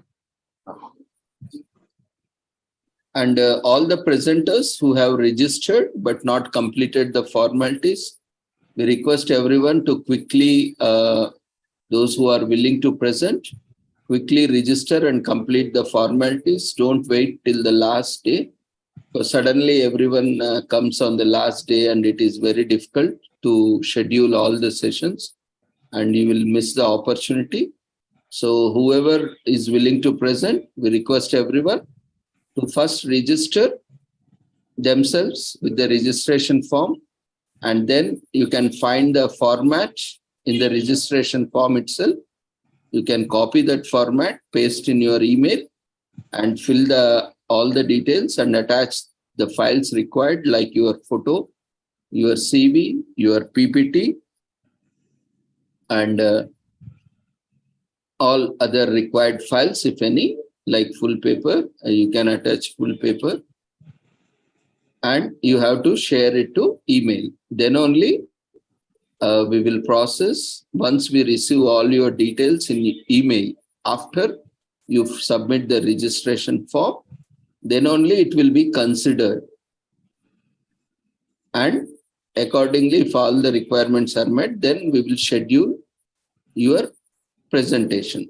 So it is mandatory to fill the registration form and share the details as per the format. You can copy the format, and if you have any difficulty from copying that form, on the website also you can find presentation guidelines. In that also, that presentation format is there. You can copy that and paste it in your email and fill all the details and attach the files. Excuse me, sir. Yes, ma'am. I have mailed you the PPT of my paper because I want to present. In the morning, I have mailed you. I have talked to you on the phone also. Ma'am, you need to follow the format. Okay. Because what happens if you just send one file, we don't know which file is whose it belongs to. Again, there is a lot of work. So I, always, I just want to ask you uh, whether it is compulsory to send the whole paper in advance it's not or the required. or the PPT will work. No, you want your full paper to be published? No. I don't want to be published. I just want to present a paper. Then it's not required. But Okay, if you thank you. want to publish and if you want to present also, it's fine. You can share. Okay. That's not an issue. Okay, sir. Thank But you. make sure you are using the format. You copy and paste that format and fill up all the details. Otherwise, at the time of certificate, you will face problems. Okay, thank you. And also kindly circulate this information to Okay, sir. all your friends, colleagues, and psychology associations. Yes, Sumita ji. Yes, sir. I am audible. Yes. Yes, sir. I think it seems like I have a network issues. By the way, sir, I have a question that after submitting the feedback form, where we are able to download the certificate? All the details have been provided in the mail which has been sent today and also has been provided on the website. You have to spend some time. This is what I am telling repeatedly. First, before registration, kindly go through the instructions. We have seen many people struggling because we conduct daily sessions. It is not like, once in a year we conduct 2-3 events. It's very difficult for us to immediately, for reply each, and daily we are getting 1,000 messages. Not only this, we are into various other activities. It is not possible. If we go on reply each and every message, we have to sit in WhatsApp only 24 hours. So it's not literally possible. We do have our own limitations. So what we request is kindly read all the instructions. All the links are there in email. Everything is being sent in detail. Spend 5 minutes. Otherwise, I have seen many people who are struggling. They did not get certificate only because of their negligence of not reading. So do read all the instructions. Everything is provided. Even links, direct links are also provided. We can't help you because we are also having a lot of work. So what you can do, go through the instructions. There is a link for e-certificates download after the conference, maybe after say 3-4 working days or within a week of conference, you can download your certificates from the website. It will be automatically mailed to your email ID also. But in case if you can't find, you can always go back, and that also depends because system automatically generates. If you make any mistake, that is your responsibility. We cannot go through all this manual procedure. It's very time consuming. And so we request everyone either to blindly follow whatever we say, or you understand all the procedures and follow. There is no other option. If you don't follow, then we are not responsible for that, because you need to understand this platform has daily 1 or 2 events. And it's very difficult to process manually.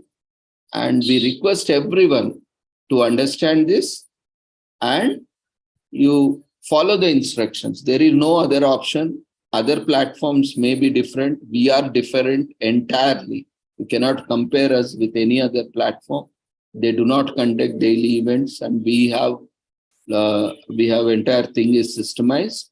So you will only get trouble if you don't follow instructions, if you do not read instructions. So let it be clear. That's why we have conducted today morning also pre-conference sessions where, we were guiding you, helping you out. So use this opportunity. Many times I see, people coming at their convenience. You might have time at that time, but we will not have time, and you will be struggling. So I'm very frank. Follow the instructions. read the instructions. It will not take more than 5 minutes. Otherwise, you will waste hours together wandering here or there. So all the instructions are given in your email also we have sent. In the website also it is provided. And you can see this is a very good opportunity for everyone to utilize. But we have to be disciplined ourselves. When we call ourselves professionals, we need to go to the instructions carefully. It's a very common excuse, you don't have time. If you don't have time, how we will have time? We will also not have time. Same excuse we can also tell you. Then how you will feel? So that is not an excuse expected from a professional or a research scholar or a student, whoever it may be. So we request everyone to do not ask such things which have been already informed, which has been already communicated.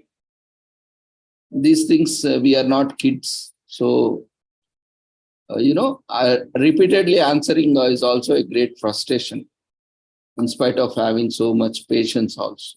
These silly things are there in your mail. We have records also, everything we have record, whether you have registered or not, whether you have filled the feedback or not, how much time you have filled, how much time you have attended. Minimum attendance is required. We see many participants, those who are attending 20 minutes, 30 minutes and keep bragging for certificate. And minimum common sense is required, right? Even for asking certificate also there is format. Even while communicating also, we need to communicate properly. First, we need to introduce ourselves. How our parents has taught us, first we have to say our name and we have to introduce ourselves and then say what is the context, and everyday events are happening. If you just send, I did not receive certificate or registration link, how do you know which event you are asking? So all these, you have to be very clear what you are trying to communicate. If you don't know how to communicate, then who is going to teach you? This is not a class for teaching communication. It's not directly related to dear. Don't take it otherwise. Generally, I'm telling, these are simple things. I feel very bad about our professionals itself, asking these questions. And I can show you a lot of WhatsApp messages, It's such things, you are wasting our time. And because of that, lot of, activities go pending. And you ultimately, you are only going to suffer. You, in the sense, participants and presenters are going to pay for it, for the delay. So don't waste your time. Don't waste our time. Take time to read instructions carefully. That once is enough. And we also are conducting now, because of that only, before every conference, we are conducting pre-conference session where we are helping you. We are showing you literally. And for that also people are not attending. So we cannot do anything. So if you are not interested, then that is your headache. Because we are putting every efforts in the form also. We are sharing you Google Calendar. We are sharing you group. If you don't join any groups, we see people are not there in any part when they contact us. How you will get information? All these are some common sense things we all need to understand. And, you can't ask simple things. We should be disciplined. And when we have reached certain level, we need to be professional also. Sorry, but this is, I treat everyone as a student also. So it's my responsibility to say that we have to behave like a professional. We need to go through when there is some message sent to us, we need to spend time. Just a simple answer. If you don't have time, we also don't have time. That is the simple answer. Now you have to blame yourself on. So that is what we are not here for anything. Entire platform is free. And we are also investing. I am also a professor. I am also a researcher. I am also a practitioner. So more than you, I have a lot of work. Because I am also organizing these programs. So if you don't have work, then I also, if you don't have time, then obviously I will also not have time. So it's a common sense thing. And we are psychologists, social workers, and we need to have empathy. We need to understand what other organizers are going through or what others are going through. Otherwise, there is no point in studying psychology, social work, and all these behavioral sciences when we don't understand. So these silly things, don't keep asking. Of course, I don't mind, but repeatedly asking, because it's not that one person asked. I keep getting messages in chat box. I keep getting in WhatsApp. Everything has been sent to your email. If you have spent 5 minutes of time, you could have saved this time also for positive queries. So don't mind, but everything is systematic. If you don't follow the system, again, you are the one going to be in trouble. Because we cannot spend every day, morning, when we wake up, we have to manage everything. And apart from that, we have to keep distributing the information, event information till evening, every day, evening 6 to 8, we have session. And like conference or whatever it is, and morning, afternoon also we have session. Apart from that, we need to take classes, we need to guide students, research scholars, we need to do evaluation, we have to prepare assignments, we have to, lot of things are there. We are already overburdened, and apart from that, we also have to manage these things. And you can't imagine how much workload we are taking. But at the same time, we are there, humble, to help you. But don't misuse the opportunity. Don't waste your time and other resources. You go through it, it's 5-minute work. You can see, read. And if you are not able to understand a simple mail, what you are going to do, that is the greatest part of worry. It's not about not able to understand a simple mail. Then how you are going to prepare a project report tomorrow? How you are going to prepare documents tomorrow? How you are going to sign an agreement tomorrow? So that will put you into a greater risk. Without understanding, if you do something, then that will impact you. So that reflects a greater image of oneself if you are not organized, if you are not disciplined. So it conveys a lot when we are communicating something, when we are introducing ourselves and when we are communicating. It conveys a lot. So I request all my dear friends, colleagues, in fact, we all are family members, and we need to, portray ourselves in a better way. And we need to show ourselves in a better position. So do read instructions. Anyway, your query, you can download your certificates after 1 week by visiting the website. Website address has been already shared. You can find it in the email. And all the details are there in the registration form, which you have filled. A copy is also there in your email, where the link to download e-certificate is also present. You can go back, check your email, and go through that email. You will find all the instructions there. So only thing is we did not read. And again, whose mistake is that? So 99.99% we found all our queries are because they are not reading. The simple solution is read the instruction, whatever we are sending, take time, that will benefit you. Yeah. Akshay Kumarji, do you have any query? Yes, sir. Sir, I don't get a registration feedback form. आप कौन सा device से login हो रहे? Sir V25 mobile phone. हाँ, तो उसमें poles quizzes दिखाई दे रहा है? जी सर, दिखाई दे रहा है. हाँ, तो उस पर क्लिक करिए. किया सर. क्या है आपको? पोल इन प्रोग्रेस. हाँ, तो उस पर क्लिक कीजिए. जी. क्या है? सर आ नहीं रहा है कुछ इसमें। तो आपका कुछ प्रॉब्लम होगा, टेक्निकल प्रॉब्लम। आप जी आपका ऐप अपडेट कीजिए और फिर से ट्राई कीजिए। जी तो आपका डिटेल्स छोड़ दीजिए चैट बॉक्स में।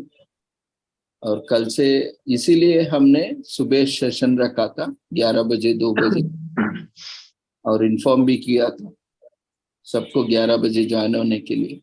तो वैसा ही है ना, अपना कन्वीनियंस पे अभी ज्वाइन हो जाते तो दूसरों को भी परेशान करते, खुद को भी परेशान हो जाते। तो you can just log in, log out and log in and try. Yes sir.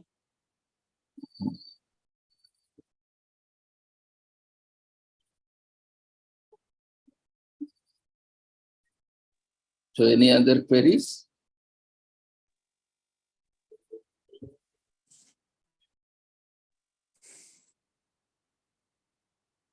Yeah, Chandan ji, you have unmuted.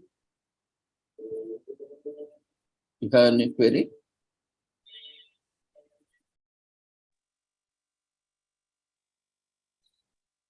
Chandan Mujumdar.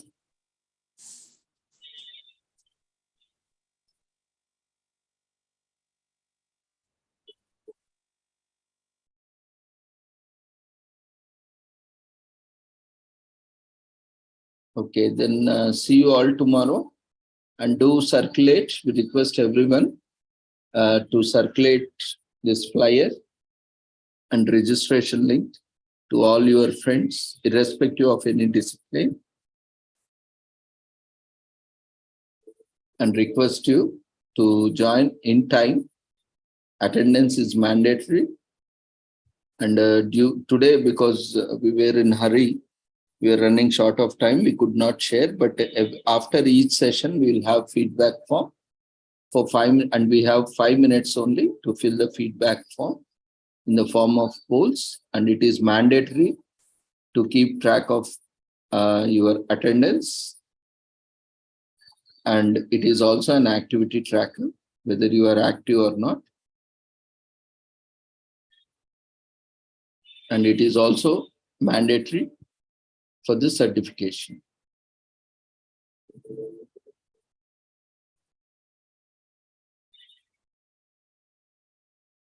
So thank you everyone for joining us. We thank all the speakers for the day, presenters for the day, and we congratulate them for joining us today. Today we had the inaugural session. First, we started with a brief introduction about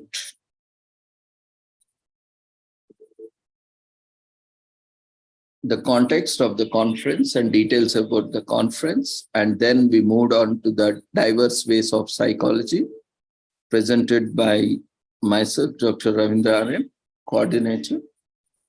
And then we had Sri M.V. Krishna Rao Garu,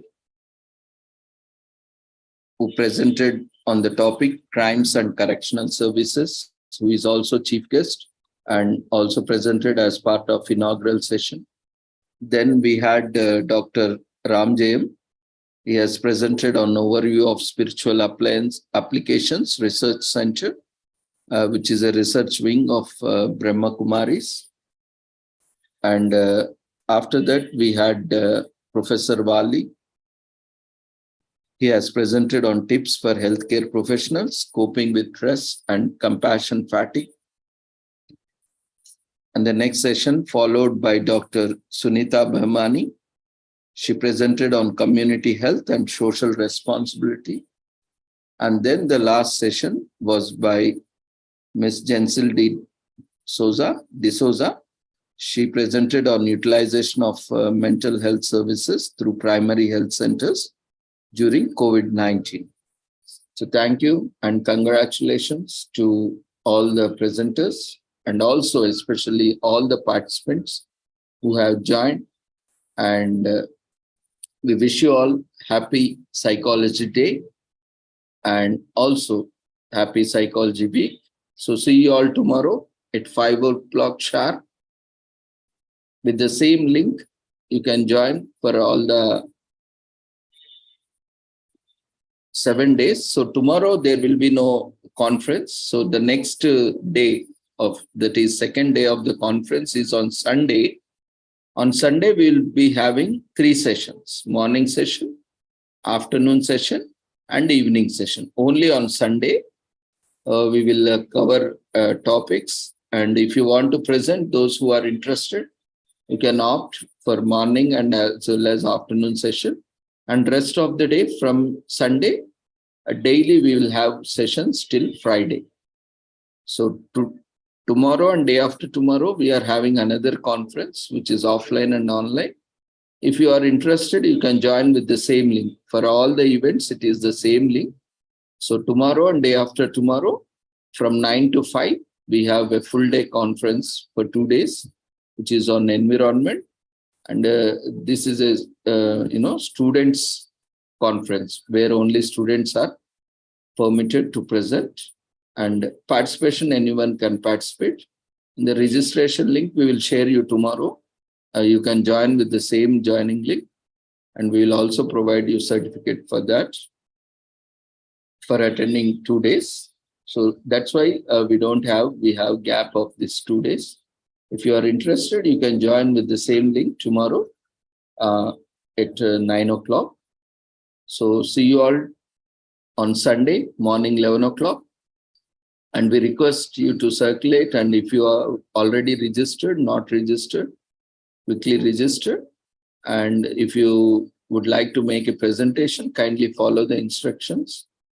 First register, then provide your details using the format. You can copy the format to your email and type all the details, and then attach all the required files and send to the coordinator.